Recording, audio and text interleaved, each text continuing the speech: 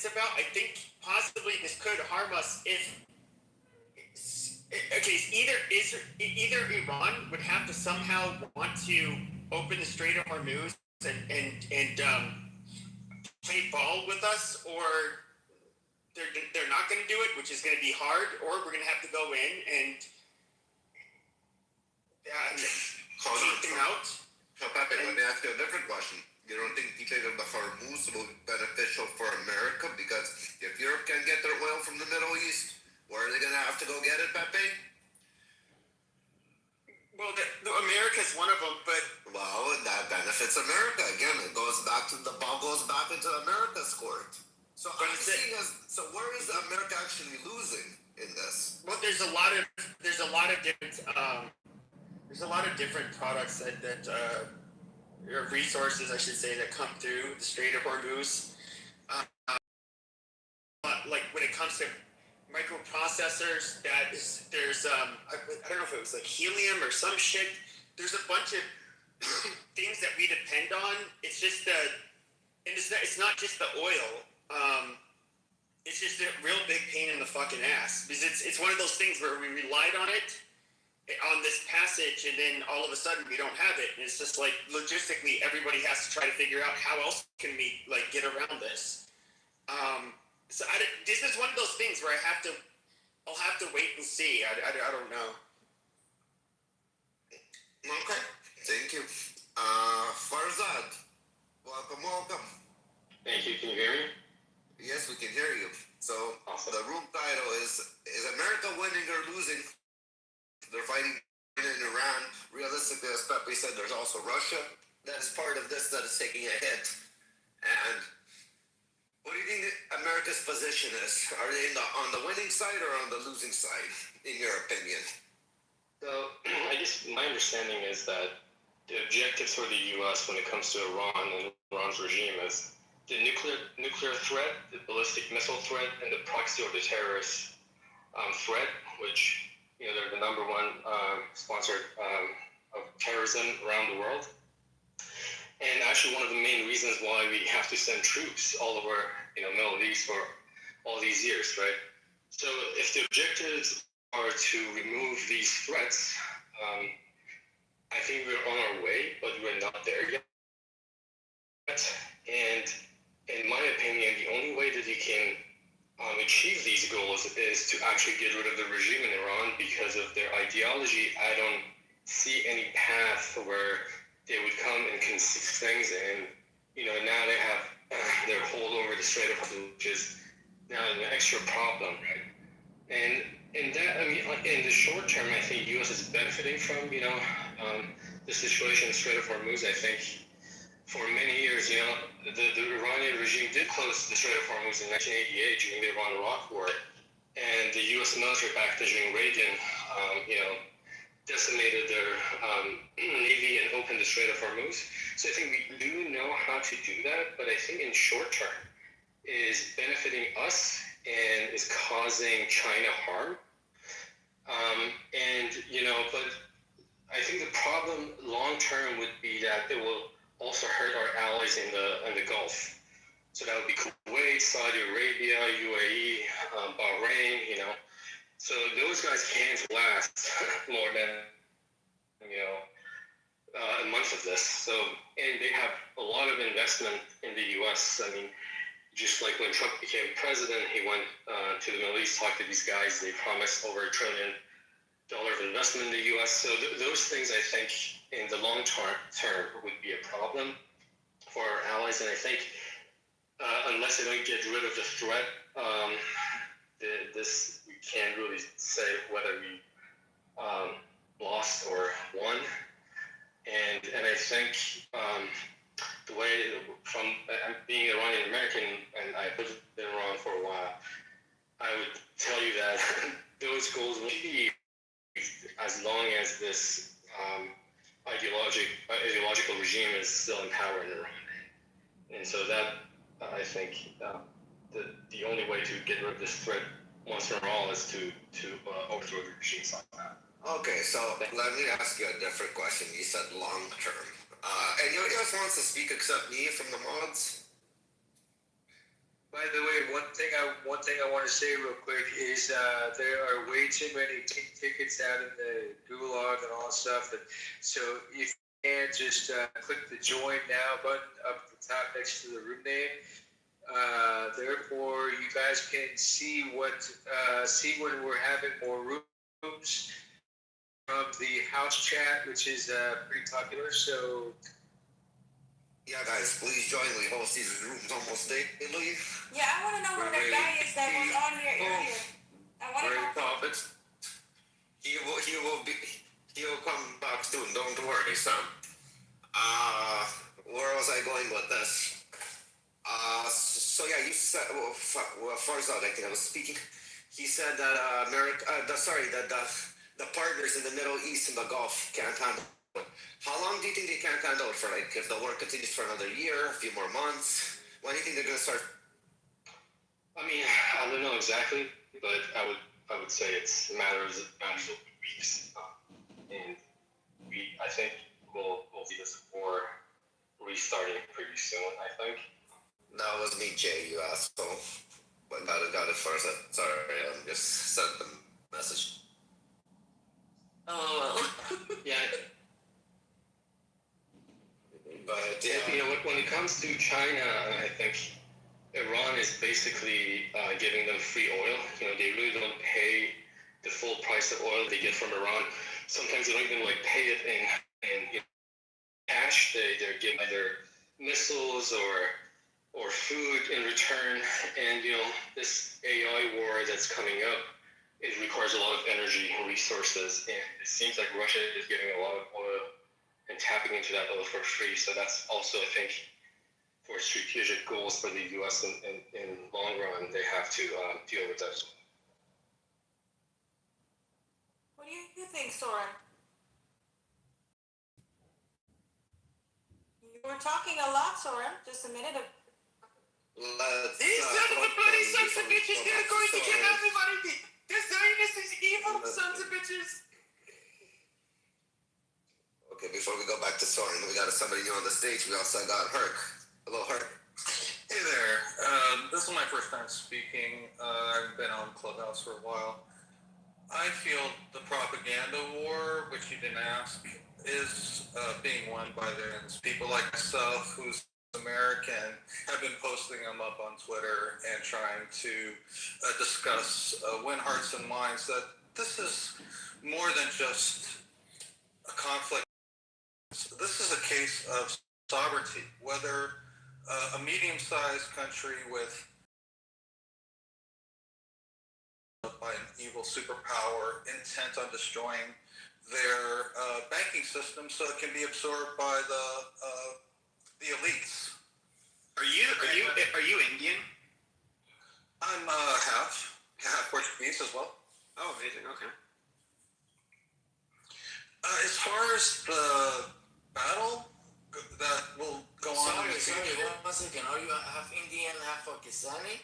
No, he's half fucking what the fuck do you call it? Portuguese. Portugal had colonies there, dude. Yeah, Macau. I know. As far as the battle goes, I don't think that America can win conventionally, but I have a hypothesis that the Americans and the Israelis and the Western powers are so arrogant that they won't allow any kind of obvious defeat. I fear that they will set off battlefield nukes. There are 60 unaccounted for backpack nukes and half a dozen to a dozen unaccounted suicides. Well, can I ask you a question though? Because you said that we couldn't win conventionally. Now, I will only agree that I do think that the American people. Now, if you look at the polling, doesn't look good for Trump since this war has started, and I don't think the American people, and Trump knows this, have the appetite to send their sons and daughters into a war like they did in Iraq, just a couple years after 9/11. However, there's no doubt that if we wanted to go into Iran, and absolutely absolutely fucking obliterate them. The United States alone, like, we could obviously do it. We would just have want to do it. Look, so hold on. So, Herc, you said if America wants to win, what do you see a win in America's eyes?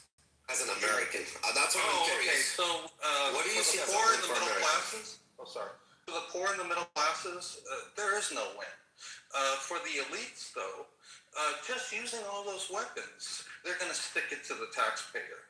And all that chaos favors certain billionaires. And their last names, do they end with Stein and Berg? Okay, but let's go back just one moment to what I was saying. I fear that they will set off nukes in the country to have an easy victory. But the other way they could have an easy victory is they could contaminate Iranian water supplies.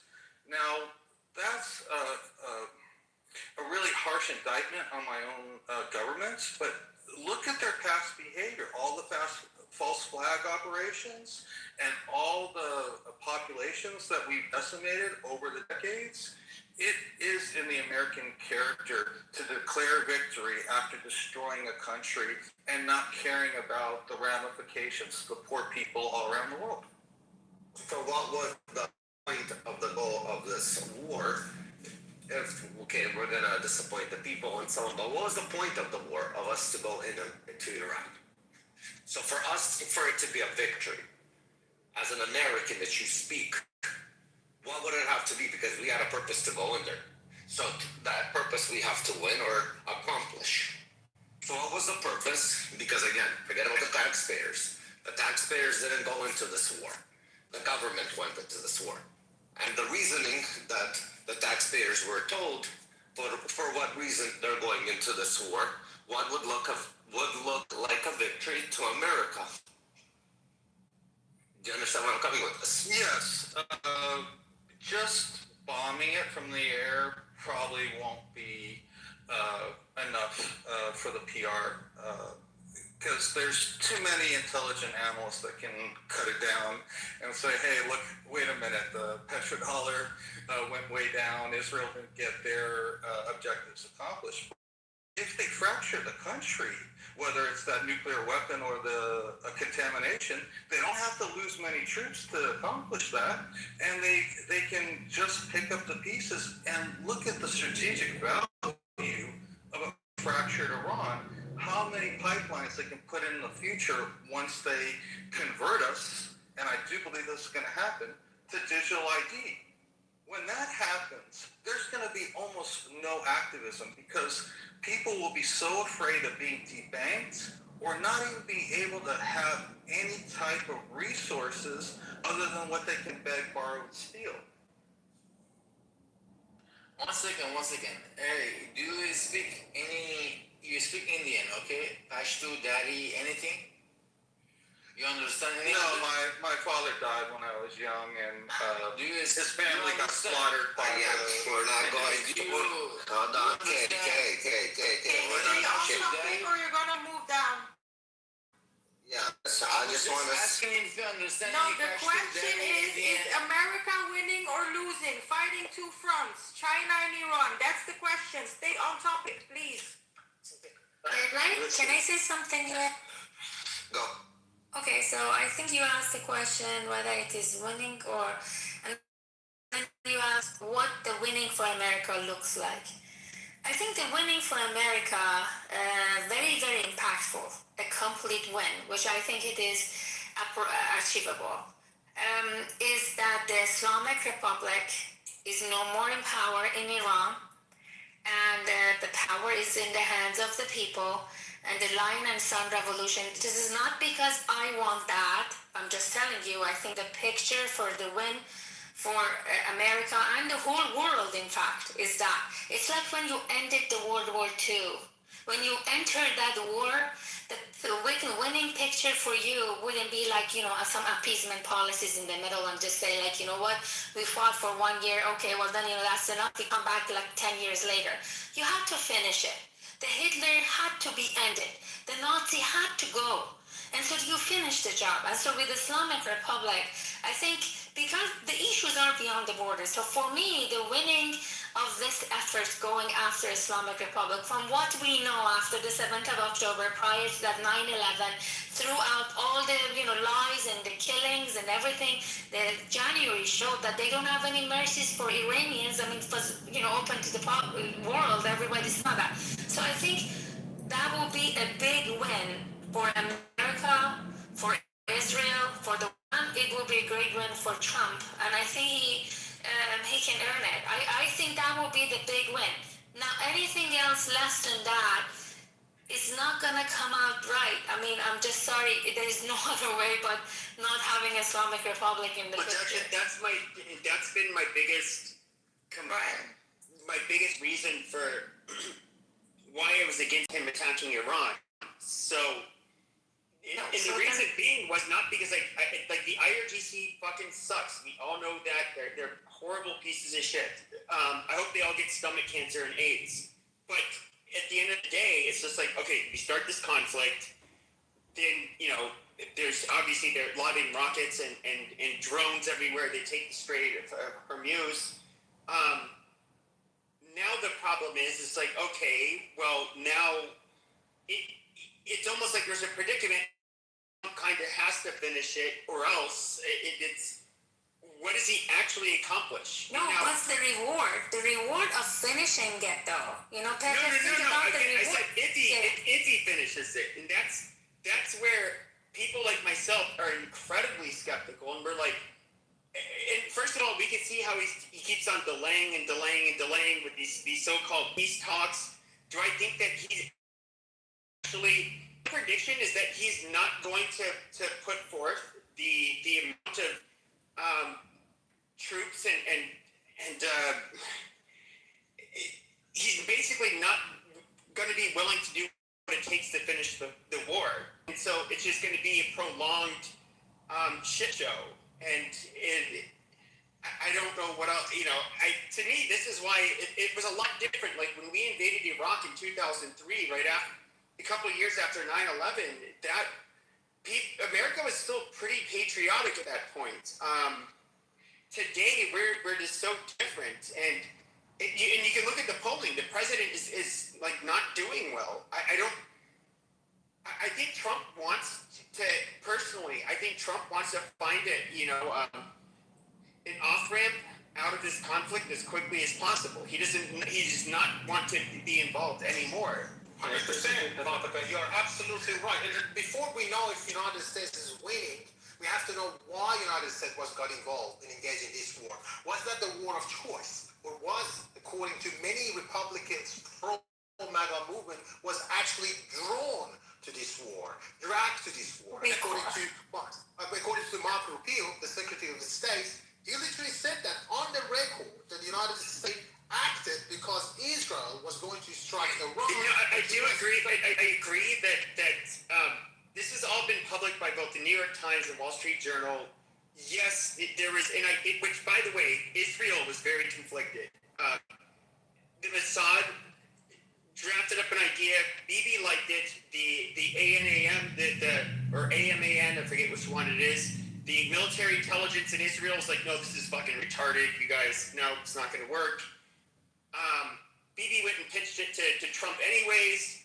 Trump asked his intelligence services to draft a report for the next day after the meeting with Netanyahu. They largely advised against it. Pretty much everybody, they were unwilling to say no to Trump, but pretty much all of them, everybody. What? Actually, you speak. I'm sorry. I'm not the moderator. I shouldn't say that. So I was just going to say. I'm saying different. No. It was an idea. It was an idea that was pitched, and this is the part that the Wall Street Journal, New York Times, all of them, they all got the account of. Now his Joint Chiefs of Staff, all of his advisors, with the exception of Pete Hegseth, were basically they at least showed reservation. Okay, no, Now, I got what sold you're on the saying. idea. That's where it's he's a big boy. And he's the president of the United States. He gets to make his own decisions. So I understand what you're saying. May I? So for the decades, for nowadays that has been decades, many of the presidents of the United States, they have all agreed that the Islamic Republic needed to be taken care of. Now I wanted to tell you something about this Israel influence. It's Pepe. Okay. This Israel influence situation. Let me just give this. It's okay to have an image that the war should take place if the people are right at your border. It's okay to have that image. But it's also important for us to understand we're in the 21st century, third decade, and the war, you have seen it when the two towers came down. The terrorists, it can be off the border war. So I think the war that all the presidents prior to Trump also mentioned that Islamic Republic needed to be taken care of. This terrorist, the head of the octopus, whatever it is, it has to be done and ended. So I think that is itself, within itself, it creates the terrorist. So no, I don't think it needed the Israel influence. I think Trump is doing this for the security of the United States. And you know what? So better. Because Israel is alone in Middle East. It is the truth. I mean, we cannot deny that. Sure, I think that I don't You think get that what I'm trying to say, Hold Pepe? on. 1 second. I need everybody. Mods. JAALE's trying to go get up. I've been sending him invites. He's been raising his. Could you guys try to get him up here, please? I'll look at it. It's too rich to accuse Iran. Well, hold on, sorry. I wanted to respond to her really quickly. So, like, when it comes to, okay, I get it. The IRGC has been problematic. They've killed at least a couple of thousand of troops, almost all in the Middle East.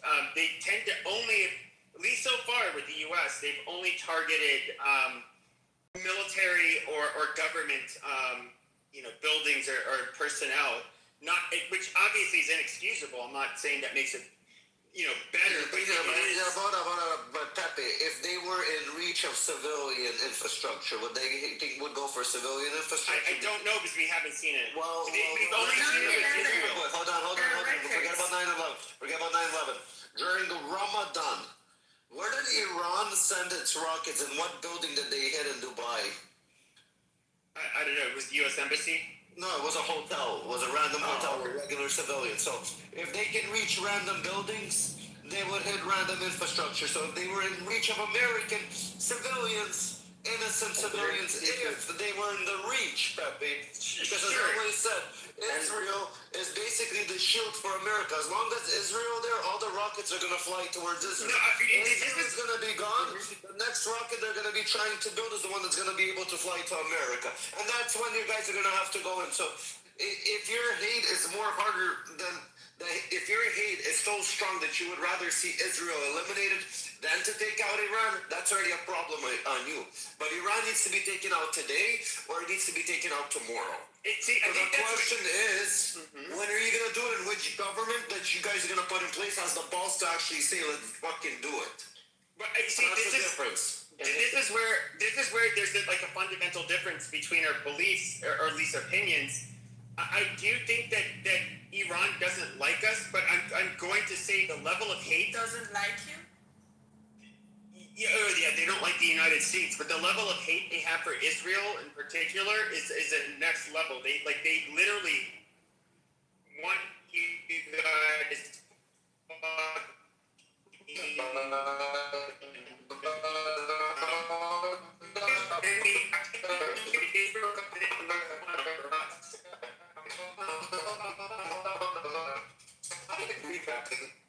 The way that you're saying it, they hate us so much more than America. So why are we called the little Satan and not called the big Because Satan? we're a lot bigger. You guys are called the big Satan. You're the big Satan. So trust me, you're the big Satan. So the hate of Satan is going to be the same. You don't hate one Satan more than you hate the other Satan. Right? Well, let me put it like this. I think... No, I'm asking you. And again, it's the government that is controlling the people. The people might like you, Pepe, that you heard on the stage. But if the government is evil the way that they had it, doesn't matter what the people like you or not. The rockets get pressed by fucking government officials. Those buttons. That's No, I get it, but I get it, but I think the IRGC is smart enough to realize this. Americans can wake up and become very patriotic like they did after 9/11. What we can do is if you decide to launch a rocket at us, do anything to us, we will go and we will fucking destroy you. You will be fucking obliterated. Your officials, you guys will be hung just like Saddam Hussein publicly. But Like that's gonna happen. Pepe, hold on. I agree with you. I agree with you 100%. Let me have fun with this ocean. I agree with you 100%, Pepe. Bro, you cannot have fun with Pepe. Pepe is a good guy. No. I'm gonna say you have to be retarded to go after America. But the fact is, they just showed you. They don't give a fuck that you're America. They're still gonna fight you. So, if they're gonna fight you with sticks and stones, imagine when they're gonna fucking get that nuke. Yeah, Pepe. And they're not gonna fight you anymore? If they like genocide, yeah, I get it. But if they want to be genocided, they can do that. So, Pepe, if that country was something not to worry about it, I don't think their first flyby, they should have rolled over. And you know, because America great. Because if you Well, claim no, America Pepe is so says great, Pepe, Pepe says that Iran is not hostile enough to America. It's very hostile to Israel, but not hostile enough. So he feels that way. So I tell you, Pepe, again, I said at the beginning, the image of the war that actually can be actualized, it can happen, has to change a little bit, maybe in your mind. That, maybe, yes, they're not hostile as much like Israel towards America, but the fact of the matter is, they are terrorist center. No, And a terrorist center sense like terrorists What they across the want border. us to say? No, I agree. I agree with you. No, I agree with you. I think that's it's not that I think they do actually hate Israel more, but the bottom line is they realize we're the 800-pound gorilla in the room, and you just don't fuck with us because we will absolutely fucking destroy you if you put us in a corner. Look, Iran was actually cooperating with the United States in 2001 with Bush administration to topple Taliban. It was Iran's intelligence. It was Iran's intelligence provided to Americans in 2001 to topple Taliban. Iran at the beginning of the Saddam invasion was actually helping Americans. Oh, big lie. That's another story. That's a big lie Javad Zarif said. And that was a mistake. Let me just make my point. No, you don't have a point. You're Javad Zarif's agent. You're not speaking here. This is in fucking Israel. Hang on a second. Iran was helping the Bush administration at the beginning, and the reason was very clear because Iran saw Taliban. So that's why Iran. Iran as the axis of evil. They put Iran as an axis of evil. Iran was cooperative in 2001. They were cooperative, Come on, man. but that was a mistake because it created a vacuum in Iran. Okay, all right. We can talk about that if the people want. I have documentation. That's a big fact. It was a fact. Can I say something? I have something to mention to you, man. You liar. Okay. Who was helping our Hold on. Wait, let Farzad talk. He didn't get his turn. Yeah, sorry. Okay. It is true. The enemy of my enemy, and all that. That Iran, the IRGC might have helped the U.S. in Afghanistan and Iraq, but that was our mistake as Americans because we created this power vacuum in Iraq, and IRGC, they knew what they were doing. They wanted to destroy those governments in both Iraq with Saddam Hussein and in Afghanistan so they can fester their terrorism there. And look what happened. No, I agree. Because IRGC has been funding all these terrorist groups because of the vacuum that we created as Americans. No, I agree with you. I agree with you there, Farzad. I like when it comes to obviously you have a majority Shia population in Iraq, which it had been at a civil war at was it the 70s or 80s with Iran, and you had the people that were coming in from Syria and all of these other places. And then you had a lot of these militias that were trained by the IRGC in Iran, and of course you had Iranians coming in, And yes, I 100% get was it. a bridge to Syria and Lebanon, and that was how Qasem Soleimani was able to create all these terrorist entities around Israel, right? Because to stop American invasions. Okay, sorry. Listen to this. Stop it. Listen to this. If Islamic Republic didn't exist, Iraq wouldn't end up like that. Afghanistan wouldn't end up like that. Islamic Republic was part of that problem making. Don't just sit there and say, oh my God, it helped the solution. If Islamic Republic didn't exist, the situation with Iraq would be by far in a different stage, by far better. And Afghanistan, even Javad Zarif himself said that. Oh, we were at the table when they were making the decision for Afghanistan. I mean, you gotta know what happened there. And about Iraq, the same thing. I mean, Islamic Republic lives off of chaos. Okay? Now you're telling me he helped with the solution. I'm sorry, they create the problem. But you can't deny that we fueled it. We can look at the revolution. Calm down, Javad Zarif.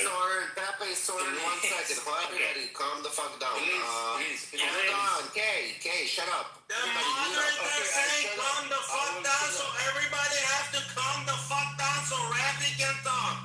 Love you, Ocean. Okay, something. Put the Hebrew hammer down. Just say your piece.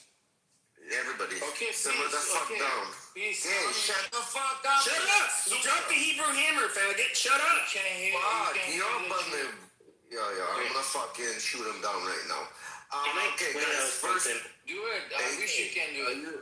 are you guys all retarded? Like, I don't get it. Did you guys start drinking the water that gentleman, like, Herc, recommended? Hold on.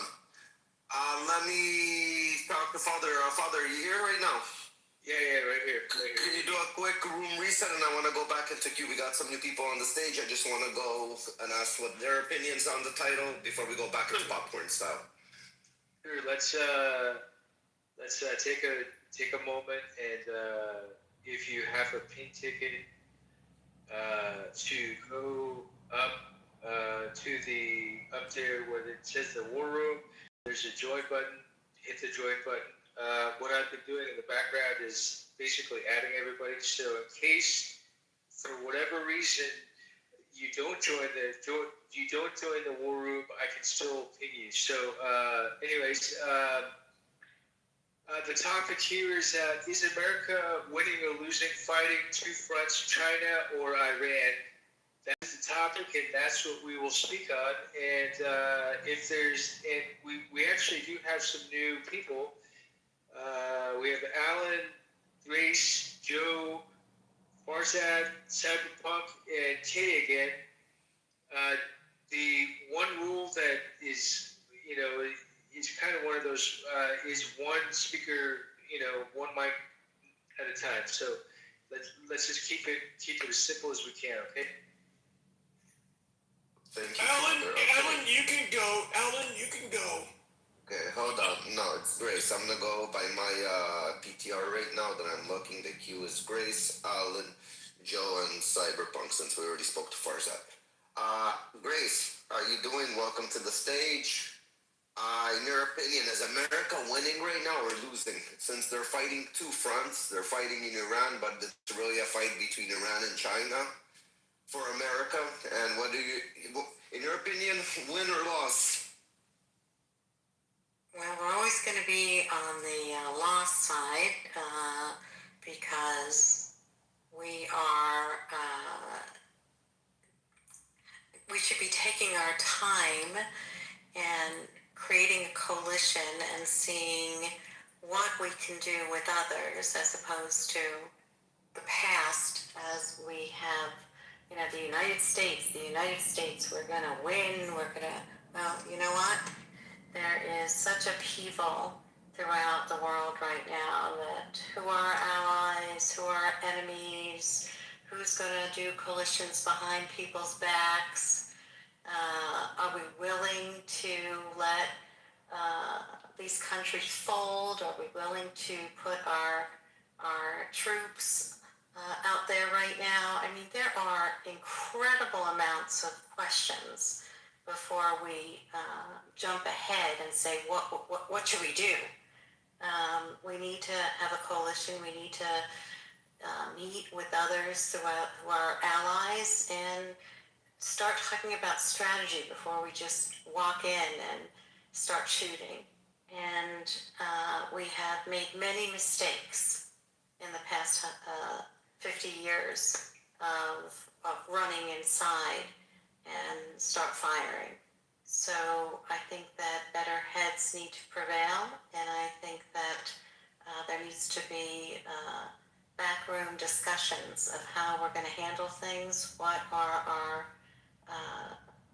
the ways in which we're going to proceed, and what are the guardrails to not just get in there and start shooting. Okay, by the way, one of the things I want to say real quick is if Christopher Freeman wants to come up to the stage, what I would recommend is get out of the room and then come back. Same thing with Jebediah Smith. I see you got a green check mark, but for some reason you're not up on the stage. So Yeah, guys, if you're having issues and we've been sending you... Here, I'll just turn off the hand raising right now for everybody that wants to come up. Hold on. You're baby again. Good morning. Hand raising's off. Hey, what's up, guys? Hand raising's off. Whoever wants to come up, and then I'm going to turn it back on. So you have a minute to come up. Yeah, everybody will get the opportunity to jump on stage. Anybody wants to... Sorry, Alan, I'll be your first round. Yeah, are the mods done? Can I go? You want to lock the stage? Mr. Allen, you have 5 minutes to go. Go ahead, please. Ellen, go ahead, Ellen. Yeah, Pepe, be nice. Pepe, were you just coming right then? It sounded like you were. I did. That's the only reason I had a man. It's the only reason I had a man voice. It for one. Yeah. One time you've heard. Sound like me at all if you're trying. It sounds like it's finally the testicle has finally dropped. Who said that? Right here. That was a good. Allen, now you have 10 minutes. Go. Okay, all right. Between 1984 and about 1987, look up the tanker wars. We kicked Iran's ass then and forced them to stop the war with Iraq, to which Khomeini said, "This is a bitter pill. It's worse than taking poison to be forced to stop the war." However, during that war, the IRGC was laying mines throughout the Gulf. One U.S. warship got hit and literally almost split in half. A tanker was hit, though because it was so big, it barely caused it. I mean, there was a hole in the hull, but they're so big, the fact that compartment flooded didn't do anything to its ability to continue to sail, and it continued on. There were other skirmishes. They were attacking. The U.S. attacked some of their offshore oil rigs. They attacked other ships. There were some air skirmishes. And then at the end of it, the U.S. won. They did it before. We did it before. We can do it again. And we will do it again. Because, as has been pointed out in some other rooms, yes, the IRG has advanced its technology, but guess what? So has the U.S. And in this, when you look at it objectively, you look at who's fighting who, how they're fighting, what the losses have been so far. When Trump says, "I don't want to do it, but I can destroy a civilization," which is what he meant was destroying the energy structure and destroying the bridges, not killing everyone in Iran. That's what he meant, destroying bridges and energy. He can really do it. And that would be the end. Right now, I'll end with this right now. It's the economic war. Gee, who's going to shut it? Who's going to shut off the Strait of Hormuz? Well, back in the 80s, 60% of the oil of the world's oil and natural gas came from the Strait. Now it's 20%. The economic fallout from this will be much, much less. So yeah, Iran is screwed. Alan, let me ask you a question. Alan, at this point, dude, hold on, Alan. At this point, it's not even 20% anymore. Yeah. Saudi Arabia is pushing up to 7 million barrels a day through the Red Sea pipeline. So it's not even 20%. The Saudis Yeah, have been I mean, let let me respond. What I got back when I did my search is that they're still straining to get that output. So the other countries kicking it in, it's still not enough to make up for it. But in the long term, he could bomb Kharg Island tomorrow. And yes, it would affect the world markets, but they would recover, and other countries like Saudi Arabia would be able to do it. The issue is that, and this came up, Iran produces not light and not heavy, but middle of the road. And each of the refineries is geared towards and set up for the specific heaviness of each oil coming out of a particular country. So we could get oil from Venezuela, we get oil from Saudi Arabia, et cetera, but there would be that period where, okay, we need to readjust these refineries, but that would be overcome. I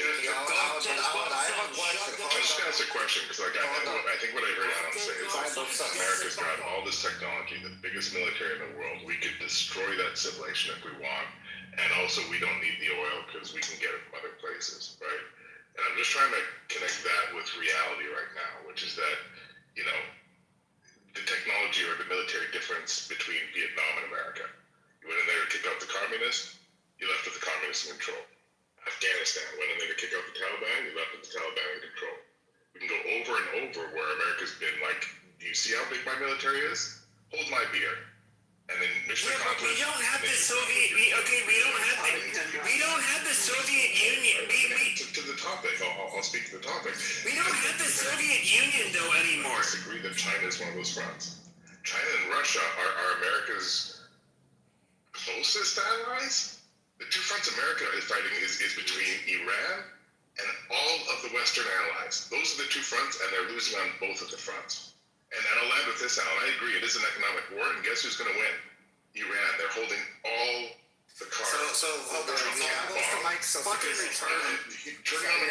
Hold on. Increasing Venezuela's oil flow is going to take at least 10 years, and that's if you can find an oil company that's... Okay, I'm going to mute you first. Third world is retard.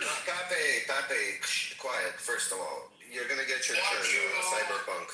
Yeah, my question is, Alan, to you. What is a win to you in this war specifically? That's the question. What is America's win? So if they do claim victory, what is the victory that they're claiming? Trump. Okay, shut your mouth. I keep putting you in No, your I'm speaking to Alan. Speaking to Alan. Or tell him shut the fuck up. Okay. Okay, I'm going to tell him to shut the fuck up. You're going straight to... I'm going to start teaching you how the IRGC would teach you. You're just like you were not in Tehran Square. I can't hang you there. Go. Did Cyberpunk leave? Oh, you're still there. First of all, one bombing run would just completely destroy Kharg Island. Second of all, I said it would take some adjustment. I think I spent about a minute talking about the problems that would occur if we stopped getting oil from Iran. But, you know, humans have this weird adaptability put into their genes, and I said we would figure it out. So if you want to continue to promote this gloom and doom that it's at the end of the world, Thank you. You can believe But, that. I don't believe that. Alan, Now, to answer your question, And Cyberpunk, I'm trying to bring you back up on stage. I don't know why you went down. Sending you invites. If you want, come back up. To answer your question, the first and foremost, the win is when, and Trump has made it very clear multiple times, we want that nuclear material back. That's the first win. He keeps harping on that. I don't know why people get like, well, geez, why are we there? Why are they? He said it multiple times. Maybe you don't like listening to Trump. That's the first condition that I've heard. Second of all, and I've been in enough rooms, and this speaks to the other point. Oh, the communists, we didn't win against communism. We didn't win in Afghanistan, et cetera, et cetera. That's all bullshit. Specifically in Afghanistan, we had, for 20 years, it was a much freer society. And because, and this I have to pin it on both Trump and Biden. If we had stayed there, and we only had 3,500 soldiers there, we've got like 35,000 in South Korea. But if we had stayed there, they would continue to be a more open society. But to the larger point, I'll make this quick. Iran was a Western-style country before the IRGC came in. The Persians or Iranians never saw themselves as the more religious-based society that other countries like Saudi Arabia do. So if you eliminate the IRGC, the Iranian people themselves want a more freer society. You can't say that necessarily about Afghanistan, though they did, while we were occupying there, they did see some of the benefits of that. So the difference is the Iranian people themselves. They overwhelmingly want those freedoms. And as a side benefit to everything else that Trump is trying to get out of all of this, if as a side benefit, if the IRGC is gone and we have, and a new, constitution is set up and we get that, then that will be even better. And I think as human beings, we should want that for the Iranian people. And I think it is absolutely, positively disgusting of the left that they hate Trump so much that they would rather see, 47,000 Iranian people murdered by the IRGC, and they would rather see Trump fail. They would rather see this military action fail than to give Trump credit that he actually freed the people of another country. And for that, they are total scumbags. They are the most sadistic, sick, fucked up, self-hating people on this planet, and they should all be put underneath a prison for the way they are behaving now. And this is the true colors of the Democratic Party. Never forget what total scumbags they are. Thank you, Alan. Thank you. Not that I have an opinion either way. This is not political or sides. This is about politics, but this is not political in that sense. Let's move on to Gabriel. Welcome to the stage. And Rahman, you were here before Gabriel. I'm going to go to you quickly. So right now, this is America fighting two fronts, basically in Iran. They're fighting also a war with China. It's basically a ripple effect. And do you think this is a win for America or a loss? So about China, I cannot say anything. I don't know anything to say if he's winning or America is winning or no. But towards Iran, economically, military, America now already won. because IRGC cannot pay the salary, cannot pay the salary to his own people, cannot pay the salary to the nurses, cannot pay salary to doctors, and the rest of the society. So the people in Iran right now, they didn't get their salary for several months. They didn't get their bonuses for several months. So it's already lost for Iran right now. So I think it's the end of it, for IRGC. They're gonna keep pressure on it till everything will be collapsed. And from the manufacturers, petroleum manufacturers, it's already everything is shut down. So they cannot produce any oil because they cannot stand it. No, there are no reservoirs. Hold on, Bree, 1 second, Bree. Rahman, land your plane quickly, please. So that said, they cannot produce any oil because their capacity is full, and they have to shut down all the. So what's the one that you're seeing America has right now? What's the one? My question. They collapse their economy at all. They don't have even money to pay the salaries. Their economy was collapsed before America even went in. That's why they had the protests. The riot went down hard prior to the That's why. No, it was not this much. It was not this much. Doesn't matter. The people were already sucking dick. I'm sorry to say. So my question is, what did America win right now? America has bombing. You're gonna go in a second, Bree. You're gonna go in a second. We have a queue here. Till now, America has a military victory and economical victory. So at least these two, America's right till now they have. Okay. Thank you. Gabriel, you want to just mod with it, or you want to answer the question too? I'll just... You were next in queue. I'll answer a little bit, and then I'm going to listen a few minutes. I have a few more things to add, but real briefly, China gets about 33% of its crude oil, crude import from Russia, Iran, and Venezuela. So two of the three of those are currently in jeopardy and or will be under U.S. control or significant, impacts. So I think that's kind of one way the U.S. is being strategic about what it's doing with its conflict with China. Thank you, Gabriel. Okay, next we have in queue is Wakas. Welcome, Wakas, to the stage. When you flash your mic, you want to go?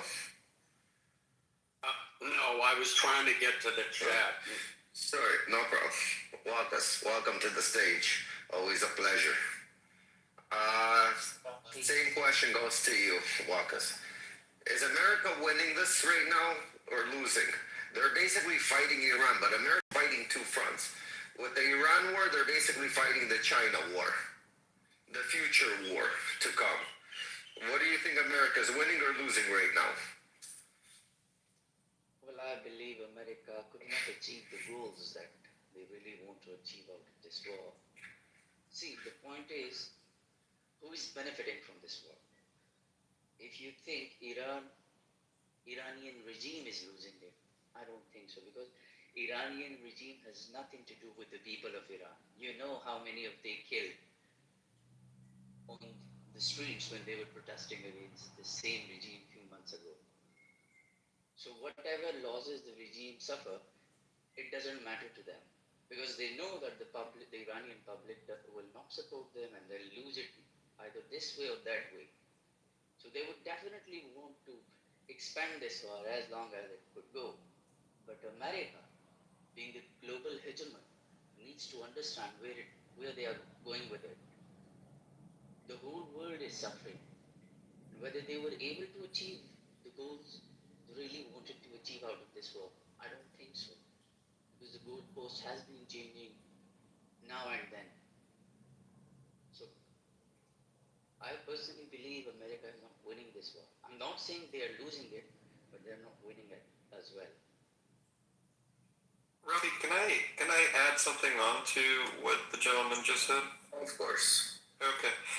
Yeah, I think there's some truth to what you said in the sense that I don't think the war is won. I think that is correct. And I think there's also truth to what you said, where the war is certainly not lost and the U.S. is not losing. But I think the United States is massively winning, as is Israel. And I'll say that, this war started, you can argue that it started 20, 30 years ago. You can also argue that it started on October 7th, because the Islamic regime of Iran openly, on video, like top senior leaders have recently again confessed that October 7th was an extension of their policy, that this was their people, right, their proxies that started October 7th. We also know that they, of course, trained the people, on paragliding, and they provided weapons. So just go with me for a sec. Let's say on October 7th, the Islamic regime of Iran took its ring of fire strategy. We're going to have a ring of fire with the Houthis, ourselves, Hamas, Hezbollah. We're going to, attack Israel, and everyone's going to join in. Maybe even Turkey. Well, that didn't quite work out, right? Hamas has barely any control in Gaza, although they're still fearsome. But they don't control most of Gaza. All of Hamas's leadership that used to be alive is unalived. All of Hezbollah's leadership is unalived. Thousands of Hezbollah members are dead. Not all, but most of Hezbollah's arsenal has been depleted. The Islamic regime of Iran spent billions of dollars doing this. The influence of the Islamic regime in Syria is gone, right? The influence of the Islamic regime in Iraq is much smaller. Lebanon, the government of Lebanon is begging the Israelis and anyone else who will help them get rid of the rest of Hezbollah. The Christians in Lebanon are wanting to secede. There's a whole area of Syria which just voted of the Druze that voted to join Israel. I don't know if that'll happen or not, but they want to be an autonomous region that's pro-Israel. We're trying to stay on America. Yeah. No. I get it. But this is a huge win to America. That's my point. Because America spends billions and billions and billions of dollars fighting threats. Trillions, right? Motherfucker. Yeah, fighting threats all around the world. We spend so much on intelligence, as do the Israelis, and we have lost certainly hundreds of millions, if not billions, on attacks and foiling attacks and preventing attacks. So this is actually a pretty big deal. And we spend so much money protecting against the fucking Houthi pirates. This is mid to long term. This is a pretty big win for us. Somali pirates or the Houthi fucking fucktards? All of them. Both of them. Okay, hold on. One second. eliminating process for them. One second. Sam, you're gonna go right after me right now. Guys, welcome to the War Room. Great to have you all, guys. I need people to cash in their tickets in the audience. The ones with that little pink ticket. Yeah. Please go cash it in. Top right-hand corner. No, you need to know to do it. It's at the top of the room where it says the War Room. There's a little arrow. You got to click on that. It says join. You'll be able to exchange your ticket in there. Please cash in your tickets. If you're up on stage, the only way you'll be able to speak is if you cash your ticket and you're a member of the house.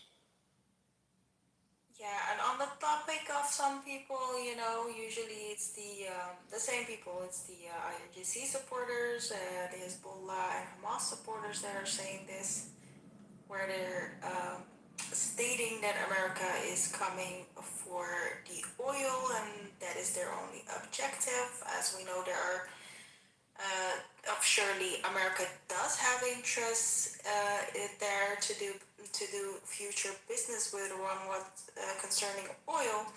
But we should not forget that the Islamic Republic right now, for the past 47 years, has used this oil money not for the people of Iran.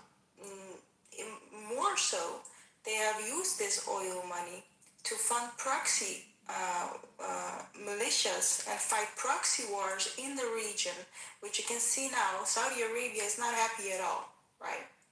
Yemenis are not happy at all. The people of Lebanon that do not support Hezbollah are not happy at all, right? In Syria, same thing, and in Iraq, the same thing.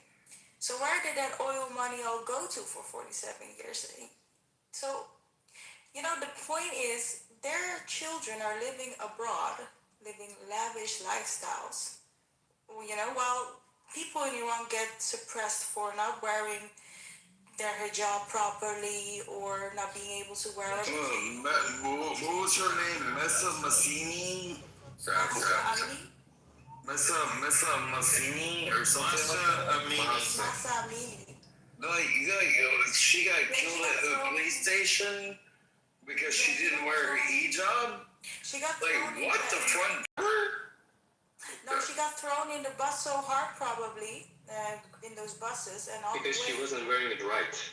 She was wearing Guys, stop interrupting her. Oh, yeah, and Sam, we're trying to keep it on America right now for this moment.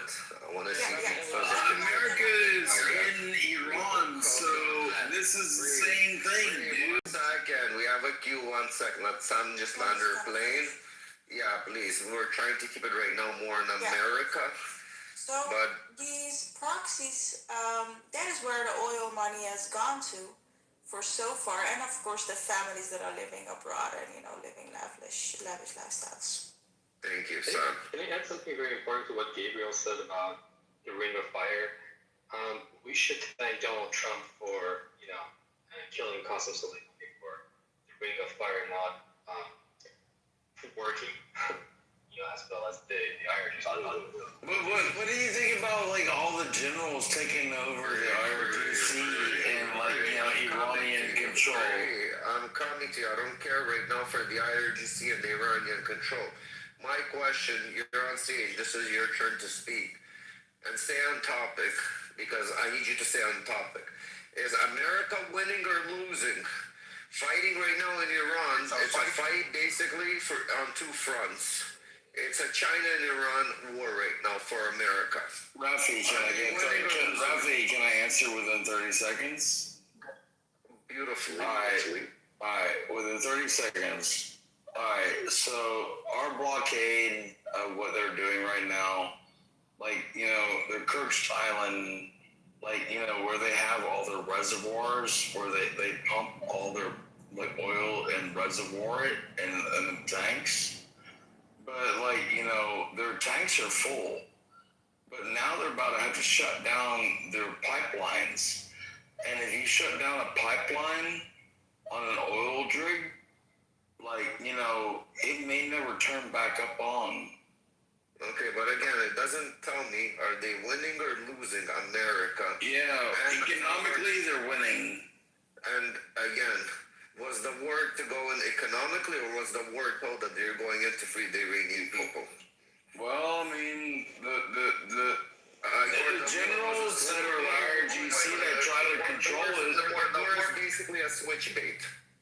Dude, I hate the freaking Shia, bro. Again, forget about Shia, forget about who you hate. I asked you a question, is America winning and losing? Because then I usually follow up with the question. Hey, I'm going to tell you right now, when I use the word hate, I think about you when I think about Shia. I want everybody to continue to frustrate Rafi. Nobody answer the question. Nobody answer the question. I love how you said you think of hate when because of me, I'm not you think of Shia, but I'm not even a Muslim. It's weird. No, you're a Corsican that's also French. I know where you're from. The Corsicans are probably the most anti-Islamic people in Europe. Pepe, can you continue to not answer the question for at least 10 minutes? I want to see if we can make Rafi explode. This is crazy. Nobody can answer. Okay, I want to go to Muhammad. Muhammad. Quickly respond. Rafi, let me respond to Gabriel quickly, please. Go, Marcus. Thank you. Okay. Gabriel, I agree with the fact that the current Iranian regime is the biggest perpetrator of terrorism and militancy in the whole world. There's no doubt about that. But what about the 90 million people? They do not want to represent them to represent them as a Persian civilization. Well, of course. And they I don't think anyone's arguing with that. Okay, so let me tell you why I believe America is not winning this war until now. For the past 50 days, America couldn't achieve what they really want to achieve. See, a regime change means that you dig into the grassroots level, you eliminate the whole mindset, the whole administration. May I ask you one quick question? I don't want to interrupt George. I just want to have a quick question. No, but what was America's official goal regime change? It never was. No, the war has already started. We are in the discussion. No, I understand. But if America's stated goal was not regime change, then why would you say that they're not winning the war? It was the enrichment, the uranium enrichment. Then we heard multiple times from the American administration that we are going for the whole regime change. No, actually, we didn't officially say that was our primary goal. It was the uranium enrichment. But with this regime, do you think the uranium enrichment would stop? It's not going to stop. Actually, it has been massively disrupted. I don't believe they're further enriching, and I think uranium, and I think we've been able to destroy some of it. I mean, they did kill like all of their scientists and like bomb, a lot of their facilities. I think there's no doubt they definitely sent them back. It doesn't matter in war. Yeah, it does matter. What do you mean it doesn't matter?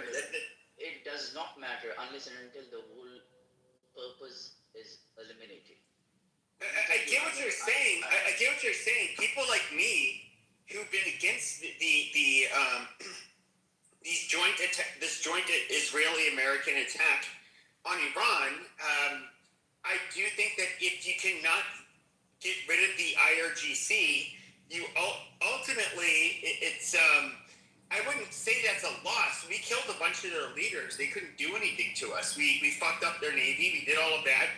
When it comes to the winning bullshit, that's stupid. But I guess somebody like what I care about is, did we actually affect any kind of permanent solution or change? And that is the part that's pissing me off. Is that these people are, if they're still in power and they're still going to fund, all of these terrorists and launch rockets and drones to all of their fucking neighbors and their allies, they're obviously, we haven't defeated them. Dude, Pepe, the sad part was, like, when I was back to, like, in OIF 7, 8, and 9, like, in Iraq, like, we were fighting the Jaish al-Mahdi. Like, they were the Shia that were in Sadr City.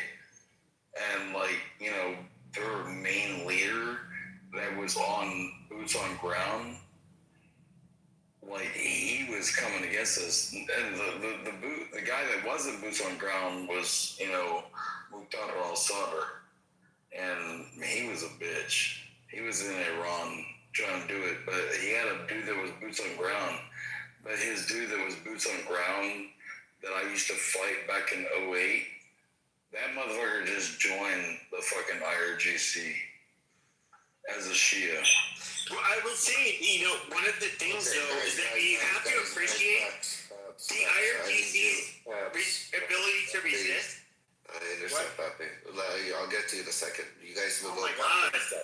You guys go back on, but we're getting new people on the stage. I just want to question. You can always question new people, too.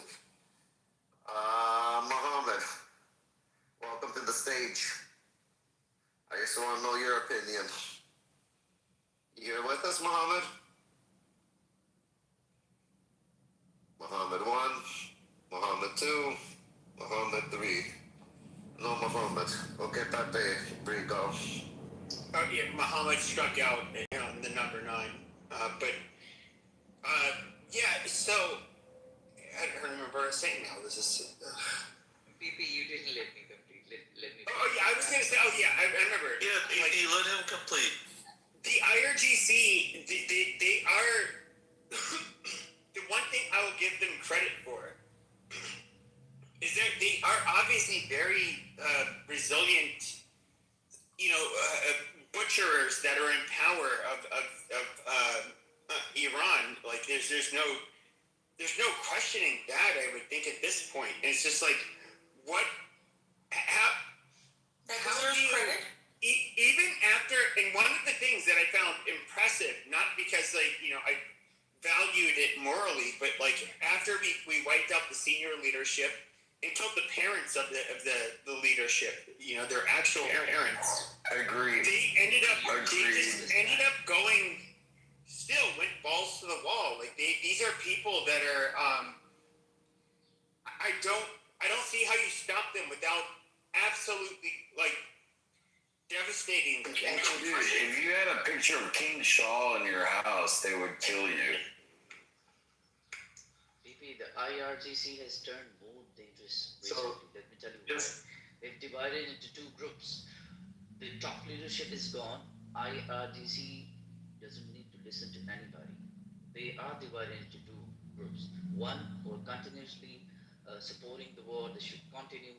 The other, the negotiating team, who are trying their level best to make a breakthrough or make a deal out of it. But all our IRGC leadership are not listening to what they are saying. I mean, the command from the leadership, the remaining leadership, does not reach them. Well, you have, how many... Hold on. I heard today that there's a good chance the Ayatollah, the current Ayatollah, possibly lost his leg, that his hand was seriously damaged. Cypherpunk, I wanted to come to you, but you kept running away off the stage. So again, you're not gonna just come in and start asking. Slap him with the Hebrew hammer. Show him the law. This is not a Hebrew hammer. This is gonna be. We're gonna teach him proper etiquette right now. So Cyberpunk, since you're on the stage, are you ready to have a little conversation, dialogue? Because the question is America winning and losing fighting this war with Iran? What is your opinion?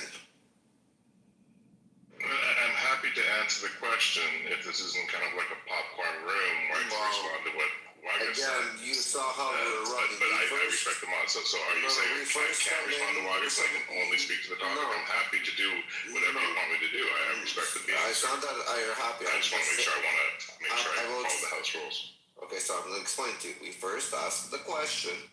You explain yourself so we know where you stand, and then it goes popcorn style. To be part of the conversation, we have to know where you're coming from. So the question to understand you is America winning and losing this fight right now, fighting in Iran? Because realistically, fighting in Iran, they're really fighting in China too. Because it's basically a ripple effect, this war. So my question is America winning and losing in your eyes? And if they're losing, how are they losing? And later on, we can have popcorn style. I would answer that. America is losing this war because America is hurting more than China is even hurting for this war. America is You're that Canadian cup that does the room. Pepe. No. Quiet. Sorry.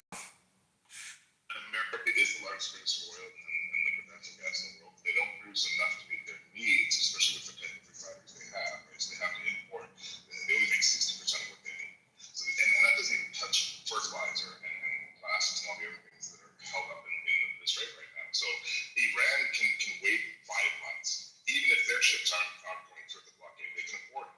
China has reserves. China has the biggest natural, they have other sources for that oil. And so when America is letting Chinese oil go to China and India oil go to China, Iranian oil up until the blockade, that shows how much they're not fighting China. They're fighting, and again, they let Russian oil be bought, and Russia's making millions off this war. China is killing it off this war. America is suffering. American farmers are paying how many more tens of thousands of dollars to fertilize their crops? Some of them are choosing not to. This is a ticking time bomb, and the Ayatollah knows that all he has to do is wait 3 months, and Trump is gone, because he will be slaughtered in the midterms. I mean, Iran's holding on the... Okay, now we know where you stand, and so I wanted to say he doesn't really speak English, but yes, no. Hold on. I have a question. What does winning look like, Cypher? Wait. Hold on. Wait, hold on. Real quick. He just lied. He lied to the room. That's why I asked about winning. No. Well, yeah, he lied about the oil production. Yeah, so I just Googled this. This is simple Google information you can find on your phone. The U.S. actually produces more than 60% of its oil consumption. In recent years, it's been much closer to 90%, and sometimes even more. The United States is the largest oil producer in the world, ahead of Saudi Arabia and Russia. The U.S. production typically covers most or all of its domestic demand. So why do we still import? Even though the U.S. produces a ton of oil, it still imports because refineries are optimized. The U.S. exports a lot of its own lot of crude oil. It's often cheaper logistically and better long term. So you lied. Sean, do you understand the nuance of that? Like, and speaking down, I'm just saying that the reason why Canada supplies you guys with all the oil that you can't use yourself, that you pull from your own wells, is the answer to what I was trying to say before. It takes tens of years to create new refineries. You can't just turn that overnight. And so the oil from Venezuela, the oil from Canada, all your refineries are to refine our oil, not yours. That's why you are the dependency on this is why you are a major exporter of oil. And also you import a shit ton of oil from Canada. That's okay.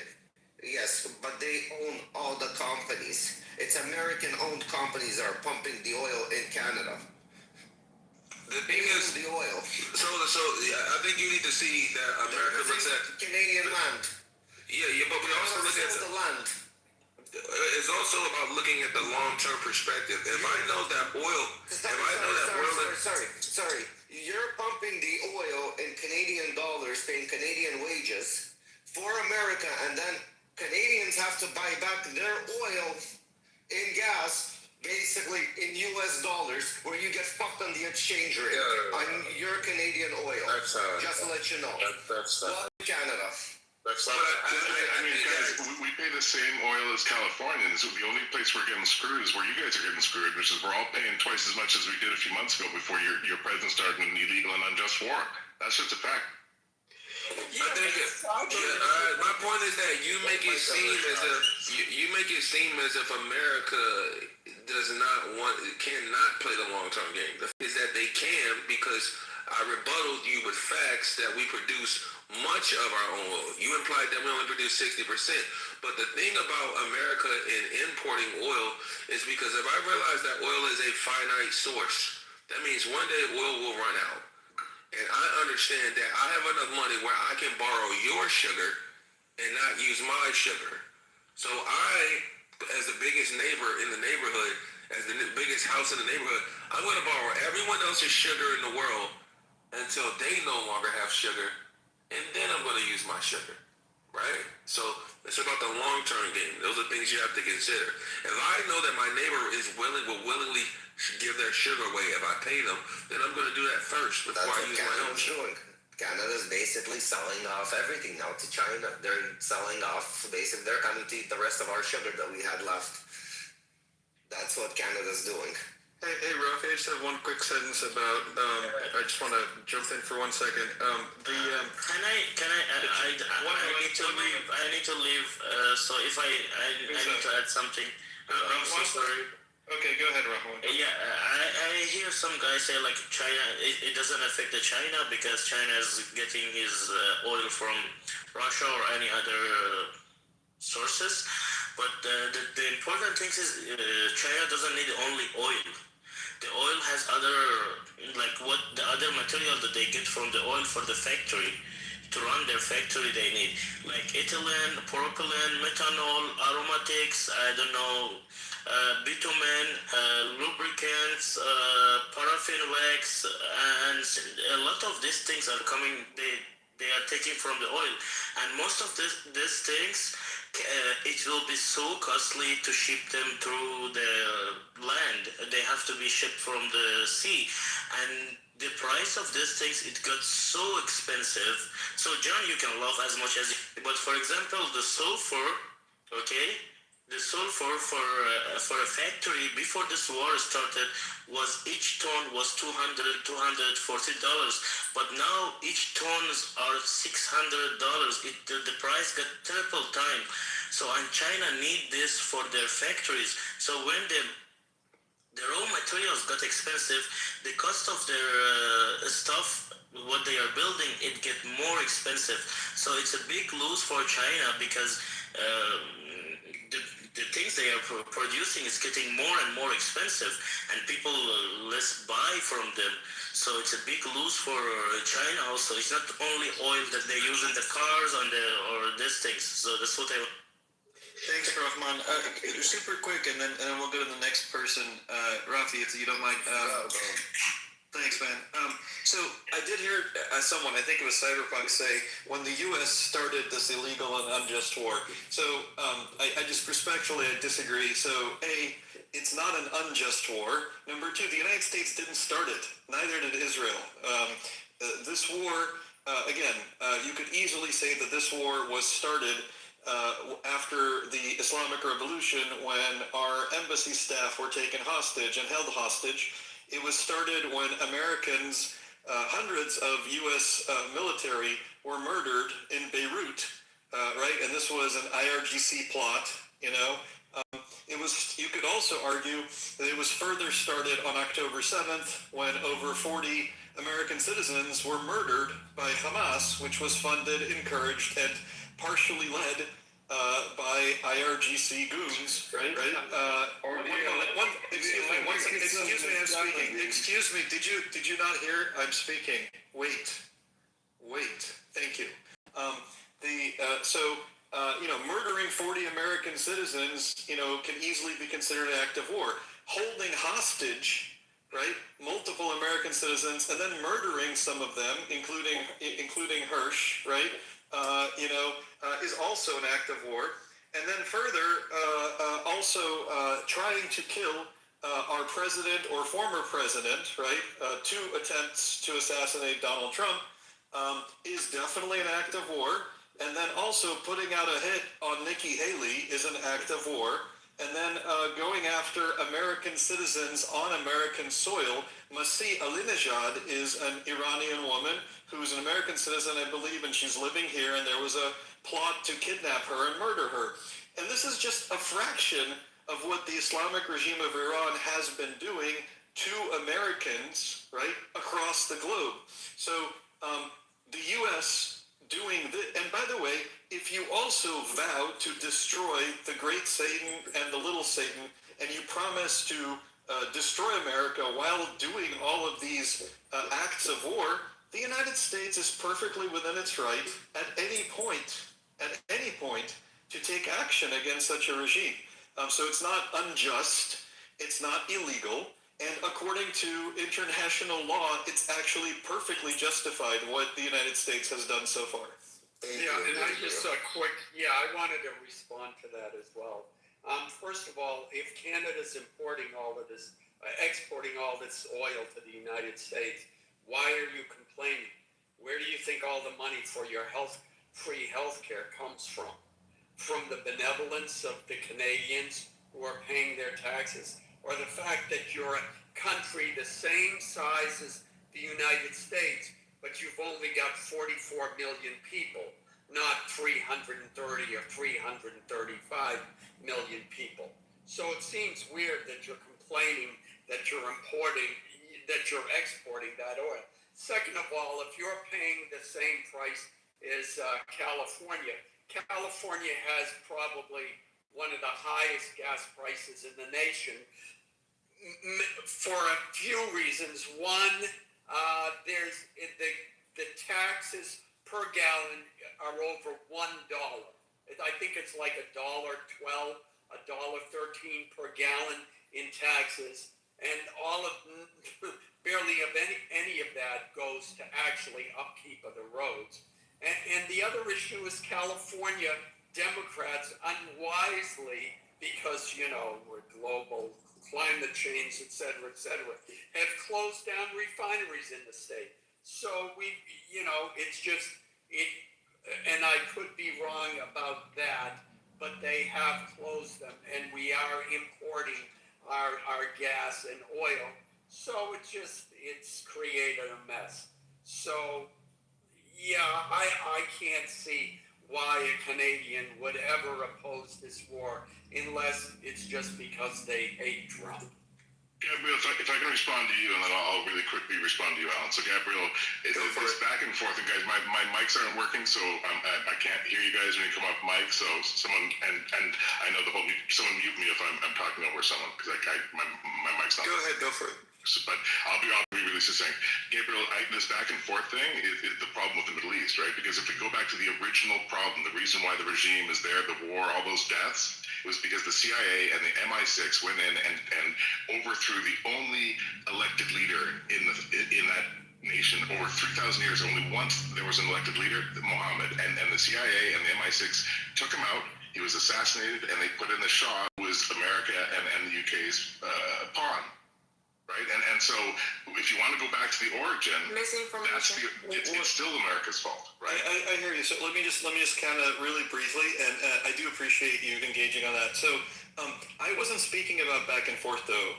I was addressing your point. Your point was this is an unjust and illegal war. So I'm not addressing all the history of the region or the United States and Iran's history forever. I'm saying that under international law, the United States, right, has been at war with Iran. Iran has declared war on the United States through its actions, which would be considered acts of war for any country. Any country to try to assassinate the leader of another country multiple times, put out hits, and actually, bring online assassins on sovereign territory to murder secretaries of state or other representatives.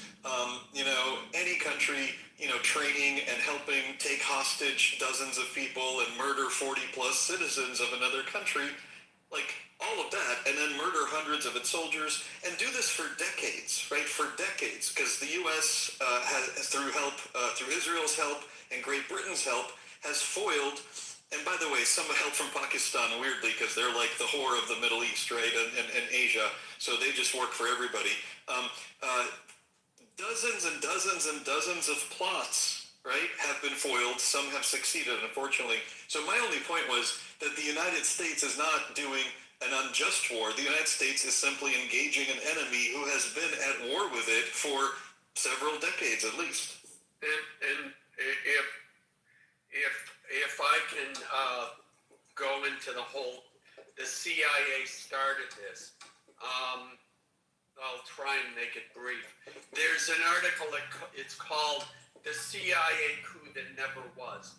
The idea that we took out a duly elected leader, prime minister of Iran is a complete falsity. Iran doesn't have prime minister. That was created by the IRGC. At that time, the Shah had the constitutional right to hire and fire the prime minister. Correct. Now it had become the tradition that when he appointed someone, he would go to the parliament and say, oh, by the way, this is the guy I'm making the prime minister. And the parliament would say, thank you for informing us. That was the procedure. There was no election. The people didn't vote on him. It was just a courtesy between the monarch. That's a lie. That's a lie. No, that is not a lie. It's by constitutional law. Well, here's that the constitutional right to hire and fire. Yeah. Yes, the prime minister. Okay, let Alan finish, and then you can reply. Yeah, he appointed him twice to prime minister. Now, when he's prime minister, what does he do? Aside from lobbying to nationalize the oil production in Iran, at one point he dissolved the parliament. Does that sound like someone who believes in a democracy? I don't think so. In any event, after full of civil unrest. I think within the following the removal of Mossadegh, from then until 1980, there were something like 13 different prime ministers, some of them only lasting as long as 2 or 3 months. And then somehow between whatever it was, 1957 and then 1980, somehow the United States is responsible for, quote, removing a duly elected leader of Iran when he was never duly elected. He was appointed by the man who had the Iranian constitutional power to appoint him and removed from that same office. That's what happened. And these documents are available among the monarchy, and the Shah still has these documents. So, you can make propaganda when you take over a nation and spread that propaganda like it's the truth, but sooner or later the truth will come out again, Same. Yeah, I'm really wondering, you guys, because I was listening to you guys for like 15 minutes when Cyberpunk was talking, and he was just spreading all those lies, and no one said anything except Rashad. Because, like, Cyberpunk, are you doing this like intentionally, or you have lack of knowledge? What part of what I said don't you think was... Because, okay, so what you said was China has the biggest natural oil reserve. That's what you said. It wasn't. I said they had the largest natural resources. Like they have the largest wind power. They have the largest solar grid. They have the largest natural power. So they're reducing their requirement. First of all, brother, you talked about oil. China uses somewhere around 16 to 17 million a day. They only produce about 4 million of it. So they have to import almost 11, I don't know, 11 or 12 million of it. 2.5, somewhere around 2.5 million of it comes from Iran and Venezuela, and that is a fucking huge number. I know, and Canada just built a pipeline to Vancouver because America's threatened to attack us, so we're going to say, we're not going to send you our oil, we're going to send it to China. So they're fine, man, we're fine. You guys are screwed. Beyond, what do you mean you guys are screwed? The U.S. produces more than 60%, about 65% of its own oil. What are you even talking about? Cyberpunk, let me ask you a question. No, hold on a second. No. When you say you guys are screwed. Cyberpunk, hold on. This guy watches TikTok. Yes, I'm exposing a guy who's just watching TikTok. Don't expose him. There's a better way. Let me ask you a different question. Cyberpunk. 1 second. You said that they're going to give it to China.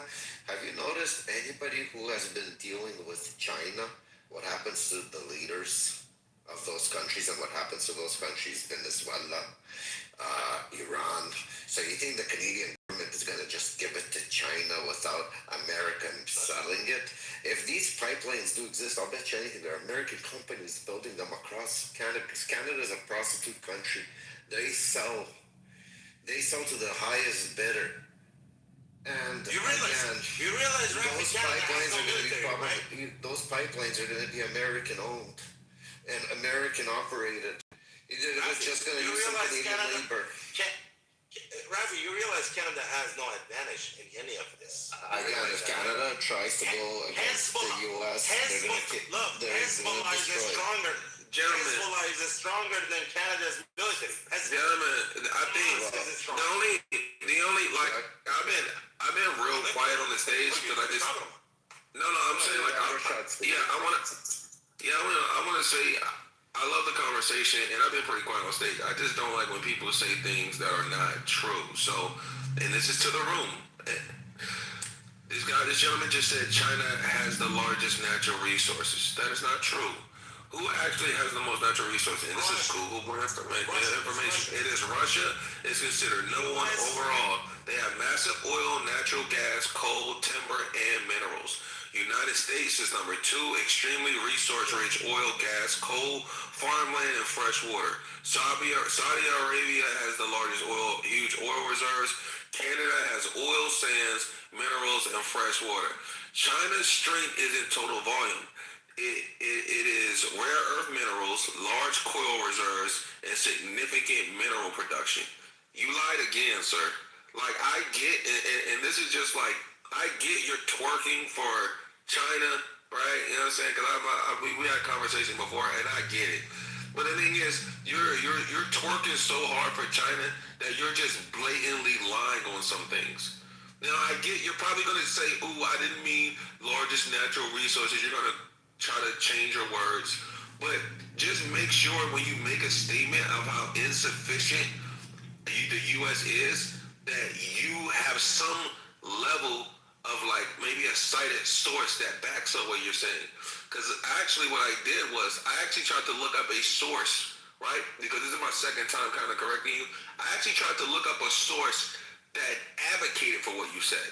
I couldn't find that either. Bro, it's beyond obvious, Rashad. But here's the thing: I don't understand if he's intentionally doing it or he's just suffer from lack of knowledge. Let's assume that he's doing it in good faith. He has a different set of information from us, and let's just move on because it's not going to be productive. Okay, so Gabriel, I will respond to what you said, Mission, and sorry, I misspoke.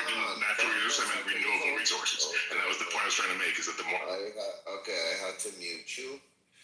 Again, the thing is, he goes on a rant and I fucking start getting confused. What the fuck? He confused the shit out of me. Can I speak to Alan for a moment? Yeah, you can speak to Alan for a moment. Fuck, this guy, I wanted to say something and he fucking literally confused the shit out of me. Well, maybe I'll come back to it. Oh, yeah. I remember why I said it. Why he's booty clapping for China is because he hates Donald Trump so hard that he has to justify the prime minister that is in power right now, that is leading his country, is getting into bed instead of with America, and he's trying to stick it to the man. He's getting into bed with China, and China's a communist party. And this is one of those sleepers that they groomed in Canada. This is a perfect example. This person's not a leader, he's a follower. He'll hear something and he's gonna regurgitate it. That's what I wanted to say, guys. I'm sorry. So how about you tell them how in Canada, the cyberpunk, how you guys already have Chinese police stations within your own country? What the fuck are Chinese police stations doing in Canada, if that is normal? We have in New York as well. Well, again, look at New York. What's happening in New York, Kirk? New York is very fucked up. Tell me what's happening in Canada. Tell me what else Canada's investing. Oh yeah, Canada's investing into a space station with China. A stupid amount of fucking money. I forgot the amount of money they dedicated to it. Hold on, absolutely irrelevant, brother. No, they delegate. It's not. Ocean, I'll tell you why it's not. This is going to be a reason for America, if something, to attack Canada, because they're letting China, a communist country, it's basically to get into bed right next door to them, which America's not going to stand for, and the Canadian people are going to suffer for it. And he's not understanding that his government is fucking playing the whole fucking country at the same time while he's fucking around with America as a big brother that is next door, where China is very far away from Canada, unless they start building and adapting in Canada. And he's very clueless on it, and it's a very scary thing how people like that think in Canada. Aren't you getting 2 pandas next week? And isn't your Trump going to fucking China next week? You guys are fucking China more than Canada. What are you talking about? You guys got to read the news. What the fuck? Yeah, Group of SEAL team can take down Canada in hours. Well, Ocean. So just to let you know, there's a funny joke about this. That the actual New York State Police Department, like all the way to Buffalo to New York City, The New York State Police Department is actually larger than the Canadian Army. I think there's more people in the New York State Department than the Canadian Army. I might be wrong again. My thing is just, if you're gonna lie, but there's always a joke about that. my thing is like, if you're gonna lie, I'd rather you just lie on your own country instead of lying for like a country that really don't give a fuck about you either. Oh yeah, that country doesn't care about its citizens. The caveat that also I want to say that he said they're number one in renewable resources. They're not. They're not number one in renewable. China is not number one in renewable resources. That was a lie too.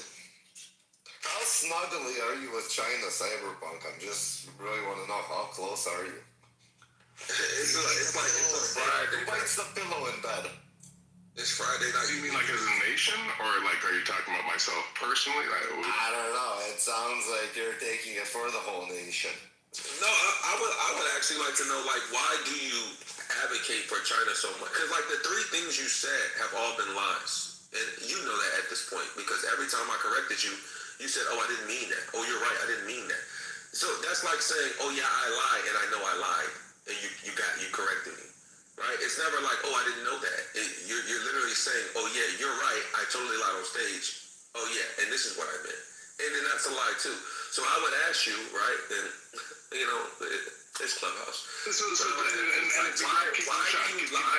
brother, I promise you, this will be the last thing I say. If anyone comes off mute and tells me that I'm lying, can anyone just Google the following? Go to your favorite AI, says, what country generates the most renewable energy in the world? And if anyone comes off mic and says it's anything but China, I will just go to the goo and bless y'all a good. Well, that's the thing. You didn't say that. You didn't say that. You said that they're number one in renewable resources. You said that. The room heard you. Why is it that you guys are not talking about Africa? No, wait, no, sir, we're challenging the statements this man said because he says it to the room.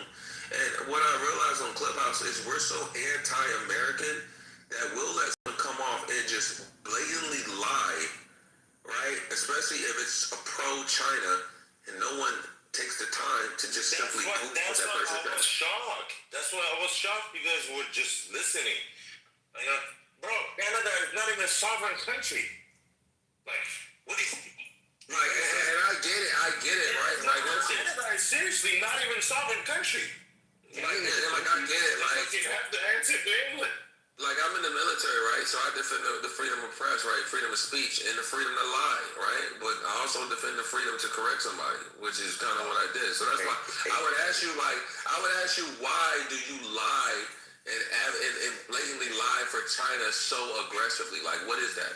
Oh, there's special bills in Canada for freedom of speech and for what content you're allowed to watch, what news you're supposed to get. So there's a thing. Now, their chief of police said if someone broke into your home, give them whatever they want. Well, I know, but I'm asking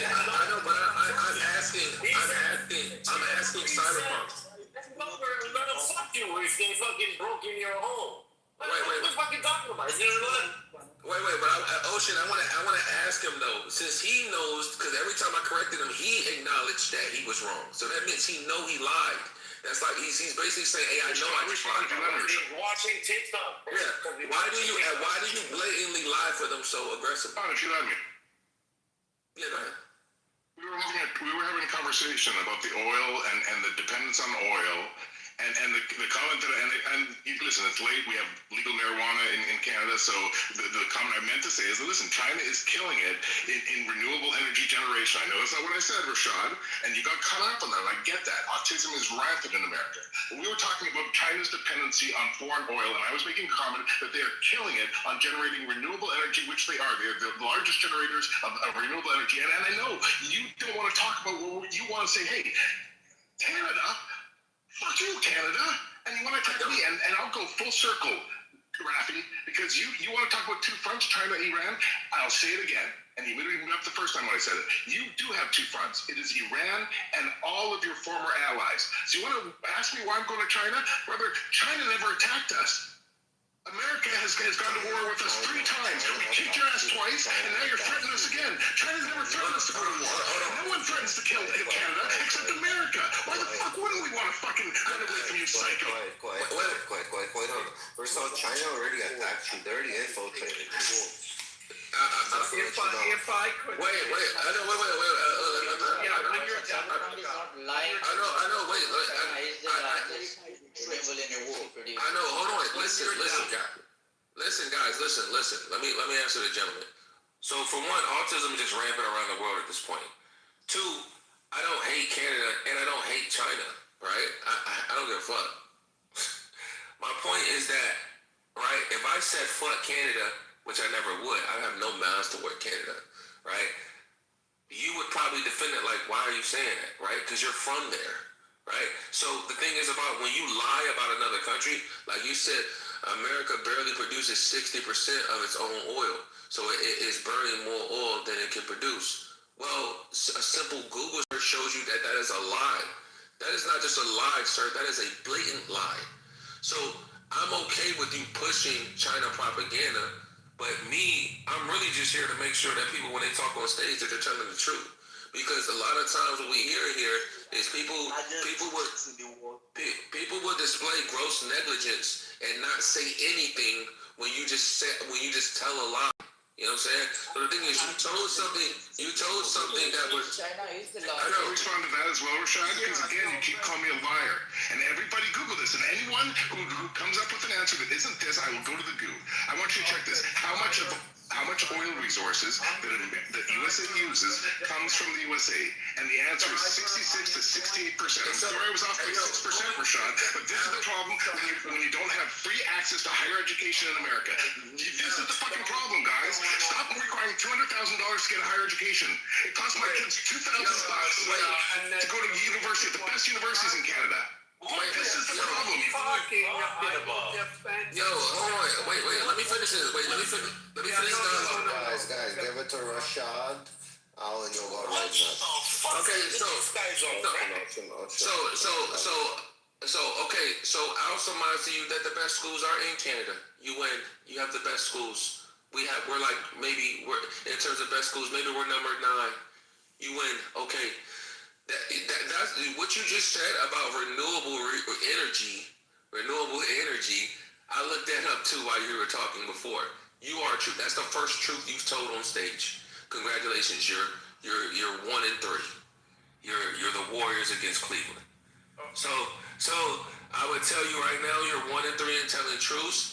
I guess that means that we're supposed to pretend like you didn't lie 3 straight times in a row. You win. I concede, sir. Yeah, actually, Rashad, it's halfway true. Because I looked it up, you made a valid point, Cyber. You said look it up. I looked it up. Yes, China is the largest producer of renewable energies in absolute terms. However, when you look at what percentage of that they use for their energy needs, they are not number 1.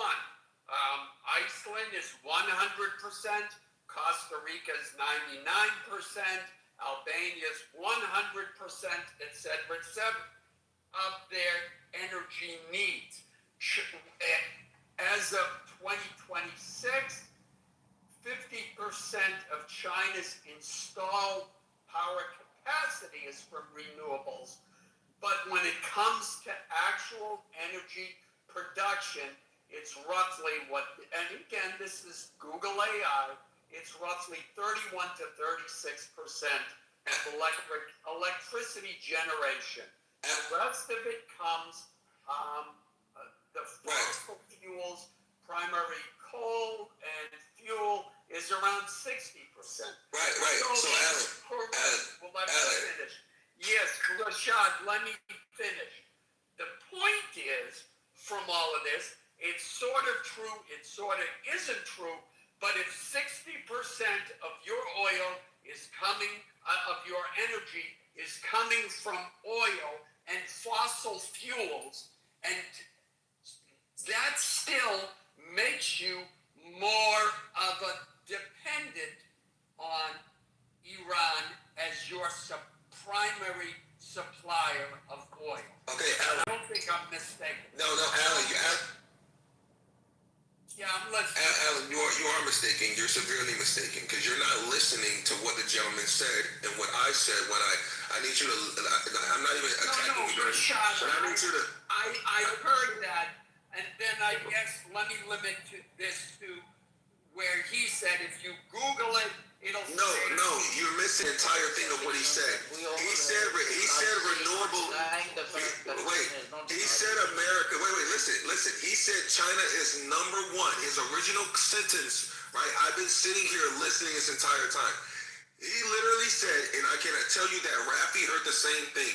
He said China number one in renewable resources. You just said, and I saw this when I did my own research on what he said. They're up there and close to number one in renewable energy. Now, would you that renewable resources and renewable energy are two different things? Yeah. Now listen, don't even answer the question. Yeah. Right? Because because no one on Clubhouse wants to admit they're wrong, even if they blatantly fucking lie, right? So what I'll tell you like this, and I'll challenge this to the room. If we agree that you can Google a definition of both, you can Google renewable resources and renewable energy. If you agree that they're both two different things, then that means Cyberpunk lied. That means he lied because his first statement was they're number one in resources. And they're not number one in renewable resources. They're number one in renewable energy thing. That is an entire lie. That's not half a lie. That's an entire lie. If he meant what he said, you say what you meant.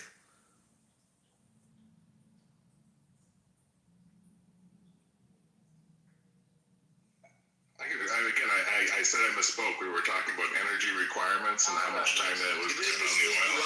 And my only response was, and again, I misspoke. It's late. You did misspeak, you lied. I'm not sure how much you mad at guys me understand the importance of legal marijuana in Canada. How you mad at me It's like drinking coffee. I can just stay up all night, Anyways, I misspoke when we were talking about tennis. I mentioned I tried to mention that what I meant to say was they were the greatest generators of renewable resources and energy, and I think again that's relevant because of the conversation. That's why they don't care, and they have so many other sources for that oil. Like Canada, we just launched another pipeline, and by the way, Rafi, it's built by Indigenous First Nations and Canadians.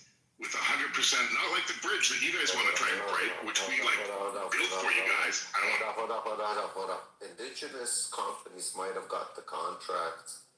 Who actually sits on the board of those pipelines? Go take a look. It's going to be all American companies. They're using Canadian labor.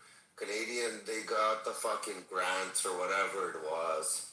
They're all fucking playing games on words. I know you guys fall for it. It's, again, look, there's a board that basically is going to be profiting off of this pipeline. Go see who's sitting on it. Which companies own the most shares.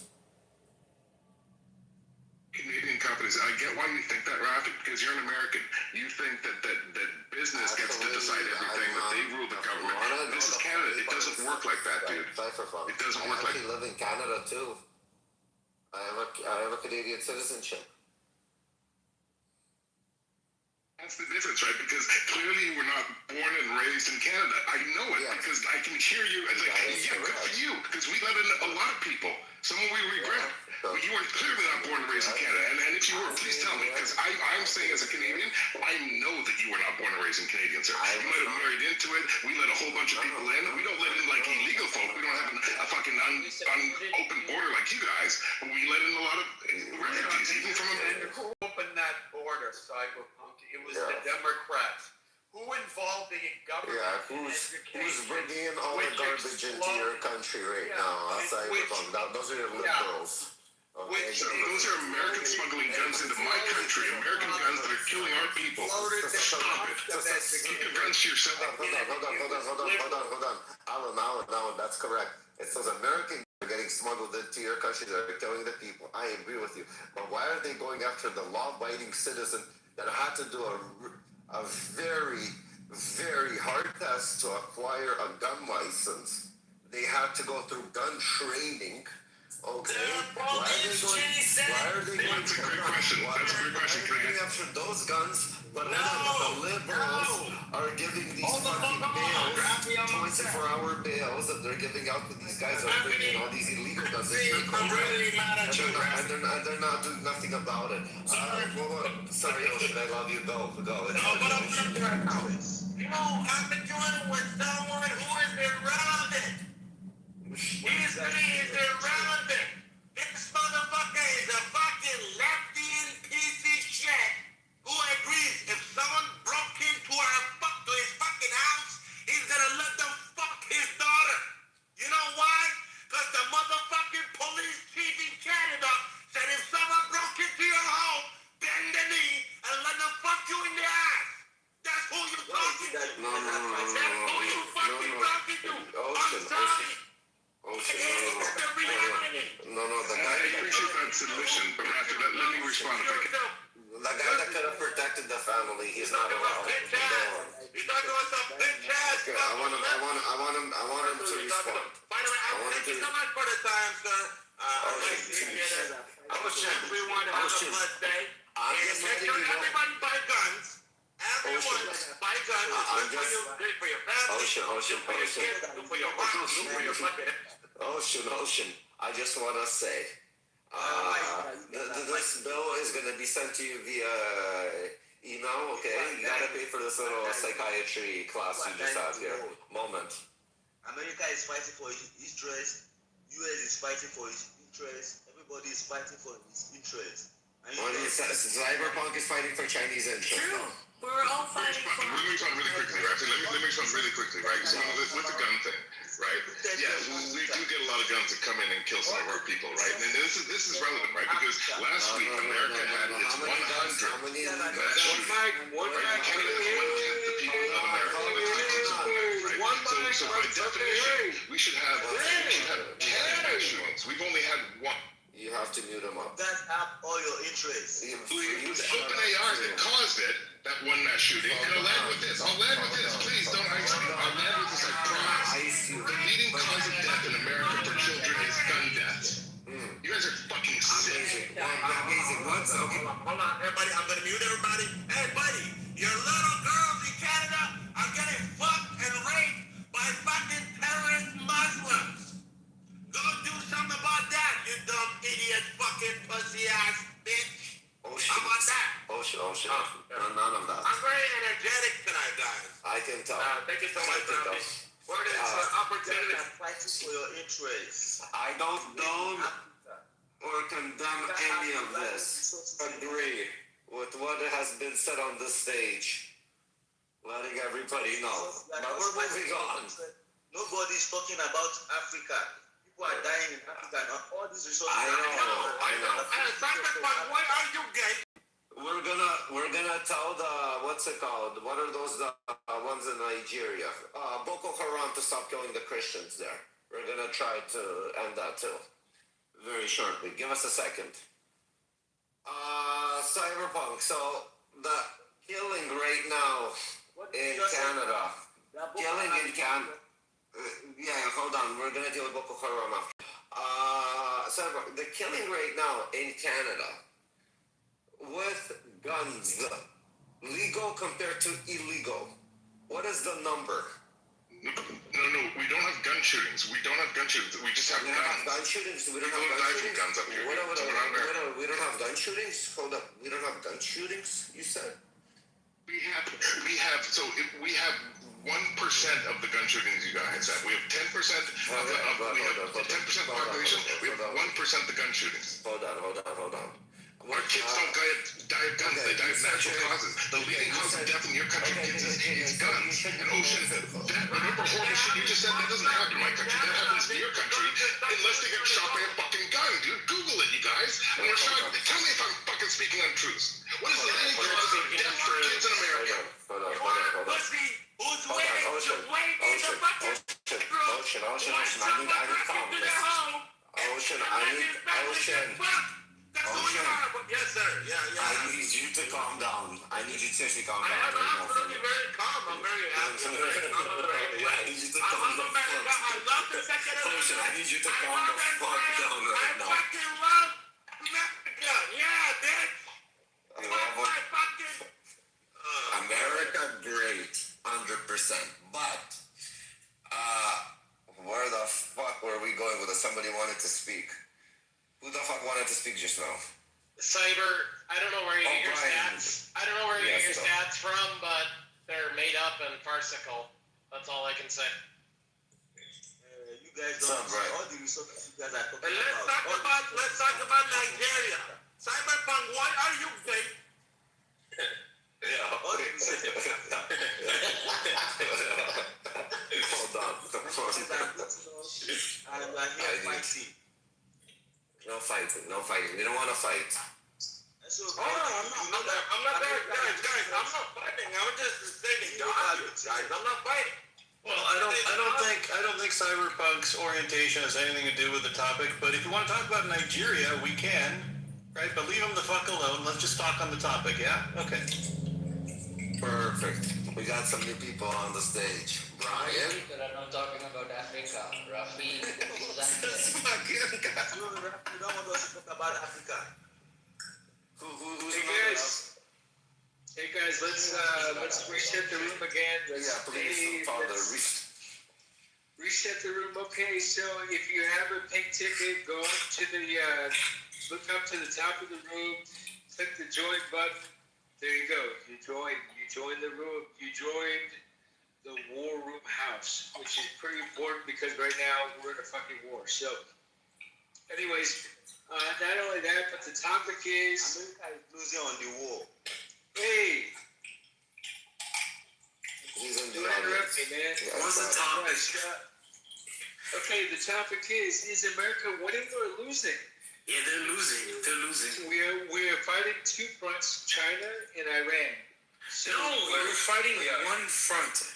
We're fighting one front. Can I tell you what the front is? Hold on. Are you okay? Yeah, go. You are spawning. This civilization is spawning. Okay, hold on. We'll get to you in a second. Falling down. Don't pick up Travis for now. These other things. Falling down. Epstein class falling down. Okay, you're gonna go there too. You're one of those retarded ones. So Brian, while Father got interrupted, I got a question for you, brother. Welcome, first of all. Is America winning or losing? Fighting in Iran. It's fighting two fronts, basically. China and Iran. What is your opinion? How's America doing so far? And, can you back it up? I don't know. I think we're winning, but it's not by like a long shot we're winning. It's just one of the things that we're still happy, peaceful. I don't know. This doesn't have much to do with most of America. It's just something that's in the headlines. So I call that winning. Thank you. Hey, resident in the chat, shut the fuck up, asshole. You want to come back up? You gotta.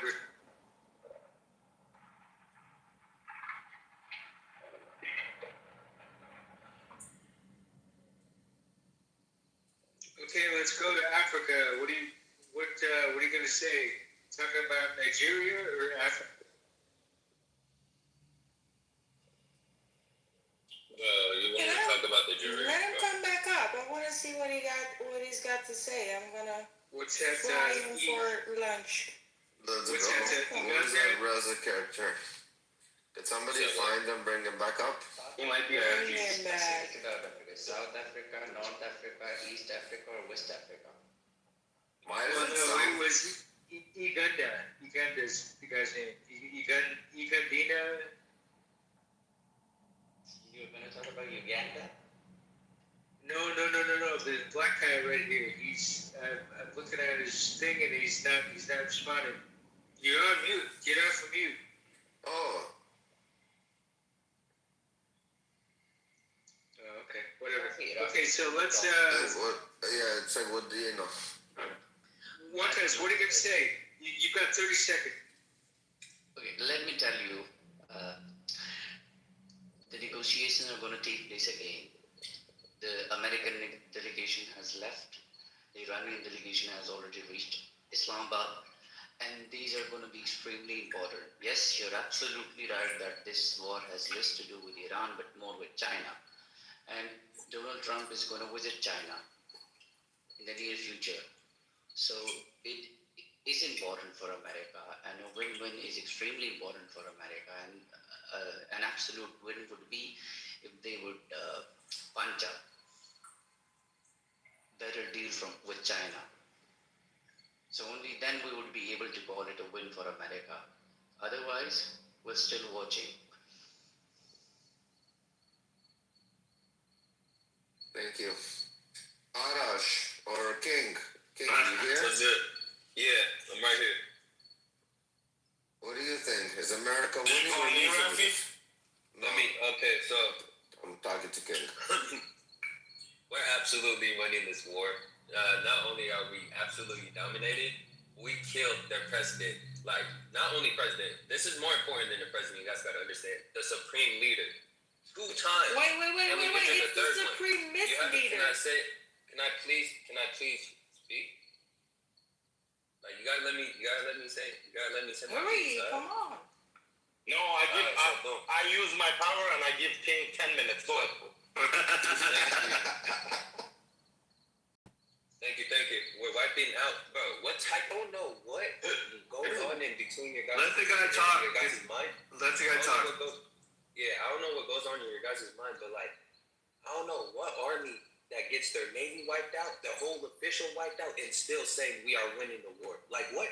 Delusional. We kill more of y'all than we like. What? They're delusional. Exactly. Yeah. 100%. I get it. I don't get it with these people. Like, how are they winning, bro? Can I killed all the. What's up? Can I chime in with you? I agree with you. Can I chime in? So I'm Persian, guys. Just to let you know, my family's from Iran, all that stuff. But long story short, first of all, U.S. What Trump is doing, he's doing it for the world. He's doing it for the USA, but he's doing it for the world at the same time. Okay, he's not doing it for the people of Iran. I promise you that. As much as I would love to say he is, I know he's not. But I love Trump, and he had the balls. He's the first president that had the balls to go do this. Right? Iranians, as an Iranian, they're all fucking bullshitters, bro. We're gonna do this, we're gonna do that, none of it happened. The first night, the fucking Supreme Leader couldn't fucking live. The first night he went out, like at least a week, 10 days, 15 days, like, when they say about America, they're saying, oh, we're gonna kill America, fuck Israel, all this shit, right? He couldn't last fucking 24 hours, bro. And his son is a fucking cardboard now, right? So the problem is listen, when you I'm talking as a human being, right? If you grew up in a society, right? Imagine like growing up in a house, right? Where every day they say that, listen, broccoli's bad, broccoli's as a baby, right? You're gonna grow up always thinking that broccoli's fucking bad. It's gonna be imprinted on you. Right? So these people, besides all of the meth and shit that they do for all their energy and stuff, they have imprinted this on the young people, a very small portion of the young people, that listen, they are the West, the Israel, they're all fucking bad. Listen, the only person that stood with the people of Iran, the general population of Iran, was Israel. Right? We never had any problems with Israel before. I got so many Israeli friends. I got so many black friends. I got so many Mexican friends. Listen, we all people. It's not about, at this point, when all this leftists come out, they sound so dumb, dude. They sound so dumb. I'm sure you all seen it. I'm sure you all dealt with it on a daily basis. But the fact that Trump had the balls, okay, to do this, it's a opportunity for the Iranians to take, the people inside of Iran, to be able to hopefully, fingers crossed, have a fucking normal life like the rest of us, man. All they want to do is have a normal life. They work hard and be able to sleep at night, and their kids go to college. And, they just want the regular shit. They want the debt that we have, right? They want to be able to they just want a regular shit. They don't want to wake up the next morning and see the gas prices or fucking tomato prices have tripled. They don't want to be able, they don't want to go out and eat and have uncertainty if they're going to come back home in one piece or not. Listen, I'm Persian. I did a lot of Persian girls. They all say, listen, the higher end, like the Beverly Hills ideas of Tehran is nobody gives a problem. You can have a dog, you can not wear the hijab, it's all good. Okay, though that's a rich portion, right? That's a very small portion. But at the end of the day, people in Iran are just wanting a genuine, regular fucking life like the rest of us. So 100% US has destroyed them, okay? And these delusional people, I don't know what kind of meth they do them, but the delusional people are still saying, oh yeah, we're winning, whatever. Let them say whatever the fuck they want to say. Everybody else knows the reality. So I appreciate y'all having me. I just walked in, but that's my true feeling. Thanks, Arash. Yeah, that's good. Let's go to Raman. Raman, are you there? We already spoke to Roman. We got Lucky on the stage. Okay, gotcha. Unless King wants to finish off what he was saying. Yeah, so thank you. That's okay, but I just wanted to just expand on that. Yeah, so like, yeah, the whole Air Force is gone, the whole Navy is gone, and like most of this shit, like we blew it up. Like most of the like missiles, we blew it up and stuff. They have to use, drones now. That's what they're doing, bro, and they're just shooting wildly. They're just crashing out right now because they know that their day is coming. It's gonna come to a head. Thank you. Okay, great. Let's go to Saket. Saket? How do you... Hello. Saket, what's that? Yeah. I'm from India. I can't speak English in proper way, but I understand. Someone tell about the some country are wake up in the morning and kids are going school and tomato prices rising. We country we have a problem like I am farmer. Our products like onion and tomatoes are not transported in other countries. We have $1 in your currency, $1. We have a 7 kg tomato. Our country price now, and onion also 10 kg in $1. Our country prices. Yeah. Don't again, Sanklet, thank you very much. We don't care for what the prices of tomatoes are right now. We want to know is America winning or losing in the war? Thank you very much. Lucky. We have Lucky on stage. Lucky, hello. Yeah. Lucky, with us. Hello. What do you think? Is Iran winning? Sorry, Iran. Is America winning or losing fighting Iran right now? While they're fighting Iran, they're fighting China. And what's your opinion? The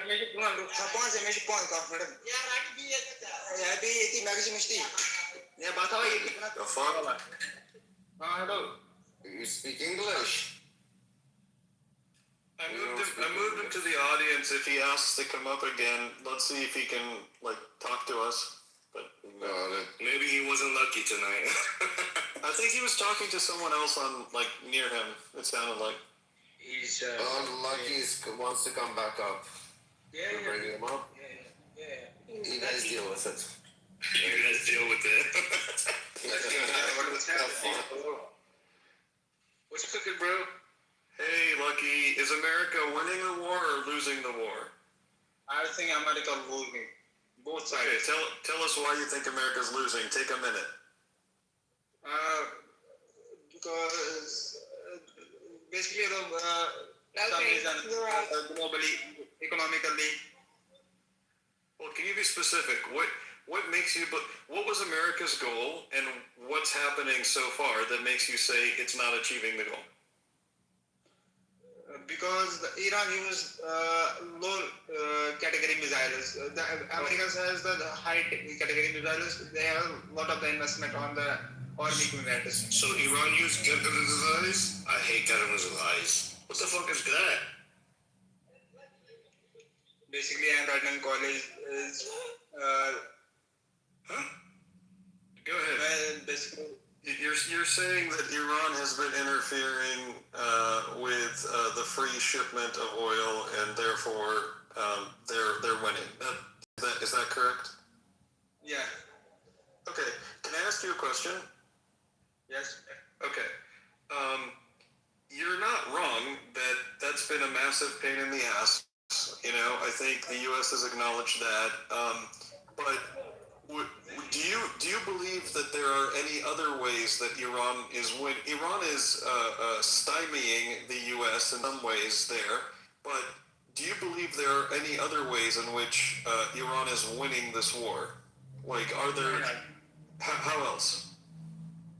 Because it's basically many countries support Iran. Okay, let's talk about which countries support Iran. I'm going to just go through a quick list. Does the UAE, it's an Arab Muslim country, support Iran?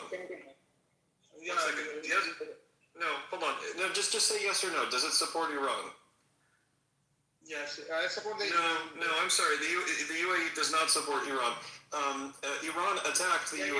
UAE does not support the Iran. And by the way, it's not. Hey, listen, we're just gonna go quick, okay? So just work with me a little bit. So the UAE does not support the Islamic regime. They do support the Iranian people, and the UAE has had to defend itself against Iranian missiles recently. What about Saudi? Does Saudi support Iran? Yes or no? No. Okay, got it. Okay, let's talk about Britain. Does Britain support Iran? No. Okay, all right. Does France support Iran? No. Okay. And does Egypt support Iran? Yes, Egypt. No, they do not. No, they don't. They don't. Does Jordan support Iran right now? Jordan support the Iran. No, Jordan does not support Iran right now at all. Also, let's one sec. Now let's talk. This is a trick question. Qatar, which is the home of the Muslim Brotherhood since the 1950s, and the mother, the Sheikha, right, of Qatar, is like a massively important person in the Muslim Brotherhood. By the way, London and Qatar are the two centers of power of the Muslim Brotherhood, just FYI for everybody. But does Qatar, which was allied with the Islamic regime and helped them launch October 7th and funded it, does Qatar now, today, support the Islamic regime of Iran? It's a trick question. No, you're right. They switched sides. Nobody fucking supports Iran anymore. You can go down the list. Everybody, all the states, all the Arab and Muslim states, they don't support Iran now. What about Yemen? Yemen does not support Iran at all. The Houthis are a terrorist group, and they support Iran or the Islamic regime because they are getting money from them, and they're a puppet, right? But Yemen outlawed the Houthis, right? You know that, right? Yeah. Oh, okay. Okay, so it sounds like so if your argument was that Iran is winning because lots of countries support them, I don't think you can name a single country that is supporting the Islamic regime of Iran today. Bro, listen to me. Okay, bro. For the dollar, fall down of dollar. Mr. Donald Trump. No. Dollar currency fall down. Oh, dollar. Lucky, thank you. We appreciate you. We can come back to you. Yeah, we got it. Yeah. Gabriel, you want to take over? No. You go. I got it. Jake, welcome to the stage. Lucky, mute up. Good morning, Rafi. Good morning. How are you? Good morning, Jake. I just want to chime in just for 2 minutes. I don't want more than that. Go for it. What? Pardon? Go. Can I go there? Okay. What I feel is after the attack of Iran on GCC countries, specifically this Qatar, UAE and Saudi Arabia and Bahrain also, in future I don't think these countries will ever trust Iran, not only because of the attack on their soil and on their air bases, and also because they believe that Iran at any point of time can close the Strait of Hormuz in future, so it can strangle them economically. So I think Iran is not going to have a good relationship with its neighbors, probably except Iraq, because it's a Shia-dominated country. Hence, I feel that Iran is something like I think now Iran is being run by armed. Jay, but isn't it closed now, the Strait of Hormuz? Yes, it is closed. I accept it. But thing is that in future, it has never been closed by Iran. Even during the 1980s, I think Iran attacked Iraq war. I think only once I think it was closed, but it was never closed by Iran for oil trade. It's closed by U.S. It's closed by U.S. now. Yes. No. Yes, but it was the U.S. action was a reaction to what Iran did. Will you accept it? No, it's a chess play. Yeah. Okay, but still I feel that you can do it. We can do it.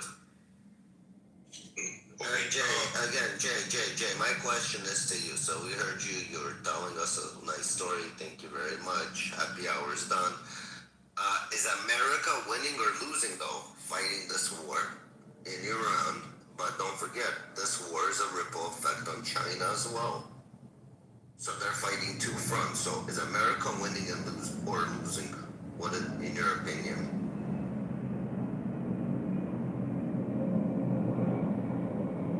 Jay? He's thinking. Winning a war, I think America is winning the war. But I think Iran will unravel. This regime will go over a period of time. It's not going to collapse any time sooner. It will collapse over a period of time because it doesn't have a spiritual leader like Ali Khamenei, who was a glue, who was a supreme leader for all these organizations. And he also had the support of Iranian people. Now that Mustafa Khamenei, I believe that he has got hurt. He needs a plastic surgery. And he doesn't have the stature of Ali Khamenei.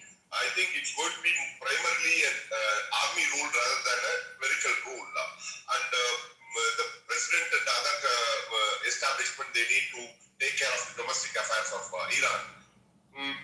Over a period of time, I think Iran will slowly, this regime will slowly collapse. In 10 years, I think this Iran will be freed from the clutches of these ayatollahs and clerical order. That's what I feel.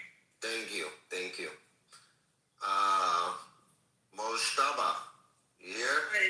I'm an Iranian-American peace activist, and Israeli propaganda to which Jay has been listening. India, by Nepal, India, Iran ka Oh, someone's talking. Can you? Okay, I'm gonna put him in the audience. I showed him.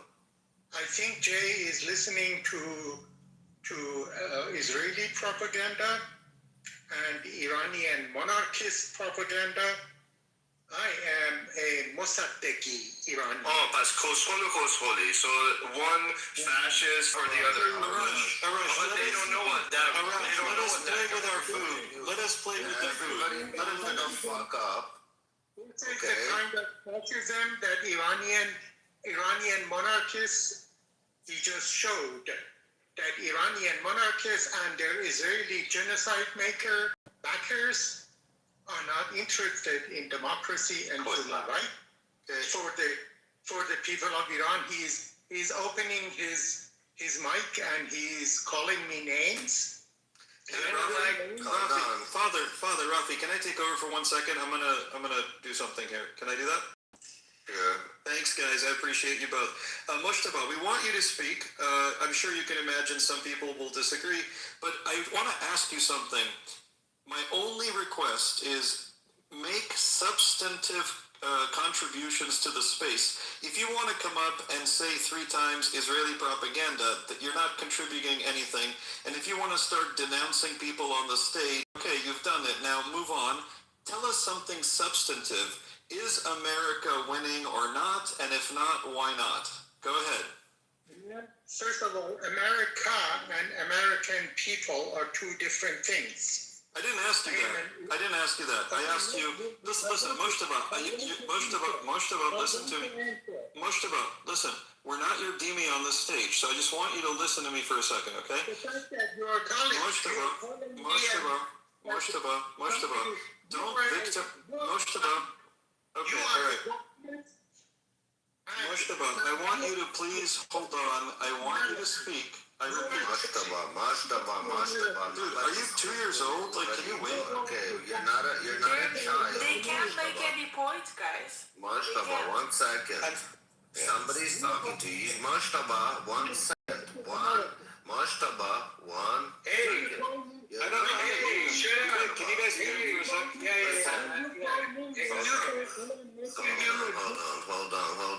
Hold on 1 second. Mute all speakers. I'm gonna start muting everybody. Mashtaba, I'm gonna treat you like the IRGC treats its regular civilians, okay? You're gonna stay quiet. So now the question is to you. Don't divert. Stay on topic. Okay? You living in America, as you just said, you're an Iranian living in America. In your eyes, living in America as an Iranian, is America winning this war with Iran or losing this war with Iran? Because don't forget, this war's not. Hold on. Are you brain dead or what? Like, I don't get it. I'm gonna mute you again. So, okay, I'm gonna move you to the audience for now. The question is, are they winning or losing? I don't care for Israel. I wanna know what America's doing right now. Forget Israel. I understand you eat and dream about Israel, but this is not about Israel. This is about America right now. And I wanna know, what do you think? Living in America as a Persian.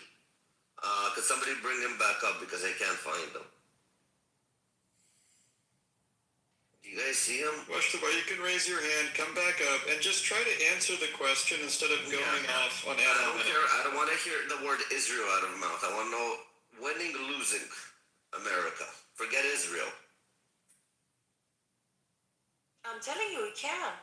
They can't. They don't have any valid points. They're gonna get debunked. Sorry guys, I get emotional, but I'm real, so I apologize and I appreciate y'all having me, but my apologies. Just let me know if I get annoying. No, Raj, it's cool. It's cool, dude. It's understandable, man. It's understandable, right? Okay, hold on. Let's go to Farshad. Farshad. Yeah. You here? Yeah, I'm Perfect, Farshad. Oh, shit. Whoops. Reading the Quran. Sorry, dude.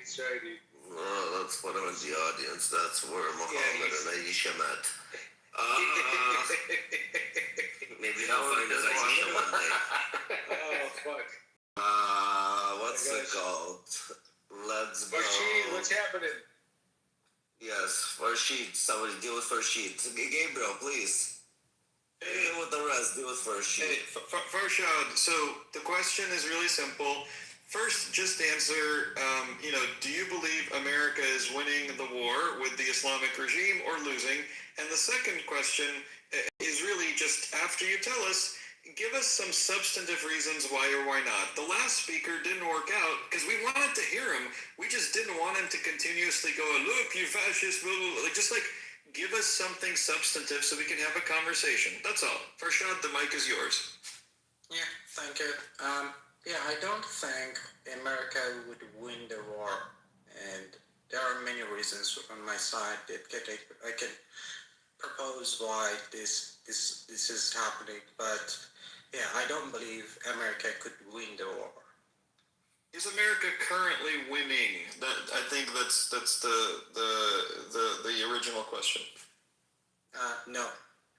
Okay, then tell us why you don't believe America is winning. Do you believe the Islamic regime is winning? Actually, I don't believe there is any winner in any war. But if we believe that U.S. is aiming at achieving something, or there are some predefined goals, okay. I don't think America would gain those goals. Okay. Yeah. Okay. Let's go. Look, this is great. Let's go to what were America's goals going into this conflict? There are some goals, including nuclear activity limitations, and it was either obtaining like having the Islamic regime, surrender its material or stop enrichment, or destroying, material and ability to continue enriching further.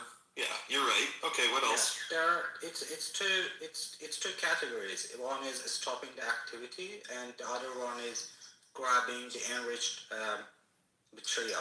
Right. Okay. Both of which I don't believe they are achieved, or they are not achievable. Okay, continue. What's the other objective? What other objectives did the U.S. have?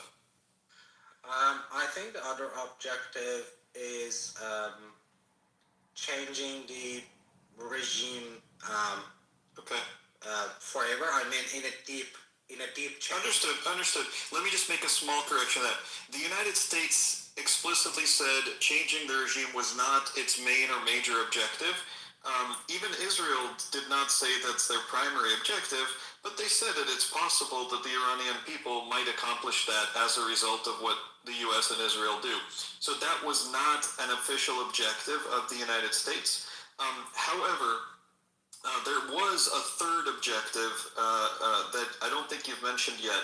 Do you want to take a shot, or do you want me to say what it was? Yeah, go ahead. Okay. The third objective of the United States was to prevent the North Koreaization process. I'm using a slang term here, a weird term, but the idea is that North Korea got so much conventional weaponry to threaten South Korea and surrounding countries with that they became difficult to deal with and difficult to prevent from acquiring a nuclear weapon. And so it became increasingly costly to prevent them from doing it. So the United States and Israel wanted to put such a hurt on Iran, the Islamic regime of Iran's conventional military ability, so their navy, their air force, their rockets, right? That it would be much easier to then negotiate with them, or, if they have to, prevent them militarily from accomplishing a nuclear weapon. So what do you think the U.S. is making progress on that one? I agree that might be a third goal, but it's not achievable either. Because it can be defined in a different way, You can limit that activity as well, or limit the missile, for example, the missile activities, or overcome the missile activities. But I don't believe this is achievable either, because what they can do is that the missile activity is any country's own choice, and regarding Iran, which has no other. May I pause you? I hear you. Yeah, go on. Okay, thank you. So just a couple notes. The Islamic regime's air force has been fully destroyed. You can kind of look that one up. The Navy has been basically fully destroyed. There is some capacity to drop mines into the Strait of Hormuz, which is kind of what has made it perilous, to cross. And there's some ability, to interfere, but a significant portion of the Navy has been destroyed. I forget if it's 40 or 50% of the conventional missile arsenal is estimated to be destroyed. Someone here can correct me. I'm not 95% certain of that at the exact stat, but I think a lot of it. I believe the last time Israel and the United States struck, they destroyed a significant amount of the enrichment facilities, etc. Not all of them, right? So you're right that any country can produce missiles, and once that country declares war, say on the United States by trying to assassinate the President of the United States several times, and by murdering 40 U.S. citizens on October 7th, and because the Islamic regime participated in October 7th, planned it, financed it, helped direct it. Over the years, the Islamic regime has attacked and murdered many Americans, wounded thousands of Americans over the years, 200 plus Marines in Beirut back in the 80s even. So basically, when any country engages in that, the country they are attacking has a right to go and take out their missiles under the laws of international conflict, like under any kind of international law. If a country says, we are going to destroy you, you're the great Satan, and proceeds to spend 30 years murdering citizens of another country, the country who's being attacked has a right to go and destroy their missiles and do whatever the fuck it wants, to be honest with you. So, but listen, back to just the practical side. Do you believe that America has made at least some progress in retarding the conventional capabilities of the Islamic regime? First of all, I would say neither Navy nor Air Force are the main military abilities or capabilities of Iran. The main capability of Iran is, regarding the military capabilities, is more missile type militaries, which are defined as the main military facilities. So Iran is not an Air Force producer nor a Navy producer. But they do have an Air Force. They do have an Air Force and a Navy. You know that, right? They already have it, but they're not. Gabriel, can I ask a couple questions? Yeah. Let me finish 1 second with him, and then it's all you. Listen, I don't disagree that their missiles were the thing that was kind of fearsome, but do you admit that the U.S. and Israel have destroyed a significant percentage of the missiles? And also, have you noticed that the number of missiles currently being fired, being fired just before the weird ceasefire, went down from like hundreds per day down to like 1 or 2 or 3 per day? Did you notice that? Yeah, I quite agree that there was a significant progress in destroying such facilities, but it's not something that it's a complete destroyment in a way that there is no absolute activity. So even a minor activity is able to stop or even get the war into negotiation. So if there was no ability in a absolute zero, these negotiations is meaningless. So there is something over there that is active still, that their ceasefire is meaningful. So I just want to tell you. So this is. So this, I'll throw the mic to the other gentleman. I can look at my screen who wanted to ask you a few questions. Sorry. But, sorry about that. Just real quick. According to estimates from 2 days ago, this is figures released by Israel. The military has destroyed or disabled around 60% of Iran's estimated 400. Here, hold on. Let me see. Of Iran's estimated. Here we go.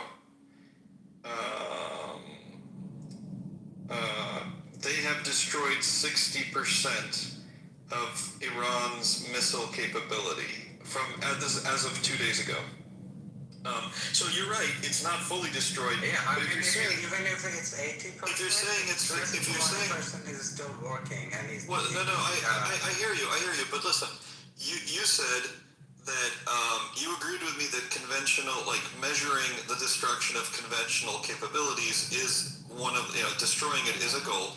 You also said missiles are the most important thing.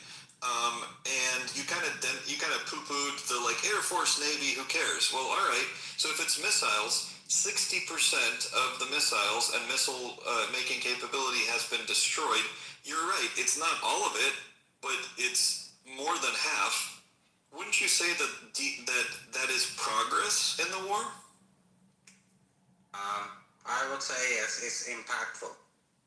Okay, thank you. I'll throw the mic to you, John. Gabriel, thank you so much, bro. I appreciate you. I had a question. Fashad, you're a PhD. Are you a PhD in America or Iran? I'm in Europe and Europe. Fantastic. Canada.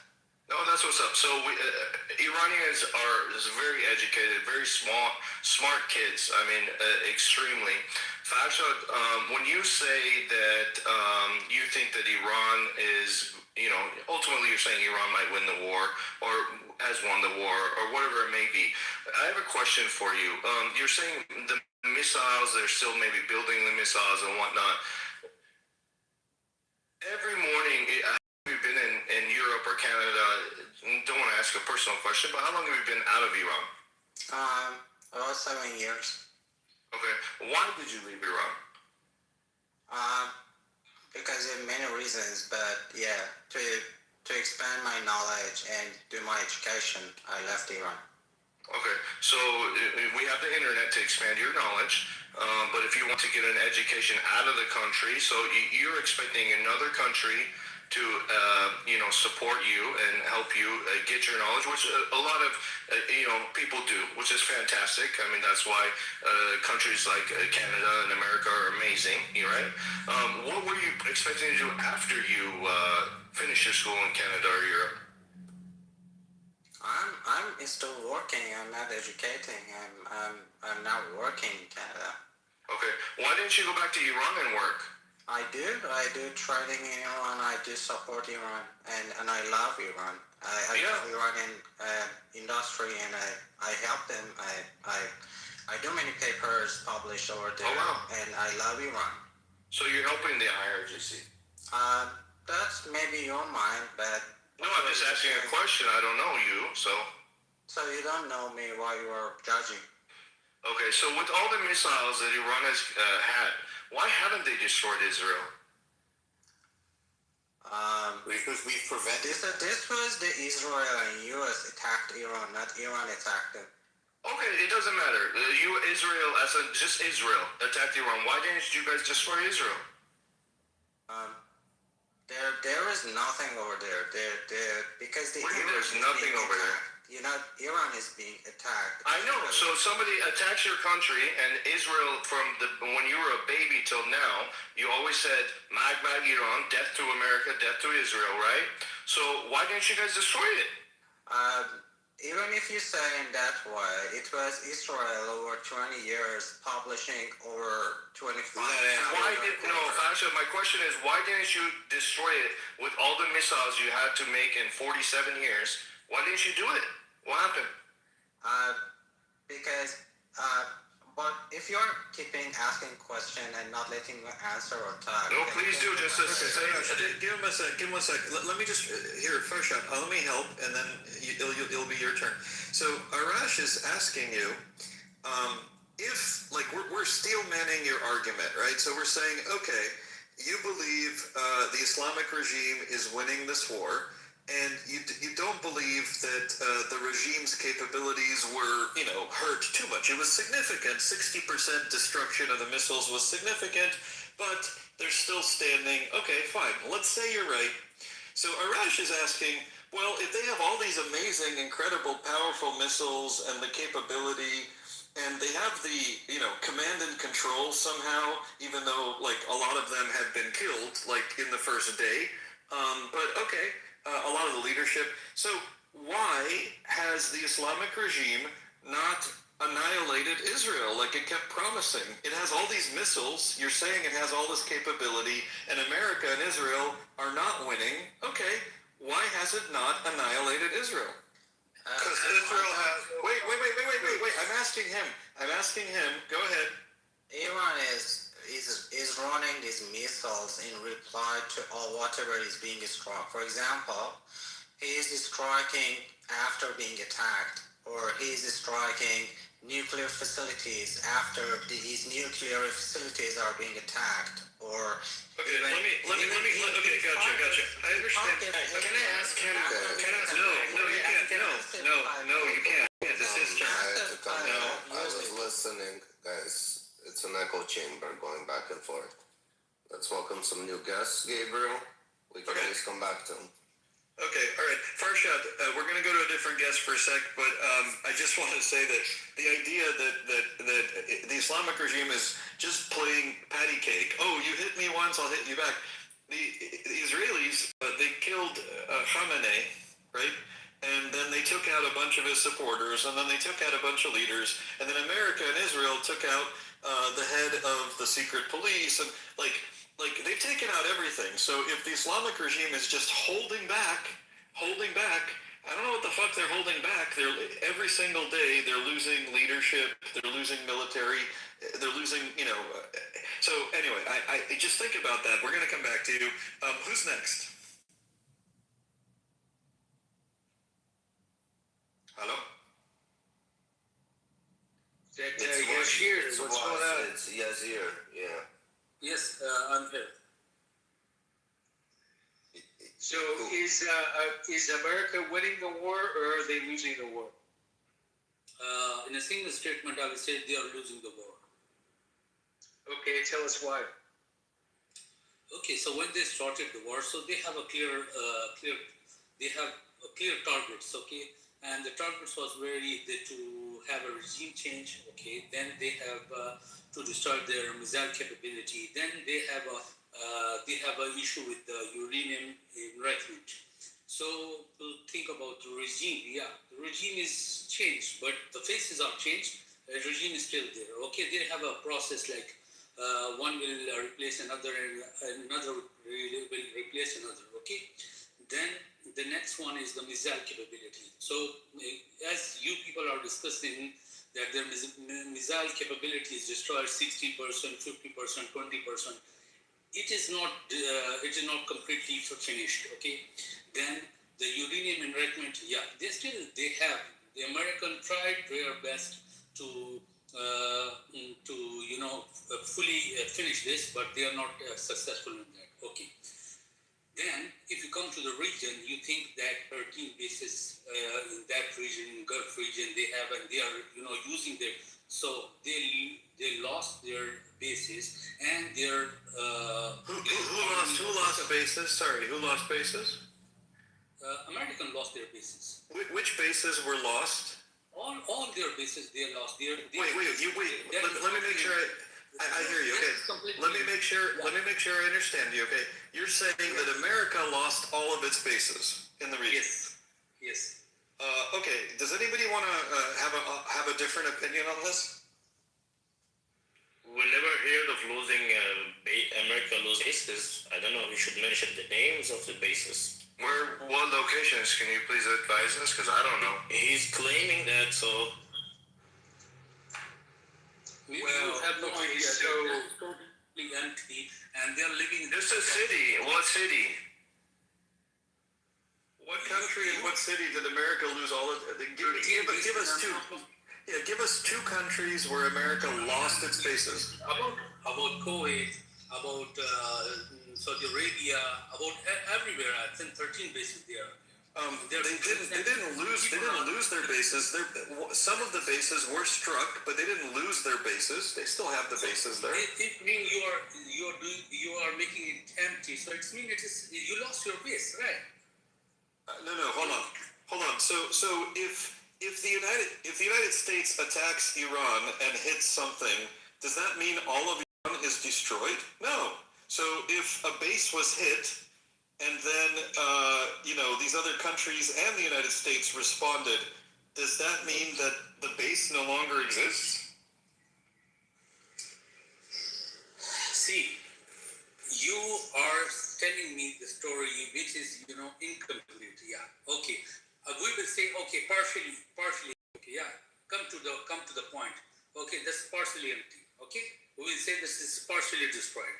Okay. So you have a strong belief on that you're using these bases and this is very effective or blah blah. I mean, okay, Vasir, thank you. So I just want to mention that the number of U.S. forces in those bases has now gone up about 80% over the last month and a half. They are hiding themselves in the hotels. Yes. No.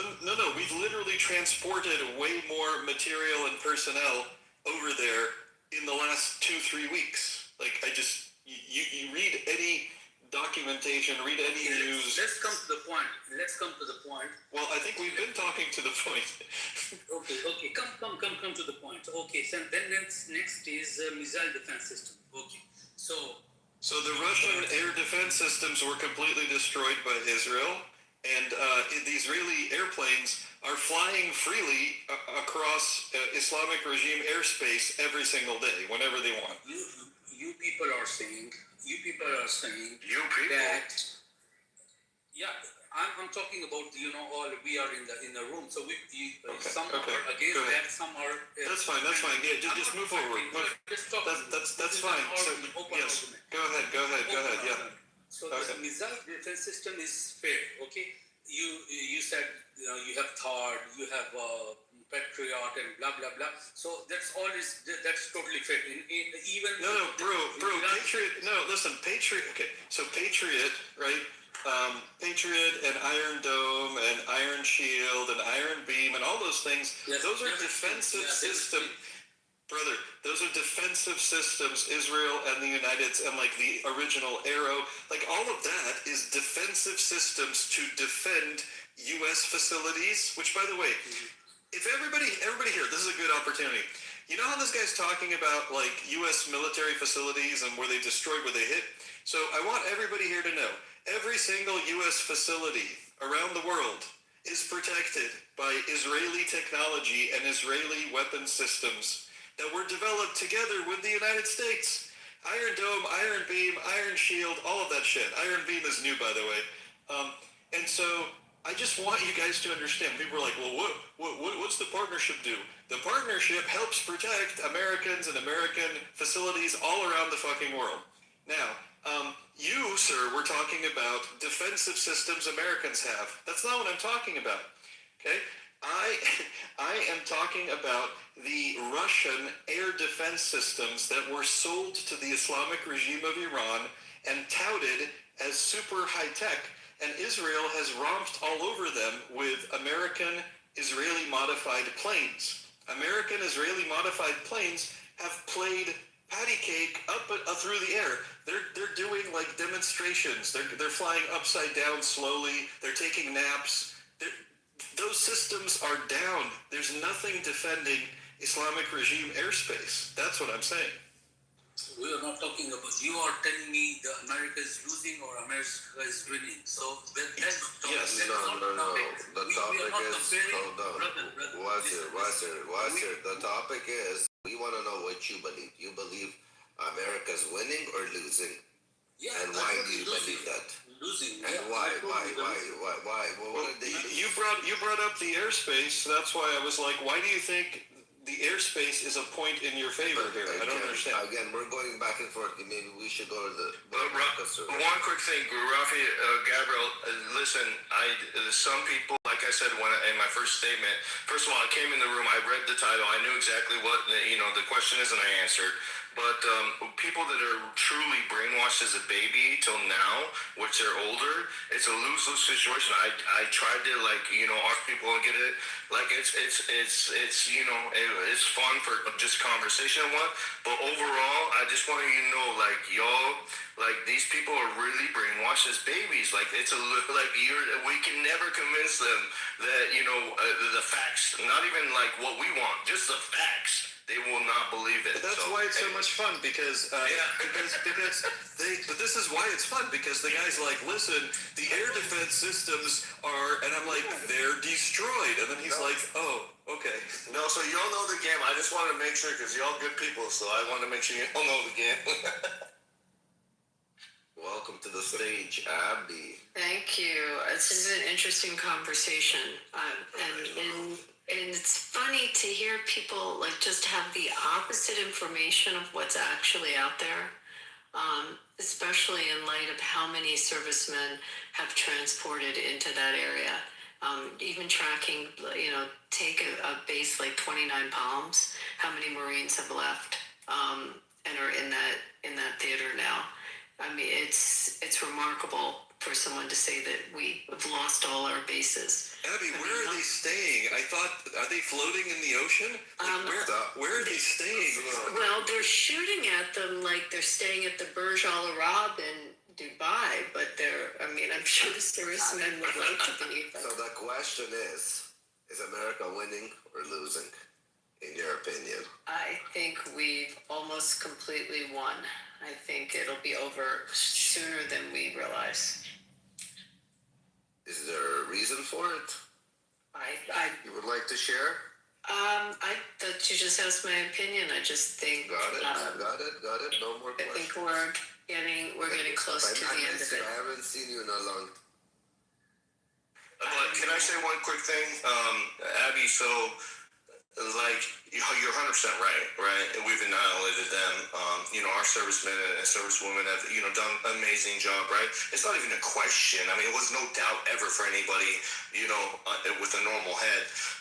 But the question for me as a Persian guy, right, in America, I was born here, raised here. I was born in Idaho. I've never been to Iran, right? But I'm Iranian. I'm Iranian proud. I love my people. I know a lot of. Think so, right? Sasha, I'm talking, sir. Hold on. So I know a lot of them. The main question for Iranian people, that if you see like in Europe and LA and Toronto, like everybody coming out, right? If you see, the main question for the people in Iran is, out of all this situation, right? Are they going to be able to come out a free, just normal country like everybody else, right? I don't care who is going to, lead it, okay? I have my own opinion, but whoever leads it, but, obviously America's going to do what it's got to do and they're going to dip, right? But the Iranian people are wishing that out of all this mayhem, something good comes out for them. Well, maybe the answer is to have a conversation with someone who lives in Berlin and ask them how life is in the beautiful city of Berlin now. If they ever thought that it would be that way when they had a monster in charge. I mean, things change after war and the societies rebound. No, yeah. I also wanted to make a comment, because there was a comment in the chat about our military. Our recruitment numbers are up. I put the number just for the Army in the chat. So it's in fact the polar opposite of what the person And now it's 41. Yeah. I'm not saying I'm old or anything. But Arash, I don't think you are an Iranian. You are Israeli or US-like. Are you IRGC? Are you afraid of us? Hold on, Abby. 1 second. I think Faisal was Farshad. Farshad was trying to say something. Farshad, what did you try to say last time? I said someone that who is not born in Iran, not grown up in Iran, not visited Iran is not Iranian. Well, you know what? You have no right to say such I things. agree with Arash, and a lot of us do. The reason some people weren't born in Iran, it's you. You did not let us, you didn't make a proper situation. That our parents had to leave the country. So you have no right to say such bullshit. I'm sorry for using this word. Rahman, let me ask you a question. Hold on. Rahman, you speak Russian? Rahman. Yeah, he has a very Russian accent. So quick question. Farshad, first of all, I want to clarify something. Farshad, so my parents left before the revolution, 1975. But first family that came to U.S. was in the 1950s with a boat. Went to Ellis Island, okay? So my family was way before the revolution that happened, okay? But the fact that I'm speaking Farsi, I can speak Farsi probably better than you can. The fact that I do the biggest concerts in the world with our biggest artists, okay, that you probably come to in Toronto, okay, is because I love Iranian people.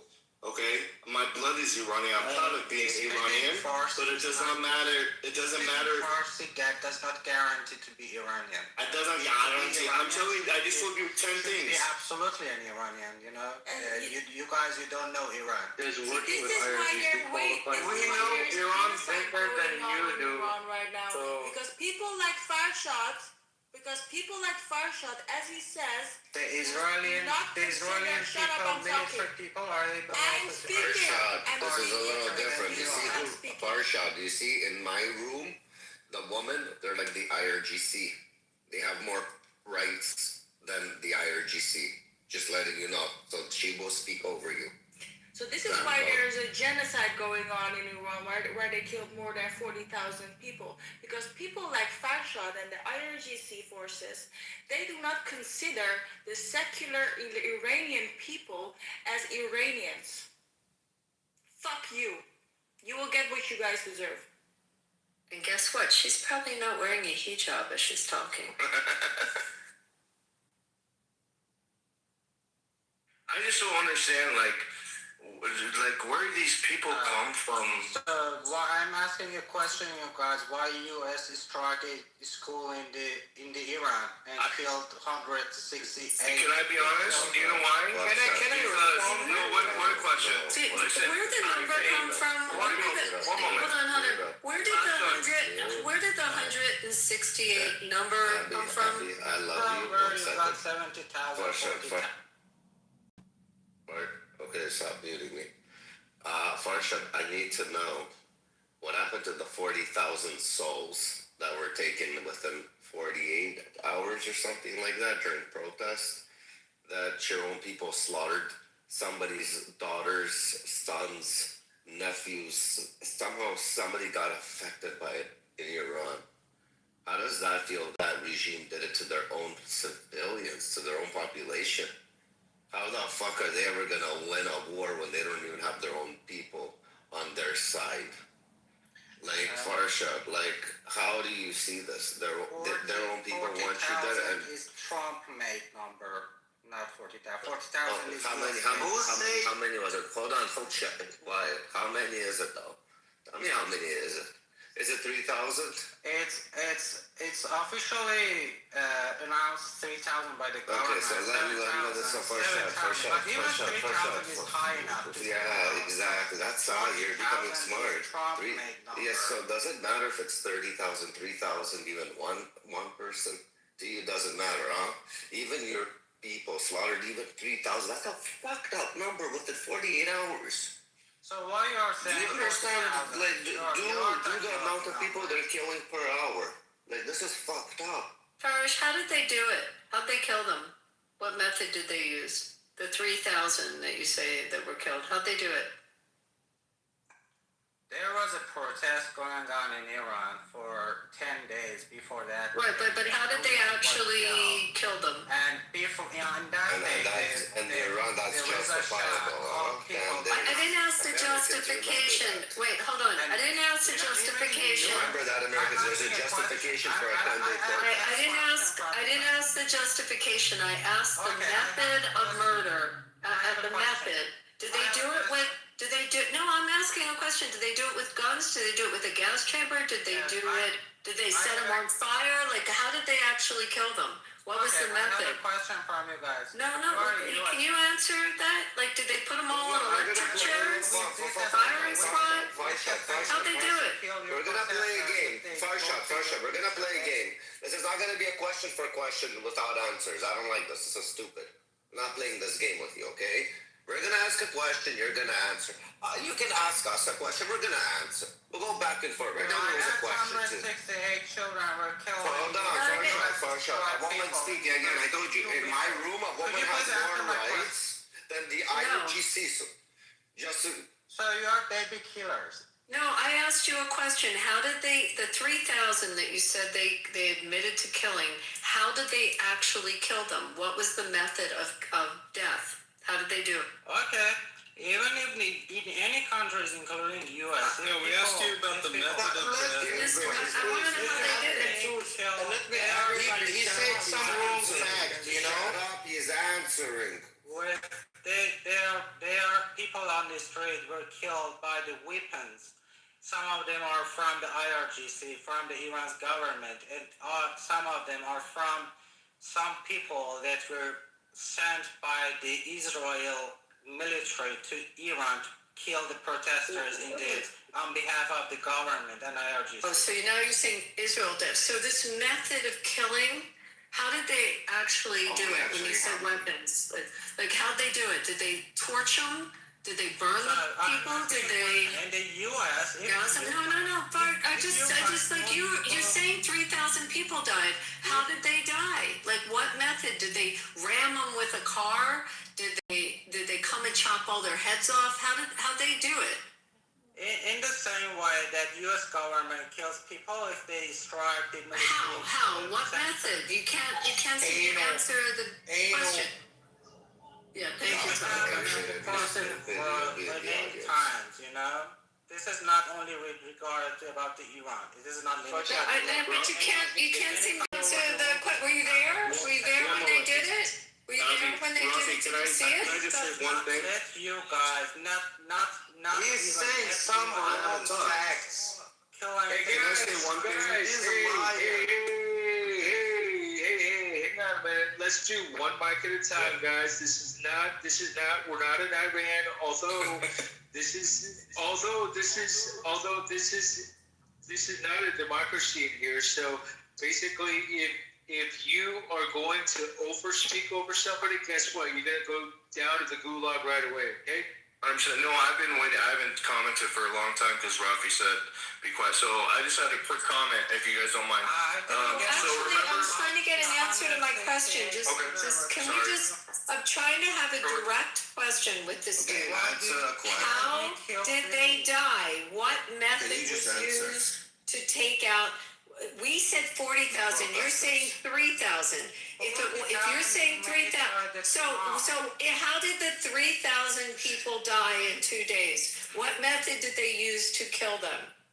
I said weapons. What kind of weapons? You get my answer? What kind of weapons? Killing people. What kind of weapons? Molotov cocktails? Like what kind of weapons? The same weapons that U.S. military is using. What kind of weapons? How did they take 3,000 people and kill them? I said the same weapon with the same method that the U.S. military Actually, she's asking for specific weapons. and kill other people in the Did they behead them? Did they behead 3,000 people? Did they do it that way? They go in and chop their heads off? Guillotine? Like what method? What kind of weapons?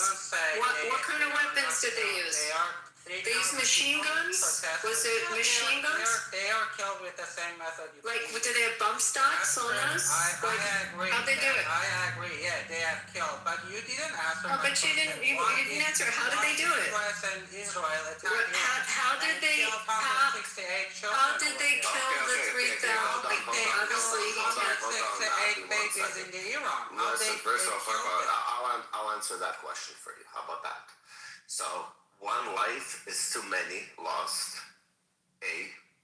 So the answer is, it is sad if it's true, but so far we got all the information that this site is, nobody's allowed to go there to inspect it except the Iranian people, so they can say whatever they want to say because we already know that they lied when they took down the Ukrainian plane. It took them 3 days to come and tell the truth. So again, we know they're liars. It's been already proven, so why would we believe them now? You know, so lie to me once, shame on me. Shame on you. Lie to me twice, shame on me. We're not falling for this trick again. Rafi, So again, hold on. Gabriel, So maybe one life is too many. So we don't know. But the question is, we have, and you guys admitted 3,000. We know those numbers are deflated, not inflated, deflated. Can I? Okay, we know it's a lot bigger. And even 3,000 of your own countrymen to kill, you're going to go to me about 200 people. That's the end of the world for you. But 3,000 something you legally claim, that's justifiable. For months, somebody's daughter, somebody's son to be killed in a protest that they were having because it was 10 days. They decided to slaughter them. Like nothing, their own people. Father, Rafi, may I?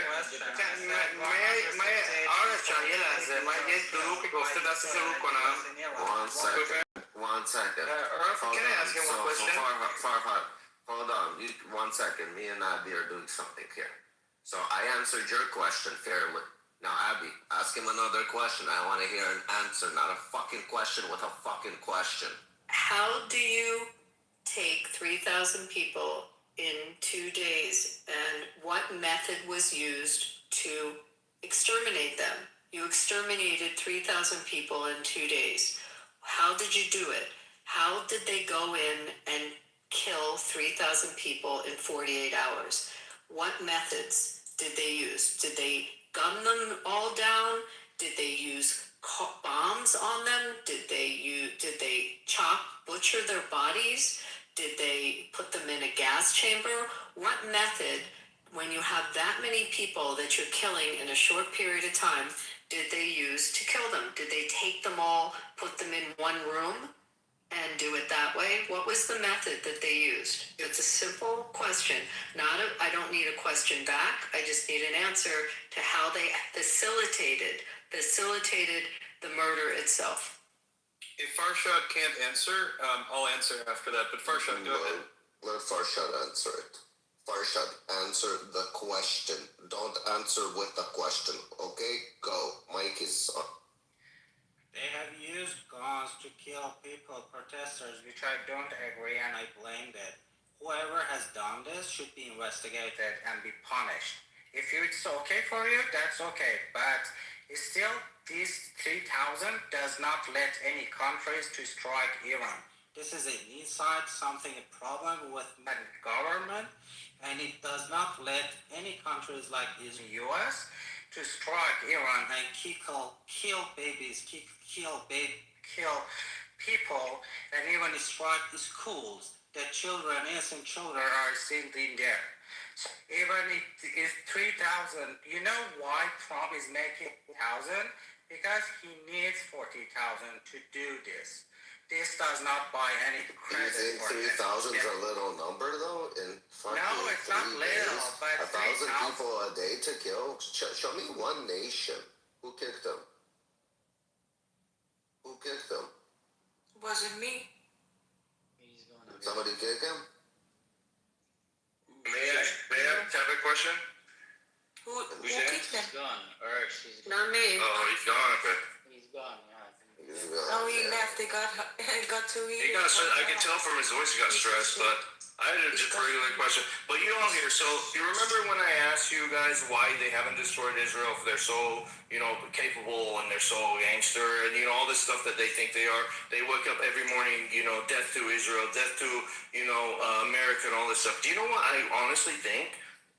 If you saw a lot of the missiles that were sending up were coming right back down, right? And remember when somebody asked, why did you guys attack Saudi Arabia? Why did you guys hit there? Why did you guys hit there, right? I think it was all a mistake. I think their missiles were so fucked up that either they came back and hit the school like that, or they came back and hit right in their own ground, or they just went left and right, and they were just sending it up and wishing that it hopefully hit somewhere. I swear to God, I'm not even joking. It's an interesting theory, but there's long-term, long-range ballistic, short-range. That's what I'm saying. I'm saying Iran's ballistics. We did learn, Arash, I will tell you that we learned from Gaza that, and also from Hezbollah in general, about 20%, minimum 20% of missiles that they shoot land in their own territory. They misfire. So there's a good chance a number of them misfired in their own territory. Well, their own supreme leader doesn't last 24 hours. I would say 20% is probably like 85%. I want to just answer Abby's question for 1 second because I know you wanted him to answer, but this is more for the audience. So for those of you guys who missed it, back in January, several British newspapers were actually managed to report on 30,000 dead and what's the truth of the death toll and all that. And they were quoting doctors who were saying that there were trucks and trucks and trucks of bodies being brought in. People were being mowed down in the crowds. Now, the regime at the time was saying, no, there was only 10,000 protesters. No, there was only 30,000. Recently, about a week ago, we saw video. We finally got video of some of those protests. It was clear there were millions of people out in the streets. And so they were mowing people down by the thousands, by the tens of thousands every day.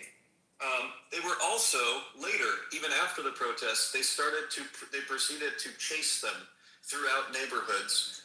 People who have what do you call it? Elon Musk's Starlink. Yeah, Starlink. They will go and try to assassinate people or arrest people who have Starlink.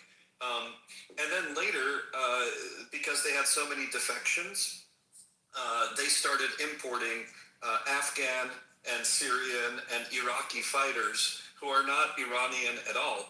And those guys became like roaming gangs, right?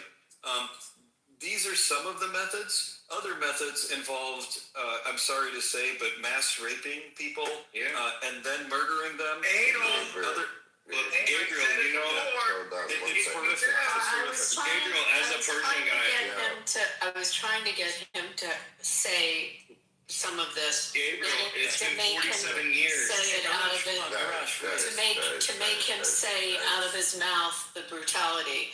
I was trying to get almost to have him feel disgusted in himself having to say all the ways. And the fact that his own government admitted to their actions when he tried to say the Israelis did this, but his own government, even if it admitted to the 3,000, there's an admission that they caused those deaths. But I was trying to force him to say the atrocities, you know, and it's what you're saying, Gabriel. I mean, some of us live in cities that have sports teams that have won, and you all come out in the millions to have a parade and to celebrate it, and you know, like you just have a lot of people coming out at one time. And can you imagine being in one of those crowds and getting mowed down and getting the shooting and the methods of killing large amounts of people in public spaces like that? And yes, Abby, do you know why it's hard for like a Persian guy who was born here to shut his mouth? Sorry. What's up? What's up? No, I just want to say hello to Taco. Hold on, I just want to say hi to Taco. Taco, you here? You've been on miking. What's up, buddy? Yeah. What's up, Taco? Is America winning or losing? Hey, by the way, cashing your pink ticket. Is that a serious question? Yeah, serious. Arash is saying, do you realize how removed we are from total warfare for this to even be a question where people are not just saying, well, no, America's clearly winning. You realize how far we are removed from typical conventional warfare for people to even legitimately feel comfortable to pose this question and maybe even not say, oh no, America's clearly fucking winning? Like, but Iran still is able to influence global traffic through one of two major straits. But global oil is up. Yeah, but it seems to be the entirety of their functioning government has been fucking killed 2 times over, and the entire majority of their conventional warfare system has been neutralized. And we're kind of just sitting here where we're wondering whether international trade is going to function through a strait because the insurance companies won't insure tankers because we don't know how many mines are in the fucking strait. But we're pretty sure that they did not get a good amount of mines in there anyway. Like, we're sitting here with like a blithering, retarded take on the situation. Where someone could be like, Hold on, but Taco. Forget about what you're seeing with the mines, but don't forget this ripple effects on the future war with China. If America needs to be in, well, China is a threat to America and America's interests. Sorry, say that again. What's the new question? So I'm asking you because again, you don't see it as you're seeing it as how America is fighting Iran right now. But the question is, this war, while they're fighting Iran, it ripple effects on Chinese interests. So the question is, we knew how the outcome of this war is going to be. He knew that this is going to ripple effect on Chinese interests. So he's basically fighting 2 wars right now. He's fighting a war on Iran to hit China. Okay. First of all, question, is America winning or losing? So you pose that question again. I'll go back to the first thing I said. Since you followed up by trying to say it's like it's 2 wars, I don't see it as 2 wars. It's literally not. Third of all, it's not as if the China situation is all of a sudden new. it appears to be that China was getting oil from Venezuela. That's out of the picture. It appears like China might have been trying to get oil from Iran, or was. That's drastically reduced. So let me ask you, Rafi, do you think America's winning in this two-front war? Yes. Or let me ask you another question. Let me ask you another question. Do you think China was winning in their fucking expansive territory war they've been fucking raging against the entirety of the world by continuously impeding on shipping lanes and doing artificial islands and all that? Were they winning there? They were. It was called the Silk Road. I'm fucking pissed about the fucking Chinese fucking vessels that are fucking overfishing. So you should know about the Silk No, I've Road. heard. No, I'm not even kidding right now, because I've heard this before from people. I know a guy who married a Chinese woman, and he took her grandmother to fucking Cape Cod, and they were fucking clamming. And people grab some clams. It might be illegal. They didn't have the tickets, but maybe you grab a couple dozen. He said he brought his Chinese mother-in-law to the fucking beach in fucking Cape Cod, and this woman took buckets upon buckets of fucking clams out of the fucking sandbar, more than they could have ever fucking eaten, just because she fucking could. And that's what the fuck they're trying to do to every fucking ocean. It's a cultural fucking difference that I don't like. Just to hear it like that you hear it as a joke, like they're going down to the Chilean waters, right off the coast, right off the continental shelf, overfishing as fuck. But when you hear some fucking 70-year-old Chinese woman is in Cape Cod running dozens and dozens of buckets, more than they could ever eat in the evening, you realize it's fucking cultural, dude. Hey Taco, do you know that China has been buying oil from Iran and Venezuela for cheaper than the normal rate for at least a decade? Yeah, they're buying. Yeah. Because of the sanction. I did not know. So what? Because Iran and Venezuela couldn't sell to other people, they sold it for less to China, and that was their major outlet. Yes. You need a lot of oil to produce everything you use. Everything you have right now around you was made with some sort of oil product. China produces everything, and different oils go into different plastics, rubbers, and so on. Oh, yeah, that goes back to the whole concept, which should have been highlighted in 2020 about returning manufacturing to America. So, is America winning or losing? That's the same fucking answer, dude. Like, what do you think, that if we lost some fucking disposable plastic capacity, that if costs of things went up, as we had to then re-industrialize again, you can say, oh, we're losing. It went up in price. Well, and I got another question. So, I'm sorry. Again, I go back to the same statement. We are so far removed from the conventional total warfare mindset that it is implied in a snarky fucking way from you saying, well, everything we have is made out of plastic and petroleum, and that comes out of China. So I ask you again, are we winning or are we losing? We're so far removed from the conventional total war mindset that you're trying to, seems like, in a snarky way, imply that some sort of secondary economic effect could be seriously considered in everything we've seen in this interaction from a secondary country related to who we're destroying, that we could then reinterpret it as, well, I think America might not be winning. Cost of plastics are up. Are you fucking with me? Okay, Tom, are you just are you anti-American? Are you like a libtard? I don't understand. Thank you. We're gonna move on. Can I? Go to Tia real quick. Yeah. Hi everybody.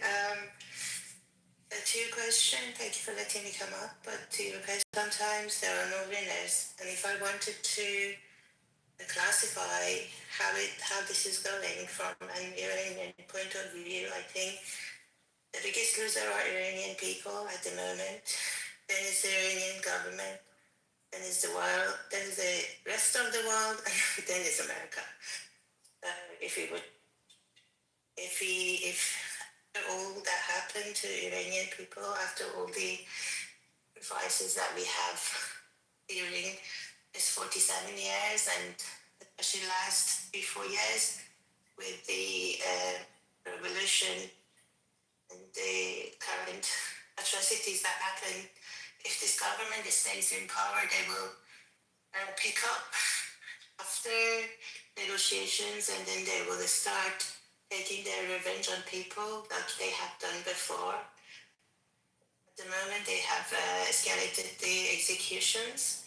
They will do more so when this is all done. I was talking to my nephew yesterday, and he said they were in their rat hole before the ceasefire, and now that ceasefire, they have come out and they are taking people who had, for example, Starlink and so on into prison, and then they expediting their sentencing and so on.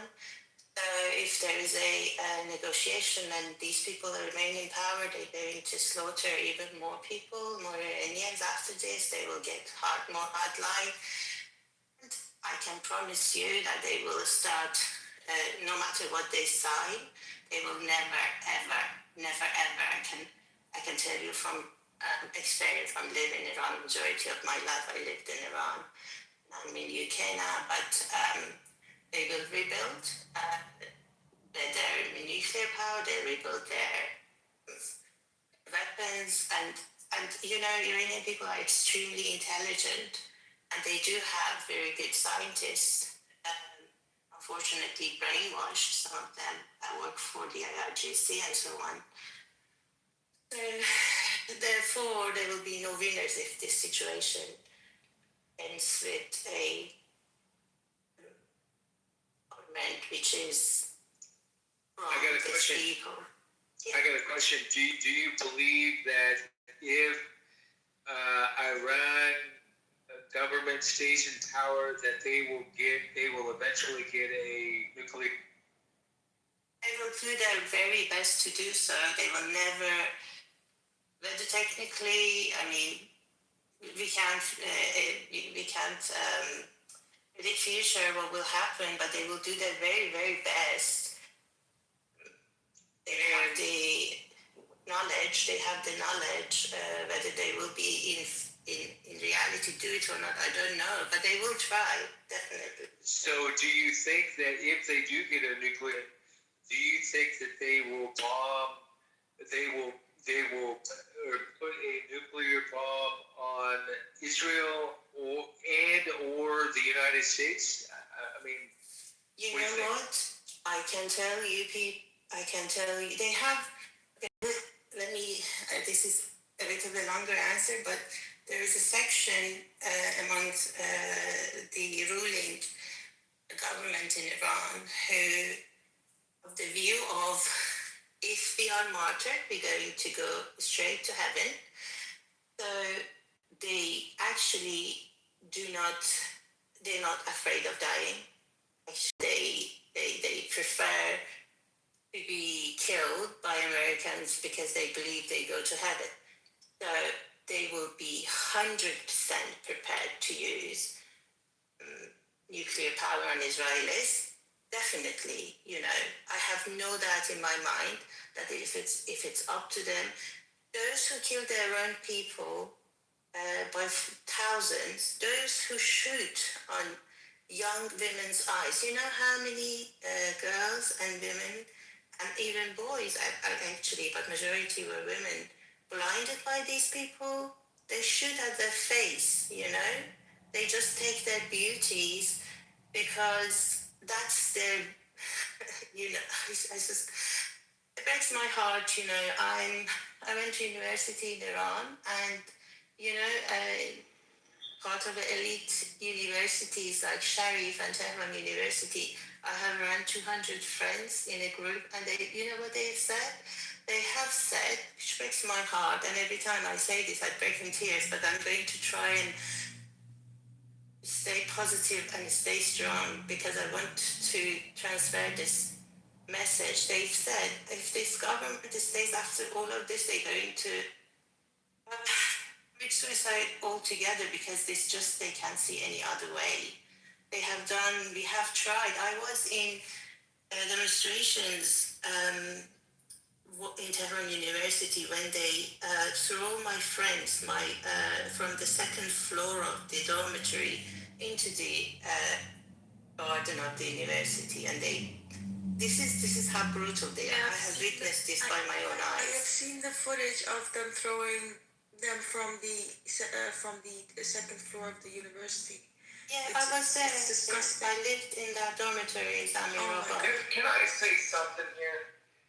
And I know that this has been quite controversial regularly in a lot of these rooms that I participate in outside of the blackosphere on this app. But, it seems to be that this is just like Islam.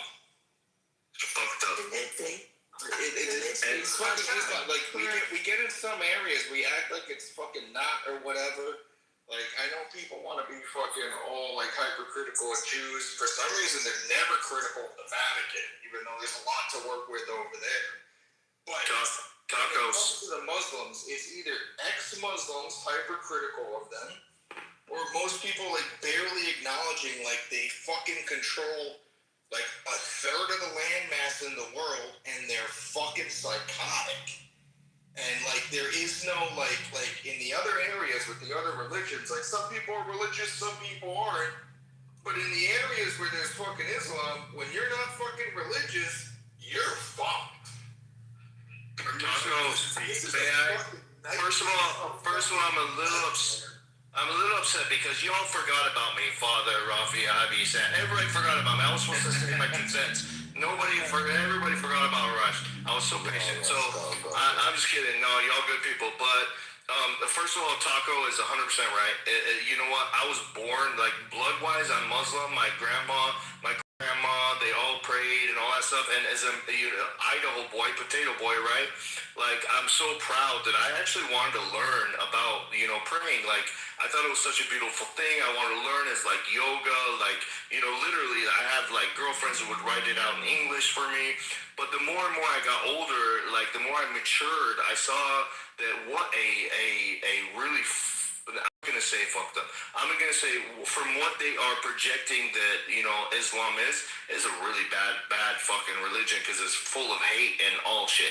First of all, I have a couple things because y'all just forgot about me. So first thing, my nephew right now, he actually just got accepted to a private Catholic school, right? So, and it's a private, so we got to pay for it. But we're gonna, my sister's gonna pay for it. Religion is religion. At the end of the day, either you're a good person or a bad person. But from what the, Islam and the Muslims that and it's a good thing that this happened because they're showing their true selves, right? So it's showing to the whole world, especially with social media. It's showing that the hate and the violence that the religion is showing, right?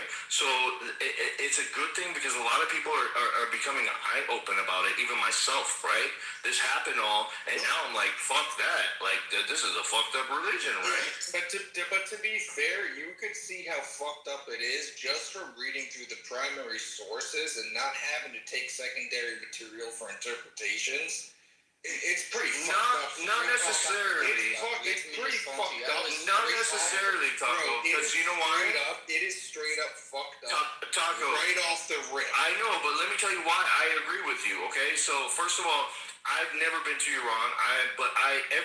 All these students come to ASU. I live in Arizona. They come to ASU like brilliant minds, right? But they're all leaving their country for a reason, right? Because they have no future over there, right? So the most brilliant minds are leaving that country and coming here. And then when I go to parties with them, when I go out with them, right? Like I'm the guy listening to Persian music. I'm the guy like talking like only Farsi, right? And they're like, "Who are you? Like you're more Persian than we are." Right? No, let me explain. May I explain? Hang on. I was talking. Hold on. Hang on. We have somebody walk us. Oh, that's why. Okay, now I get it. Hang on. Don't forget about me. And I'll try not to forget what I was gonna say. Rafi, go. Is Abby still here? Oh, Abby left. Yeah, his friend left. Farshad, you here? Yeah, You want to talk again? I'm back. You want to talk again? Rafi, I would like to respond to what Yeah, just I had a question that is not answered yet. You had a question that wasn't answered. You said something and you left. You ran like a girl, not like a man. You didn't say like a man. This is very sexist to say. That's not a very nice thing to say. I'm sorry to hear that in this state. No, I don't mean it like that, guy. Just wanted like he was like. I had so many things to say to him, but I forgot. He left right away. So yeah, he left right away. Maybe he's in He mumbled something and he ran away. So Fasher came to Canada. He's studying PhD. He's working there because Iran apparently wasn't good for him, but he supports Iran and the government, and he thinks the government is winning the war. So that's basically Fasher in a nutshell. Farshad. You actually owe me. So I'm gonna ask you a question because last time we answered your question. Now we were supposed to ask you a question. So when you were to answer, you mumbled something and you ran. Again, so you know, wait a second. I just want to get to the rest of the people on the stage that did come up before you. They better turtle up. But Ethan. Hey, Ralph. Ethan, what's happening? Ethan here. No, you're Taco. Taco, mute yourself, Taco. Mute yourself. I want to go Mute yourself. Ethan. I want to go quickly to There you Ethan. go. Then we're going to go to Ethan. Abraham. Hopefully you're rushing it. If we can have one microphone on at one I want time. Farshad to feel a little comfort here. I want him to sit here for now. Ethan, what's happening? Okay. All right. I'm an Iranian. So, as an Iranian, do you feel America is winning right now or losing? Fighting in Iran. I believe and you're the ripple on the right effects of path. You're on the right path, but you haven't won yet. What is victory in your eyes for the Americans? That's what I want to know. So you think the Americans are there to help you? They are helping for sure. You are there for I don't know. Are you American? So I'm gonna speak in third person. The Americans are there for their own agendas for sure.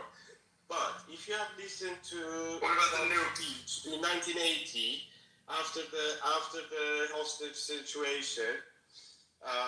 During the hostage situation, he said exactly what he's doing right now, and I believe this is actually a crusade, a modern crusade. That's why he makes fun of the formerly known Pope, and right now he's a pope until he made a statement on the genocide that happened in Iran, the massacre that happened in Iran on 8th and 9th of January. I lost a friend. I lost a lover, a former lover. Her head was barely on her body. This brings me into tears and makes me a bit emotional, but this is not the time to be emotional. This regime, exactly as Taco was saying, I cannot agree more. Islam is a cult. It's not a religion, and it's based on martyrdom. It's based on their doctrine is to turn the entire world so everybody bows down to Allah. And in my opinion, Allah, the technical word, Elah or Yahweh or whatever you want to call it, has been coined again by Satan itself this martyrdom, this death cult is following that doctrine, and it's actually a religion of Satan. Okay, so I don't want to go too much into religion as we usually do. America is doing is fighting Trump is fighting a crusade, and it just happens that our benefit at the moment, the benefit of the Iranian people, Trump's agendas, and the lovely people of Israel are aligned. Thank you. Zionism is Goliath. Amazing. Hey, Mushtaba, mute up. Judaism stated. We have a line, Mushtaba. Zionism is. Okay, I'm just gonna move you to the audience. I'm gonna treat you like the IRGC. That's it. That's the only way you guys understand. Sam, as a woman, I want you to treat them like the IRGC. I want them to feel the pain. When Mushtaba comes up every time, a woman gets to speak before him, and a woman may interrupt him anytime. Please do that. By the way, let's. I wanna. There's a girl by the name of Soha that I want to see if she wants to come up here and speak about it. So Ajanda, you want to come up? Okay. In the meantime, let's go to Abraham. Yeah, look. Abraham, you here? Guys, so the question. I don't know if my mic is very clear. So the question is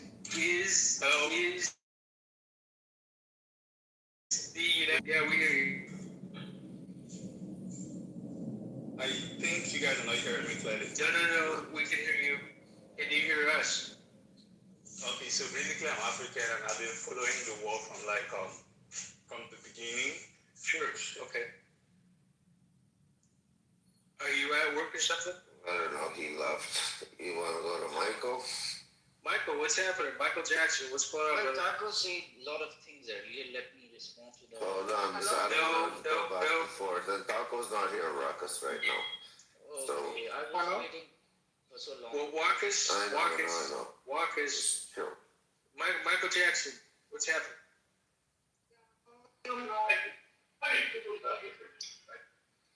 Michael, how are you? Oh, Taco, listen. Yeah, good, and you? Guys, who moved Taco? Good. Guys, who's moving people to the audience? I moved Taco down because he interrupted me. So, Got it. How can I talk return? Try bringing Taco back up.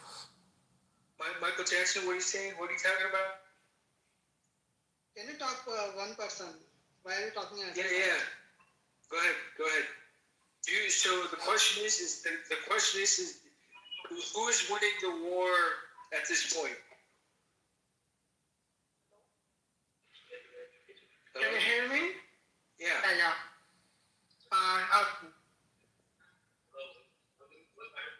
Can you ask 10 questions? Okay. Moving the mic. Okay. This is becoming super. Here you go. You're going into the audience.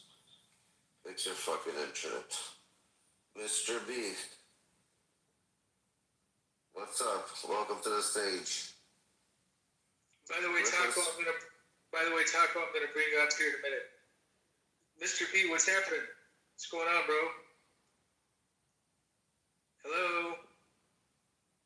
Hola, ¿cómo estás, amigo? Hello. Okay. Let's bring up Taco. What's up? Taco, 1 second. Not much. 1 second, Taco. How are you? Gabriel. Oh, Mr. B speaks? Yeah. Hello. Hey, who is America winning the war? That's what we want to know. I think America gonna win. Is America winning so far? And if not, why not? Because it's having a proper military and everything, right? As compared to China and Iran, right? I don't understand them. Gabriel, you want to go on a far shot or no? I mean, sure. Farshad, welcome back. Yeah, thank you.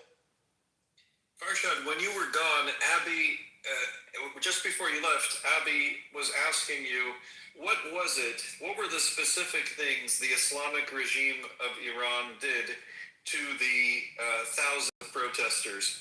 And, you know, you were like kind of squealing and hemming and hawing. You're like, well, it was wrong, but whoever did it. But we know who did it, right? The Islamic regime of Iran gunned down thousands, it's actually tens of thousands of protesters. Tons of Iranian people, especially doctors and nurses, testified and showed photos of trucks full of bodies being brought over. They also rounded the women up and raped them to death. Then they also they shot people in the streets till there was blood. There was blood flowing on the streets like it was water. We have photos now. Millions of Iranians were protesting, and between 30 to 40,000 is like the general best estimate were killed. And she just wanted you to say those things. She wanted you to recognize what the Islamic regime did. But you didn't really want to do that. Why not? I would answer it if you let me answer it. We did. We asked you 4 times. But you didn't let me. You said something Israel, blah, blah, blah, and you ran. First of all, yeah, IRGC or Iran governments did a big chaos in Iran, but the number is exaggerated by Trump to 40,000 to support his military activity. We didn't. I'm sorry, that's not the question. 3,000. Okay, let's We're not talking about the fucking number. We already covered it. You said 40,000. Okay, guys, I don't need help. Guys, I don't need help. Thank you. Farshad, we didn't ask you to restate what you and I and Abby, all right, and others discussed. We don't need you to go try to squirm out again. We're talking about what did the IRGC do to the Iranian people? And thousands is what they said. Other people said tens of thousands. It doesn't matter, right? It's a lot of people. So why were you squirming away from just talking about what the Islamic regime of Iran did to its own people? If you are not talking about the numbers, they have killed people protesting on the street. Okay? But what's the point of that? What you are discussing that? Well, what are you looking for? I'll tell you. The reason why was because you started your question, right, by saying, first you called people in the space baby killers. Nobody here has killed any babies. And second, you said, 1 second, Farshad, being killed in the first Farshad, I will remove you and you won't be able to do your work and you won't be able to get paid by the regime. So please, hold on, okay? Don't interrupt me. If you interrupt me, I will treat you like a demon. Actual number is 35 million. IRGC dropped an atomic bomb on us. Please hold. Okay, we'll get to you. Too. Don't worry. Okay, I just moved them. Okay, Farshad, listen, I'll just be very clear with you. Farshad, okay. Farshad, I will treat you like a DME, so I will remove you completely from the space, and you won't be able to get your paycheck from the IRGC if you interrupt me. But if you don't interrupt me, we'll have a nice conversation. And I will throw the mic to you. I will say, Farshad, go ahead. So, the reason we, all of us, brought that up was because you were talking about the really tragic situation where some schoolgirls were killed, right, when there was a bomb that hit a school. The school was adjacent to and on the property of a military base, and there was questions around, why that happened and how it happened. And it's a tragedy. And you're talking about several hundred people, some of whom were schoolgirls. Nobody is doubting that this is tragic. However, the United States, right, did tens of thousands of strikes. Israel did tens of thousands of strikes, okay? And it's clear that this was an accident, because if the United States and Israel wanted to murder millions of Iranians, they could have done so easily. They dropped tens of thousands of bombs.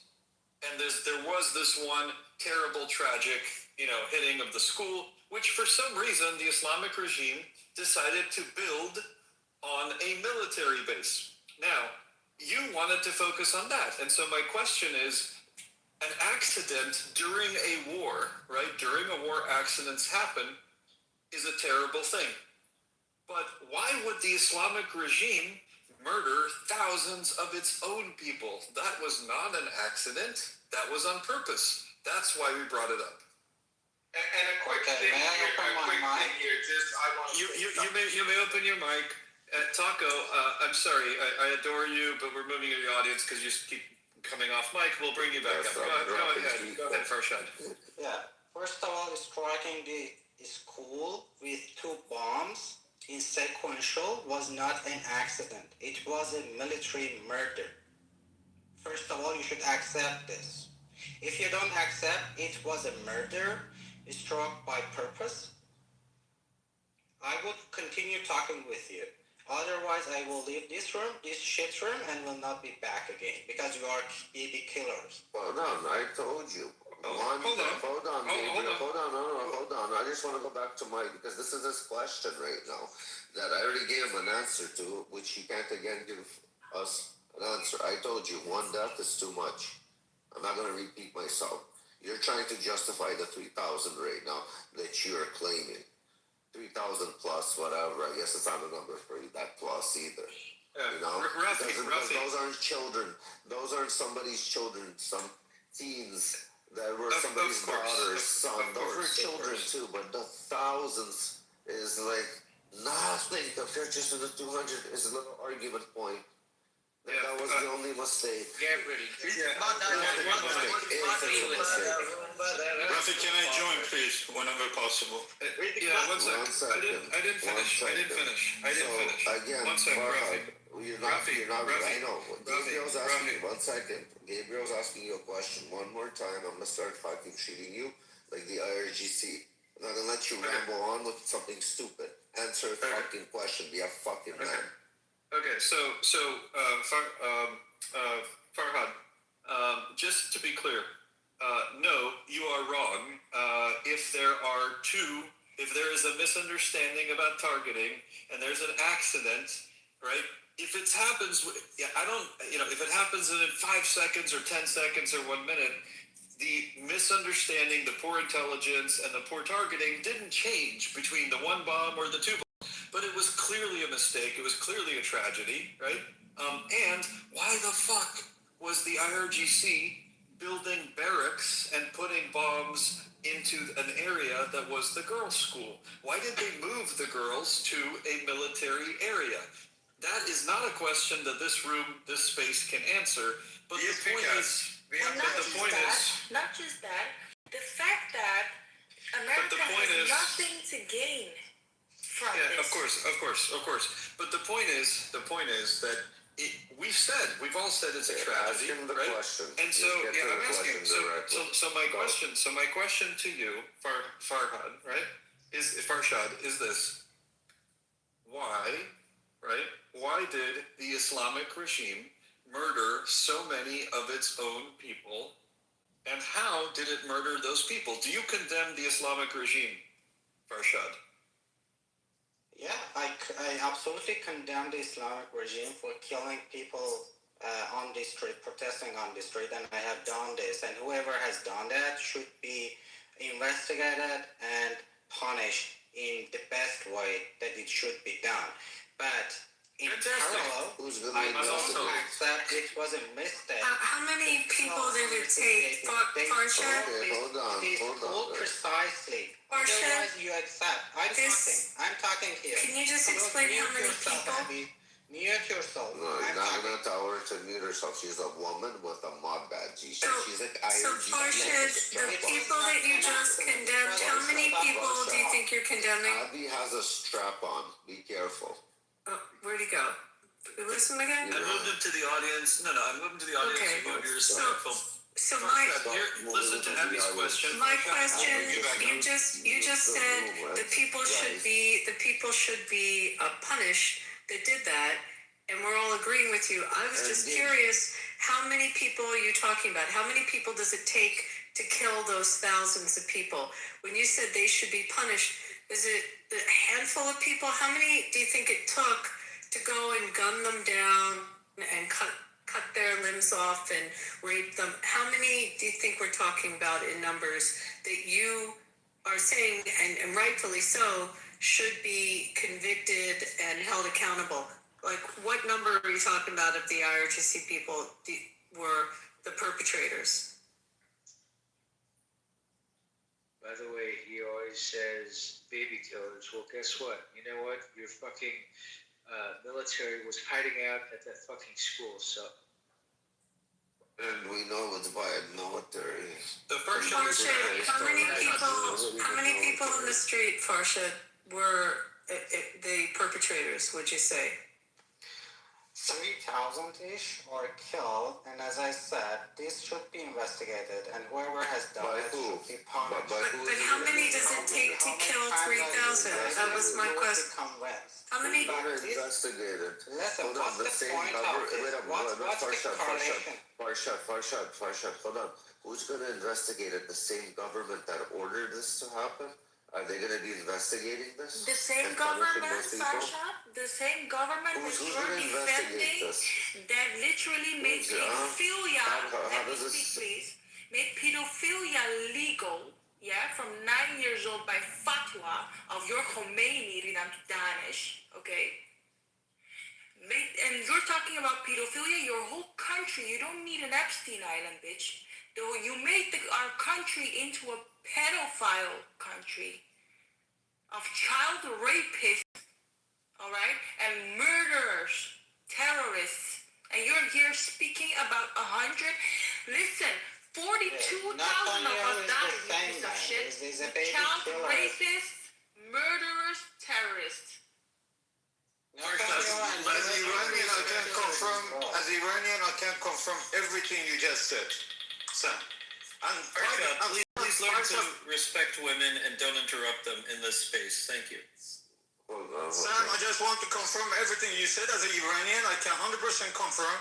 And people like Farshad are, to be honest, they are not even Iranian. They just support Hezbollah, the so-called bullshit Islamic Brotherhood, just in order to kill Israelis. You know, he doesn't give a shit about Iran. He doesn't give a shit about the Iranian people. And if you ask me, the question is whether he is Iranian. Might as well be Afghani, might as well be Iraqi. Who knows, you know? As far as from accent, I cannot confirm whether he is from Iran. So you can speak to him Persian if he answers back. Farshad John, مادرتو گاییدم. من لیاقتتون ندارم. عزیزی با اون پیشنی کسخولی. Listen, the question, Rafi,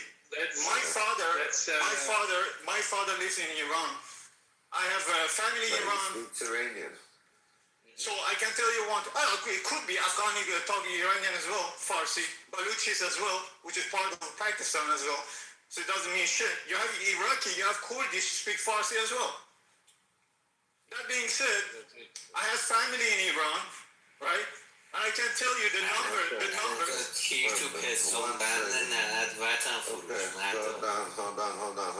on. Okay, the thing is, you have also. Hold on. Who the fuck is dropping it? I didn't. I just dropped it. Yeah, it was fake account anyway, so. Okay, let him come on the fake account. I want to talk to this fake man. Yeah, he was waiting. He was waiting. Come back up. We'll bring Taco 2 back up. Rafi, just let me please finish before because I'm walking my dog out. So I'm going to keep it short. The thing is. Land your plane. Sorry? Land your plane quickly. Okay, thank you. The thing is, you have part of maybe some Iranian, but mostly, again, Afghani and other part of, neighbors of Iran. These people are supporting Hezbollah. They don't care about Iran or Iranian people as long as Hezbollah has the power enough to fight Israel, which is bullshit. Because if you ask average people from Lebanon, they don't even want Hezbollah. The same goes with Hamas. If you ask Palestinian people, they don't give a fuck about Hamas. They just want peace. They just want peace for the family and bring bread to the table. So people as Farsha, they are like virus, like a cancer. They don't give a fuck about Iranian people. As far as the numbers, now let me finish with the numbers. So I have family in Iran. Oh, the numbers are above 40K. And people under 19 has been hanged to death. Just imagine that. Under 19, girls of 16 has been killed, raped and killed. We know it's a sad tragedy. But again, we're trying to stay a little bit on topic on this, guys. It's a sad tragedy. We all know this all affects us. But again, we're staying on topic. But someone tried to invite Taco up. I keep doing it. I can't get him back up. I can't get him back up. Taco, you might have to go out of the room, come back, and then we could try to invite you back up. Yeah.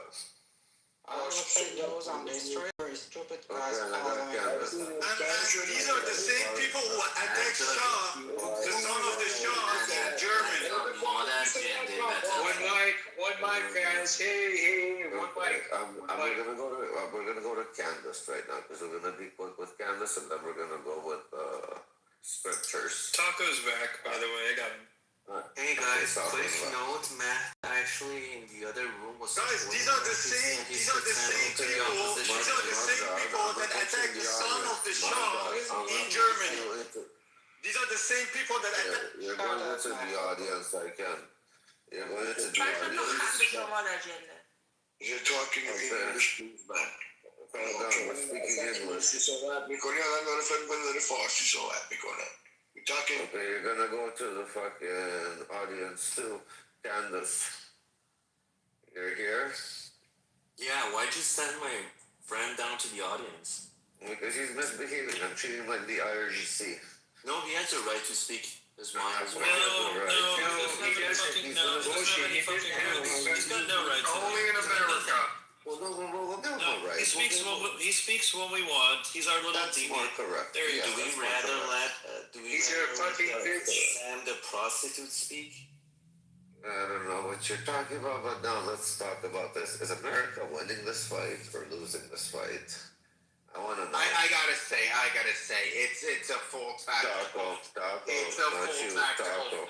Taco, we brought you up because we wanted you to shut the fuck up. So either mute or get. You will come in handy, Taco. Taco, we'll have you speak in a little bit. Just stay on mute. I don't want you to leave the stage. Just stay on mute, okay? There's a good reason, Taco. Yeah, we can't bring you back up too many times already, fuck. Candace, who's winning? This guy speaking about the bush for the ball. Marcus, what don't you understand about? Please mute up. Please mute up. Around the bush, Marcus. Okay, Candace, go ahead. Marcus, shut the fuck up. Mute. We play a little bit of far shot. We go back and forth. We're gonna play a little ping pong. We're going to Candace now, right? Yeah, just a quick note. Can you guys hear me? Yeah.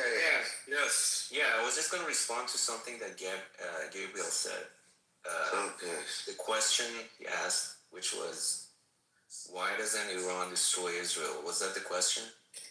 The question was because apparently the Islamic regime still has 40% of its missiles. No, but is that the question you asked? I'm so I'm going to try to answer it. No, hold on.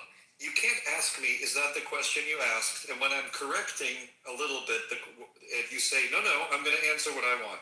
So the question I asked... Are you retarded, Candace?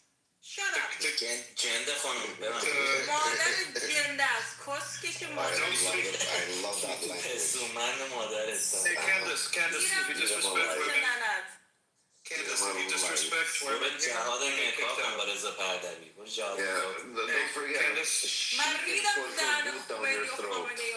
I don't know why you guys are letting IRGC people in this room. I'm so confused. Candace, what do you mean? I agree with that, Reza. No, we play with them. Candace, it's just toxic energy. You're probably right. You're right. We show the true energy. Like Okay, one mic. Guys, hello. One mic. Yeah, Everybody meet up. Candace. Everybody in your ass. Sam. Switching back to English. I love Sam, by the way. She's awesome. Yeah, Sam. Change Candace, listen, my question was... Then subscribe to our Dude, bro. Your mom's OnlyFans, you mean, right? Sam. Candace, can you pick your mom up from my house, or at least lift her? She's refusing to leave. Now, moving on. Her mom for Candace. His mom for Candace. I was speaking to a dude who was saying, hey, the Islamic regime, still has much of its capability, and it's so powerful, and, et cetera. So I said, well, if you're right, if it's so powerful, why has it not destroyed Israel with all the remaining rockets it has, or with the first 60% it used to have before Israel and the United States destroyed them? So would you like to answer that one? Sorry, I was eating. What was the question? Oh my God. The question was, if the Islamic regime is so powerful, has still so many rockets left, right? According to reports a couple of days. Yeah. So according to reports, bro, can you wait till people finish a sentence? Listen. According to reports from a couple of days, according to Israel, they said, hey, 40% of their capabilities with rockets still remain, 60% has been, destroyed. So, if 60% has been destroyed but 40% is still around, why hasn't the Islamic regime, destroyed Israel with these very powerful rockets yet? Yeah. Yeah, sorry, I'm eating as well. So, I think Joe Biden answered that question. Today, Junior. Yeah, the way he answered it was, he said, if there was no Israel, I would start one. Okay. That's not an answer to my question. No, so, hold on. So the way it answered your question is that even if Iran destroyed Israel, the ideology and the thought behind Israel matters more, because even if you destroy it, they're going to start a new one. Okay, so, bro. Okay, well, let's just not do philosophy. Let's talk about it. Yeah, maybe it's a bit heavy for you. Let's talk about this guy's retarded, dude. Do you Taco, I don't want to kick you off, please. Okay, Candace. He's so obsessed with me. Candace, are you still a virgin? I think you sound like a virgin. Gabriel, this guy's fucking retarded. He's virgin and he's a little bitch too. Bitch, I would rip you in pieces if you were in front of me. Do you know? You don't know me, bitch. Okay, so what Sam wants is Reza Pahlavi to go back, start a Shahreno, which is like a... You should go tell Khomeini. Sam is going to work at Shahreno. Bury him. Tell them to go bury him. The whole Tehran smells like shit because he's like rotting. Go bury him. Alright, next speaker. He was useless. I think he was a kid, to be honest. Reza is next. Tactically, it's a decisive victory time and time again, but strategically, as it goes on, you can make the argument that Iran is getting some sort of edge, but it's just because we're so, perpetually online. We eat so much of the propaganda and we're exposed to it so incessantly that we actually are giving much more weight to whatever minor victory they're able to squeeze out than we actually think it might be more than it really is. They're kind of in a bad spot, and frankly, the American public doesn't have the fortitude for sustained ground engagement, let alone even if we did some fucking crazy shit and just made a fucking fortified beachhead that we just totally fucking reinforced. But, that would be actually be sick if we did that. Instead of fucking around and trying to go into different areas and do all this crazy shit, if we just fucking did some sort of 50-mile fucking radius from a beach, fucking fortified corner, we could just fuck them. Okay, thanks, Taco. Okay, who's next? Hey, everybody. Hey, guys. So obviously America is the winner of this. So as of now, but if they don't end up finishing the job and changing the regime, that's when they might be at a loss. Because this regime that's currently in power still, they will do whatever they can to become the terrorists that they always are for all of eternity. So if this virus, if you don't kill the virus, it's just going to keep replicating. So, Raza, You're right. you believe that the purpose of America going into Iran was to basically get rid of the IRGC, like he's doing it for No, I don't think. regime change? I don't think he's as good of a person to actually want to do that. So unfortunately, I'm bitter. I'm bitter towards Trump because he's not finishing the job, and unfortunately, at first I was optimistic. So, what did you see as an American victory? Victory would be all for the rest of eternity. Trump's name would be like on the history books if he was able to eradicate this regime. So that's but why I understand. What was the purpose of Iran striking Iran? America striking Iran. What was the purpose to America? That's why I said they're still winning. As of now, they're still winning. What do you think is the purpose was for America to strike Iran? Like, did Donald Trump have a plan to free Iran? Or he did it like strategically in steps that had a ripple effect?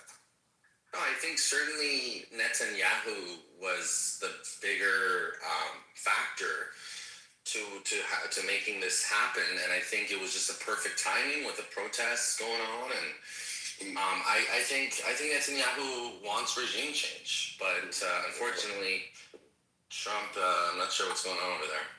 Well, again, even Netanyahu. So this is really interesting. You believe that America and Israel are there for the Iranian people?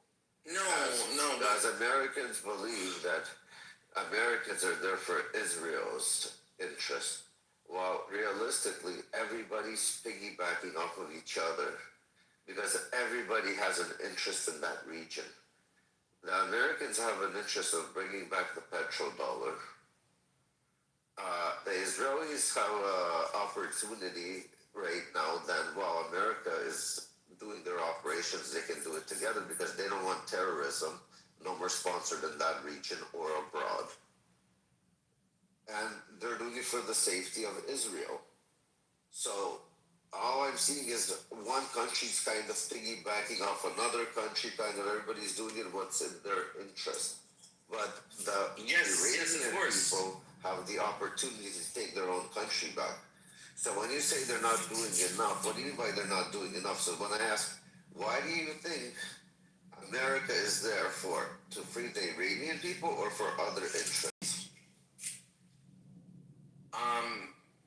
Well, obviously it's for other interests. Like, they don't give a fuck about freeing the Iranian people. So, in America's eyes, is America winning or losing this fight in Iran right now, in your opinion? Dude, they've demolished 90% of Iran's fucking capability militarily. Like, how is that? It's obvious who's winning. It's just, in the long run, I said, this is not a win because, again, the virus will grow and grow and grow over time if they're not finishing it. But right now, they're winning. Okay, that makes sense. They can start again. It can regrow its tentacles. Actually, Tia said something I wanted to ask her. You were talking about the scientists. Do you think that most of the scientists have been murdered by now or gone?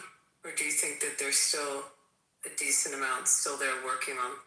I think they might have been libs and traitors. But Tia mentioned it. Do you think that most of them got wiped out? Majority, I think, during the 12-day war and then in the recent one, majority have been wiped out, but they have created a tier. You know the reason they haven't collapsed? Because before this happened, they started organizing themselves.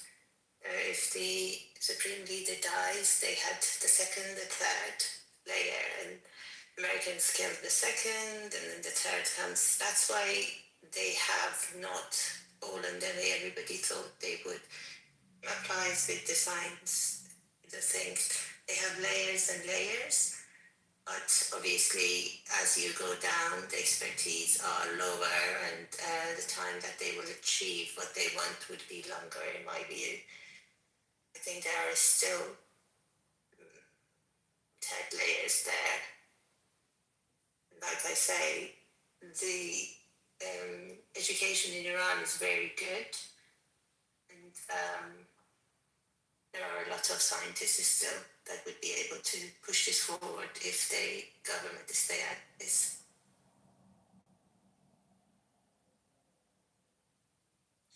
I'm just wondering if Farshad, have you thought about how you need to start thinking about your own personal safety?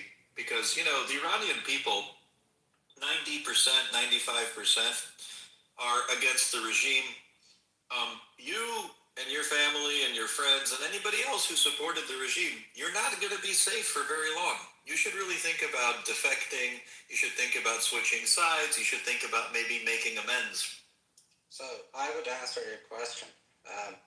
First of all, what I said, I am still repeating, but whatever goes on in Iran between Iranian people and the Iran government is something that is interior issue, and it does not support. No, I'm just asking. Aren't you concerned for your safety? But I'm not in support of Iran. It's not between the government of Iran and its people when the government is the killer. Can you say that, Far? Think about it.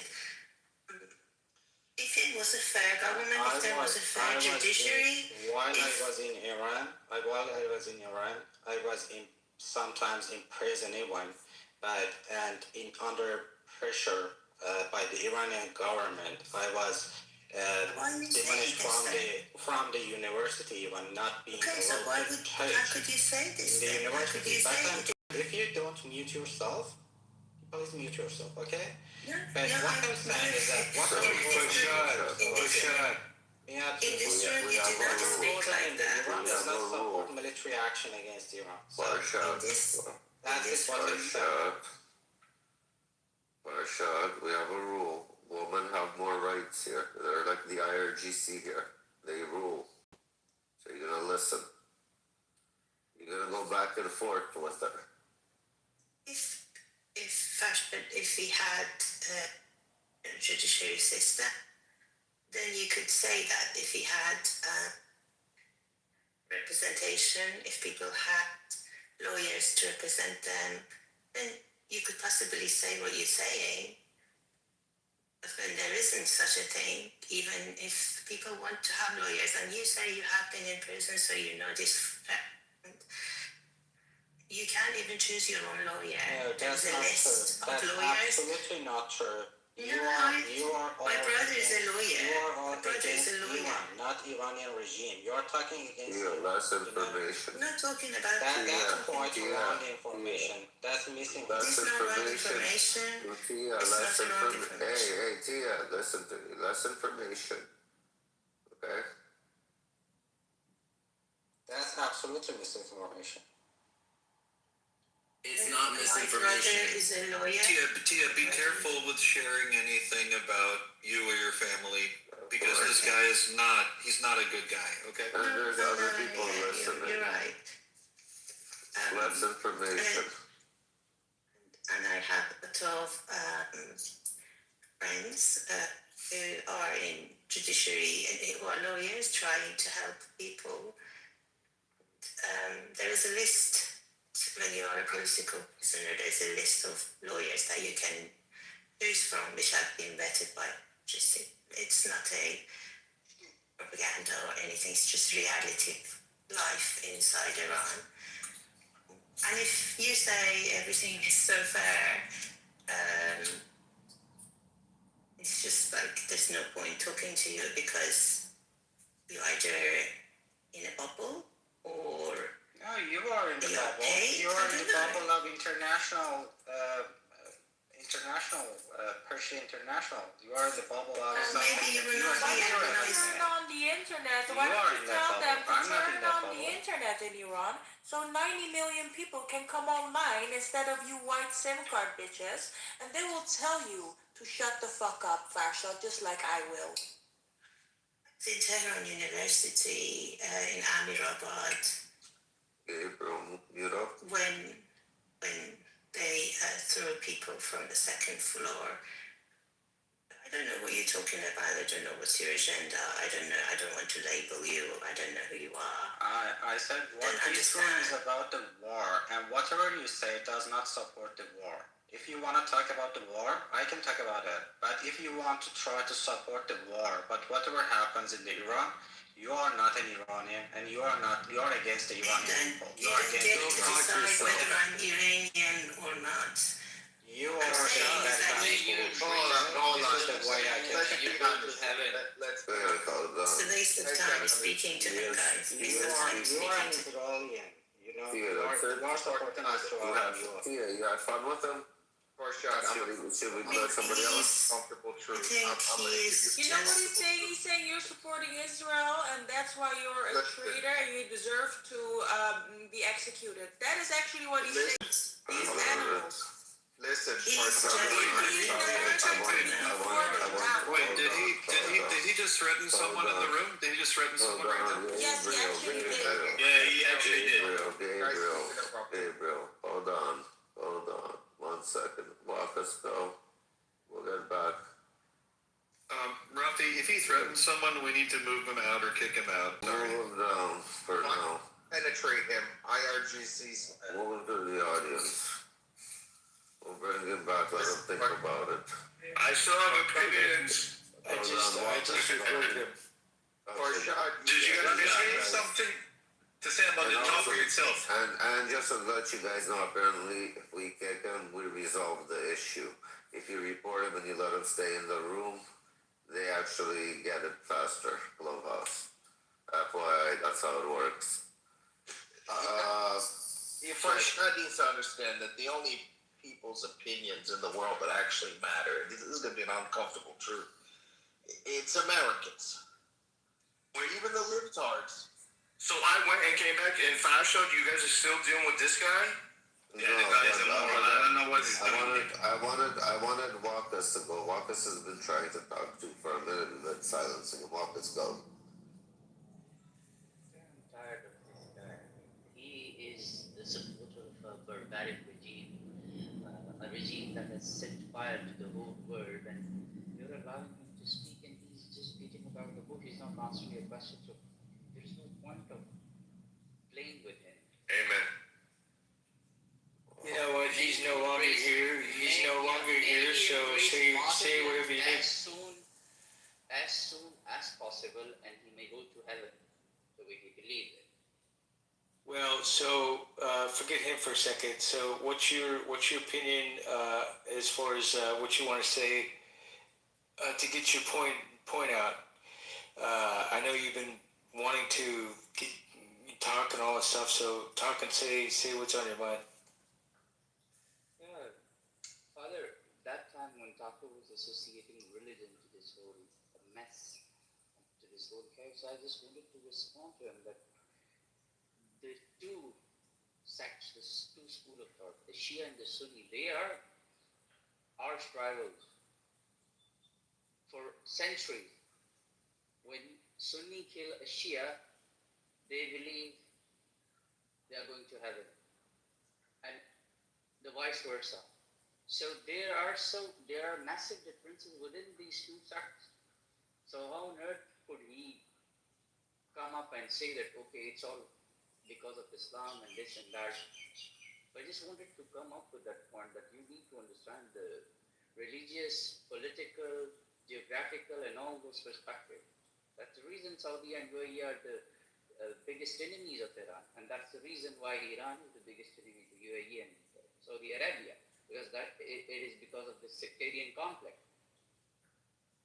Or because Shia has threatened Sunnis for over, 50 years now. One of the reasons. I just want to go back to the topic. No, I'm not saying that. I'm talking about the mindset. Taco was criticizing Islam as a whole. I'm not a supporter of any one particular sect or religion. But he's right though. When Islam, there is a gap between the Islamic Brotherhood, the Shia Sunnis. When you have a prophet, Muhammad. Well, he basically had with Aisha. I mean, we all know the age. And when you have certain individuals promoting Islam but acting as a pedophiles, Khamenei as example, or many Islamic mullahs claiming that child marriage is okay, even in Afghanistan, as we live 2026, how can you still believe Islam is the right answer to civilization? I mean, you have to be out of your mind to accept that. When did I say Islam is the right option? I mean, not you. I'm not attacking you. I'm attacking the whole concept. The religion from the say America is the right option. America, right option. No Islam. No Islam. Right here. The religion from the base is wrong. Hold on. Arash, 1 second. Reggie, welcome. Is America winning or losing the war right now in Iran? Yeah, I just want to go back to that exactly. Well done. 1 second. Yeah, because I didn't give the answer. Okay. Reggie, go. Reggie, on mic. What are you mumbling? What? You're such a fucking Reggie. Your name fits your fucking character. Reggie, Hello. I'm here. You can hear me? yeah, we can hear you. What are we gonna say? I didn't say nothing. You said come on mic. Oh, okay. So basically, what we want to know is America winning the war or not? Yes. Okay. Yes. Why? Where did you find this? Yeah, Jesus. And the question is why? Why do you think so? Why I think so? What? America winning? Yeah. Like, America? what are your thoughts on this? This whole war. Because I'm a born American citizen, and God bless America. God bless if you have your teeth. Okay. I'm just saying, God bless America, right? God bless America. That's good, man. Can you say God bless Iran and not get blown up? Even the Iranians, I wouldn't say that. I'm just saying. Well, my dad. I mean, you can go back to Iran anytime. So we got also Ahmed on stage. Ahmed, how are you? Yeah, how are you? Well, You're doing well, amazing. Ahmed, is America winning or losing right now in Iran? I don't know. It depends. But I think it will be wrong. It depends on what. Be specific. On circumstances in general, because you know that Middle East in general plays a role in this war, so they can affect on the American decisions. What about the Iranian decisions? What do you think about that? About Iranian decision? Yeah. I think Iran has the ability to last the war, and they can. We can't talk it as for the history. We know that it depends on so many circumstances. So I think it will be long. No problem for Iran. They will make it long.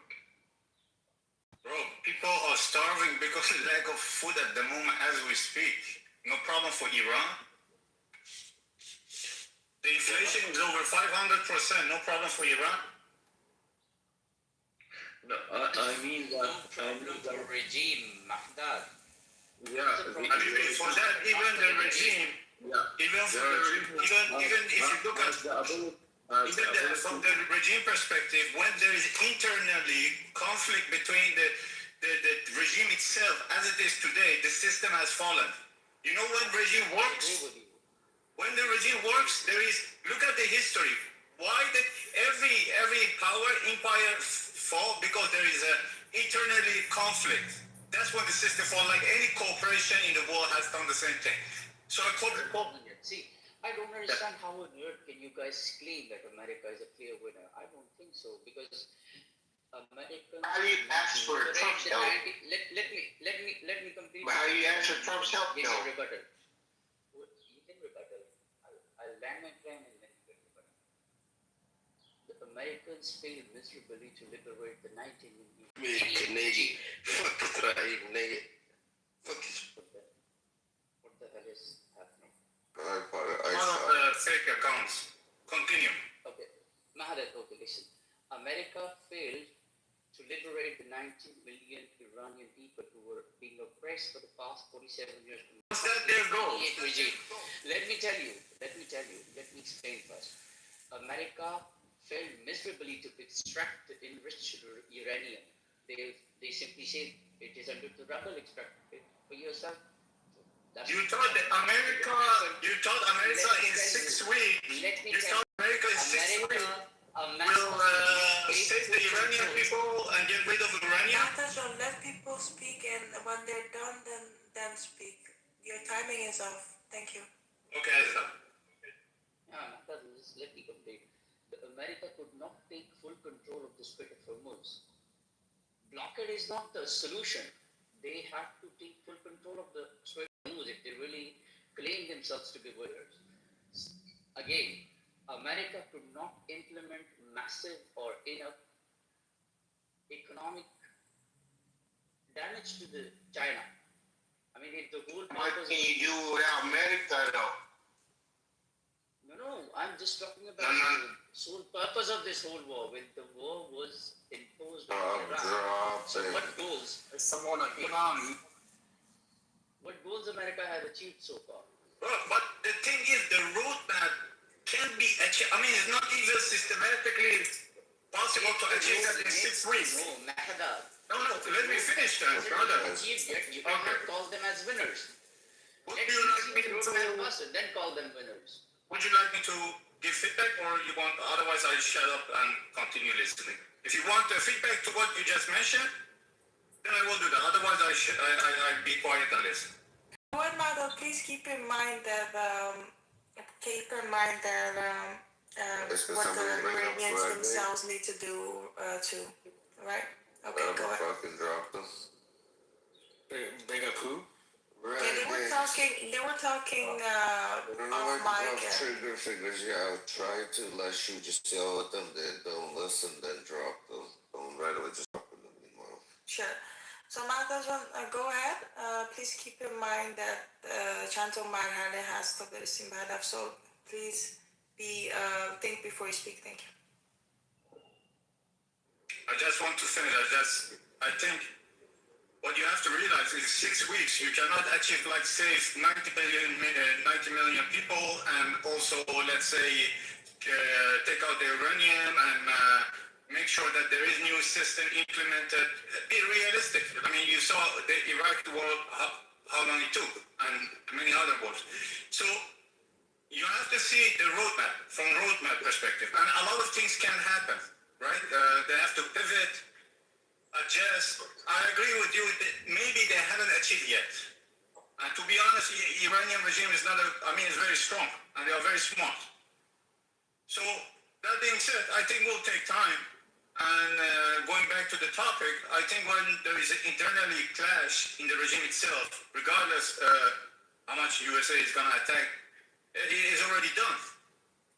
And the people itself is not behind the regime anymore, at least 90% of it. And believe me, the 10% that it is at the moment when it comes to money and bringing food to the table, they will say, I'm done. I just want to explain that massive damage has been done to Iran and the Iranian regime, it is not synonymous to a complete victory. That's what I'm trying to explain. Do not call it a victory. They're not winners here. Maximum damage is not synonymous to victory. Well, the war is not over yet. Correct. Yeah. Got a new The war is not over yet. So, But that's what I'm trying to say. The roadmap has. now. But it means for Iraq is now. asking, It is means for America now the they winner? are. But we are all aware of that. That is not. Hey, can I speak something about that? If you guys don't mind. Go ahead. I think the Iranian people that are bad from the Shah are terrible human beings. Well, thank you for your input, but in the time of the Shah, there were no 42,000 people killed by terror. Are you weirdo? You fucking disgusting human being. You are a dirty pedophile protector. You know this. Why? You're a dirty pedophile protector because people can marry children from up to 9 years old in Iran legally. Are you talking about Muslims? Are you talking about Muslim people? No, everyone in Iran. Pedophile. Just Yes, take a they look are at the Muslim. president of the U.S. So you're saying Muslims are bad? Guy. Are you saying Muslims are bad? No, I want to hear this. I want to hear this woman, please. I'm talking about Iran. Are you saying pedophilia is okay? Are you saying that Muslims are bad? I did not say that. You I said, already did. I mean, you already pedophilia crossed the line. You already disrespected the Muslims that you said here. Is that disrespecting to Muslims? Yeah, you are. You're disrespecting Muslims. You're disrespecting So Muslims. you agree? These groups, So these they people agree. who are actually supporting They that agree that you can.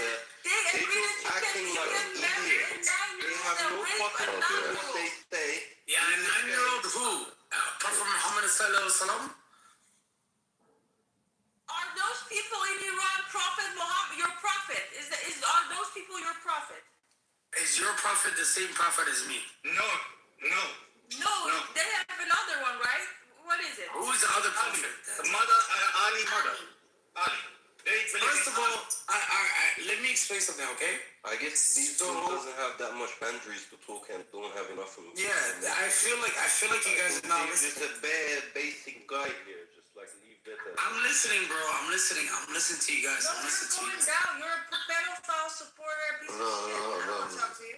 You know, okay. Do what you want to do with them. I'm not going to talk about Prophet Muhammad sallallahu. That's fucking. Don't talk about Prophet Muhammad sallallahu alaihi wasallam. What do you don't talk about it? Prophet Muhammad. He's the most perfect man. He's in hell anyway. Anyway, continue. Hey. Stop being disgusting, bro. 9-year-olds. 9-year-olds, and he's on here saying, "Are you disrespecting us? You're disrespecting." You know, I actually heard. Respect. Sam, you know what I heard? One of the hadiths says that Muhammad said. You're literally raping children here over here telling me. What the fuck? One of the hadiths. Crazy, yeah. Go ahead. They quote Muhammad, and Muhammad said, "If there's no grass on the field, you play in the mud." Yeah, that's. What the hell is that supposed to mean? Which means doesn't matter the age of the woman or the girl, as long as you know. It's a camel. I don't want to finish. Okay, we're not going to be talking about that right now. Let's move on from that sectarian war here. We're talking about the American and Iranian war. Correct. Sectarian war between Shia and Sunni. Anybody has anything to say to it? I'm going to shut it down, actually. It's funny because, sorry, Rafi, if you look at in Middle East, Saudis, or a lot of, let's say, Kuwaitis, Qataris, they don't even support Islam as Shia do. And the Shia claim that Muhammad was wrong. It's very strange at the moment what's going on. At the same time, then there are people claiming, they are our brothers, but then again, they have conflict with them. It's strange. This is why one of the reasons I think America will win, because even the Islamic Brotherhood apparently didn't work.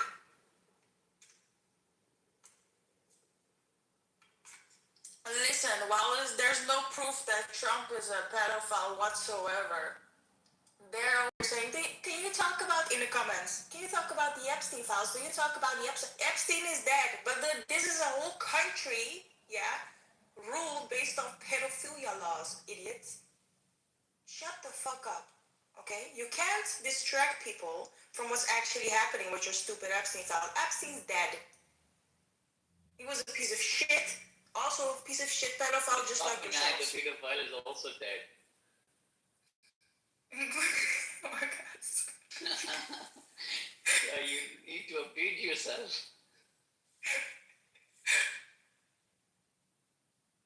Anyways, guys. Let's reset. I think. You wanna still run it, Sam? No, I mean I'm also falling asleep, Rafi. Yeah, I'm thinking about shutting it What off. time is it over there? I'm also tired. What time is it over there? We're early in the AM. Oh, or let's say late in the AMs. Rafi, But yeah. I have a question for you. What up, brother? No. Go. Okay. So the people, the Iranian people who celebrated the assassination of Ayatollah Khamenei in the streets of Iran, Tehran, and everywhere in the country, what do you think? What kind of consequences they are going to face if America fails to eliminate this IRGC? No, this is the problem. Don't you think they're going to be? That is a problem, no. That is that problem. You're correct. Because during those protests, they kind of took off their masks, not to hide. Yeah, It was the other side. It was the other side that was using the masks. So the people were showing their faces. They were tired of hiding. But the bad ones, like the IRGC, they were the ones that were hiding their faces this time. So this is going to be an interesting thing. It is dangerous. Yeah, I know where you're coming with this. But let's see how this plays out. Thanks for being here today. We're gonna round it up. Hold on, we have Scarface. See you next time. Hold on, Sam. We have one more guest, Scarface. What did I miss? Oh my god, you fuck. I'm shutting it down. No, the fuck you're not. Oh, yes, I am, bro. This is fucking, look at the time. Do you hear our voice? I'm not running this. I'm shutting it down. Alright, pass the pump. No. No. I'll keep this bitch open all night. No, you're gonna get this fucking house. Guys, follow the house. Yeah, I just did that actually. You guys, everybody follow the house. We have great content. We're up till early morning for you bastards. At least follow us back for the entertainment. Can I just say one thing? Can I just say one thing before we close? Go to sleep. Go to fucking sleep. What do you want to say? Put a smile on people's faces, go. Yes, I will. I just want to say that Taco is a faggot. Okay, that's not a smile, you dumb. Put a smile on my face. What the fuck is your problem?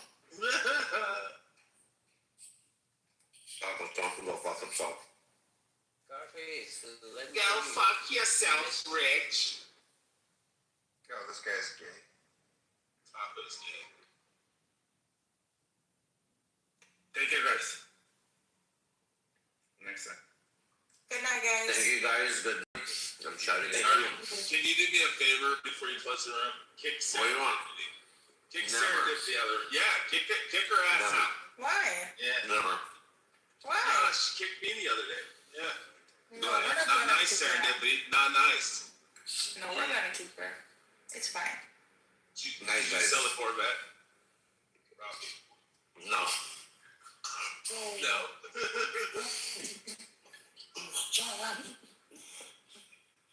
Send me it for free, Rafi. Done. Oh, somebody has something to say, fuck it, let's bring him up. Bro, look at all the people in the audience, and you're gonna close this down. Yeah. So they don't want to follow me back. What do you want, bro? Yeah, they're all assholes. Look at all these fucking pink tickets. I feel useless. Yeah, useless people. Oh, look at that pink ticket. This funny dude is fucking amazing. Wow.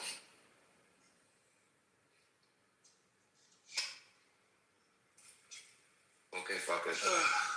What did I just bring up? Just invite everybody. Who's Philip? All you do is go through and click on each person and invite them all. Philip. Felipe. Philip. Philippines.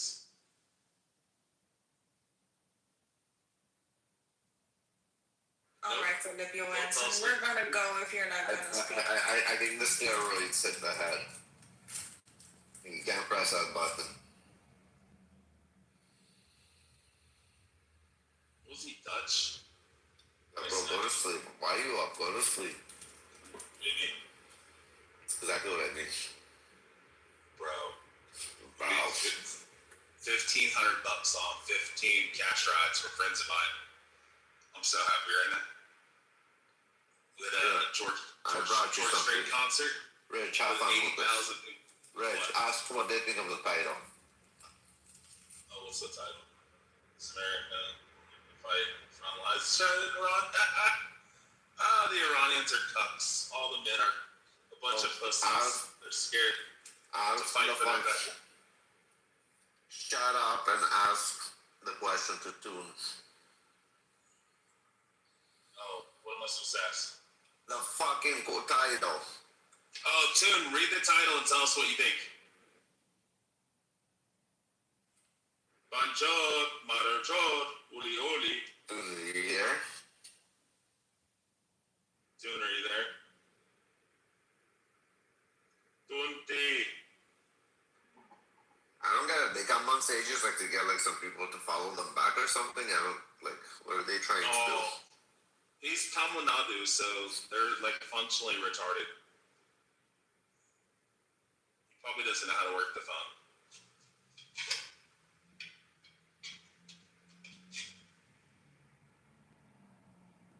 They're almost as dumb as the Telugu speakers.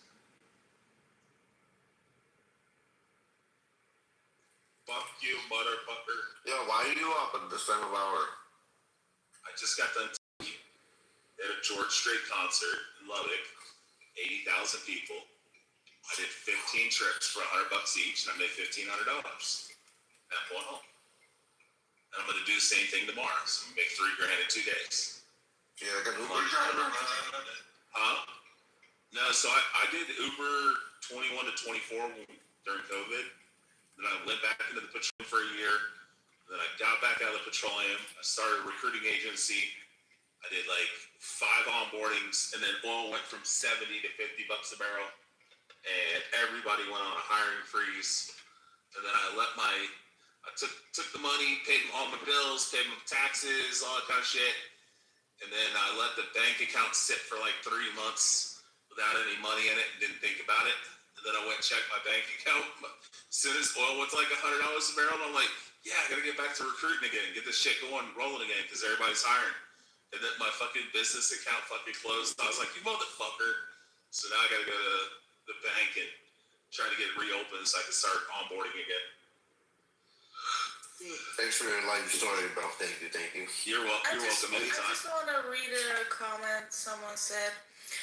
An Iranian said, Epstein, although evil, was mostly abusing 16 to 18-year-olds, whereas IRGC abuses much younger children. Interesting. I mean, it is accurate what he said. Piece of shit. We know it is. It is accurate. Epstein was fucking 15, 16, 17-year-olds, and RGC's doing it to 10-year-olds. I mean, it is kind of accurate. They're both evil, but one's more evil. You know what's funny? They literally use your own politics and your own news against you guys, and people are falling for it. Usually the Democrats, usually, not all of them, of course, but they fall for it like sweet candy. Like they, Wait, they are we giving a literally pass to fall for Epstein it. right now or something? No, absolutely Oh, not. I was like, They I was like, she's like, the news is lying to you. Epstein is a good guy. I'm like, no, absolutely no, he's not. He was fucking evil piece of shit pedophile, disgusting. But, Yeah, thank you. Okay. But I mean, they use every time they come on here. Only thing they type in the comments is Epstein files. Epstein, you know, they try to deflect, to distract everyone. No. The guy said that the RGC is worse because they rape little kids, like little tiny kids. I think that's how the guy was making point. Well, you know, look, it says. I would up say to 9 years. having sex with an 8-year-old is worse than having sex with a 16, 17. Listen, it even says, you can look this up, okay? You can look this up. Here, I'm gonna post it on my picture. Wait, IRGC thing or Quran thing? Because I already know the Quran thing. No, it's not Quran. It's a fatwa by Khomeini. Or Hadith. Oh. Yeah, it's like the Hadith. Oh, got it here. Wait.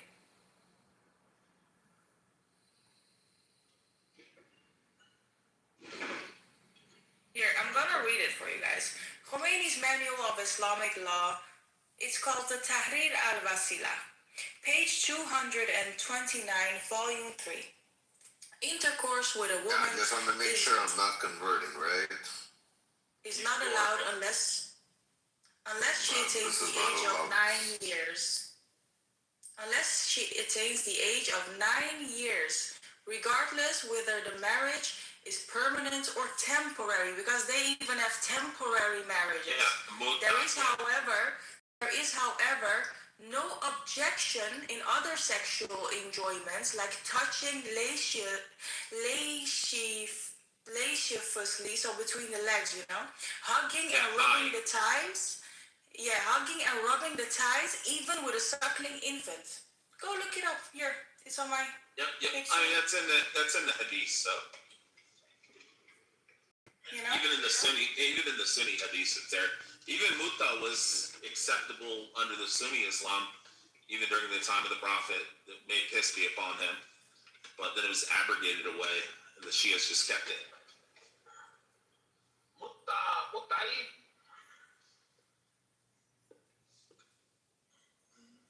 But I guess no one wants to come up and speak about it now, do they? Yeah, Muhammad's a pedophile. May peace be upon him. He's burning in hell monkeys. Now they're all quiet. Guys, good night. Follow the house. Good night, Rob. Don't follow Rich. Rich is stupid. Rich is amazing. I'm the best. No. Follow the house. Everything's gonna be good, guys. We'll have another room. Everybody follow me. Follow me to knowledge.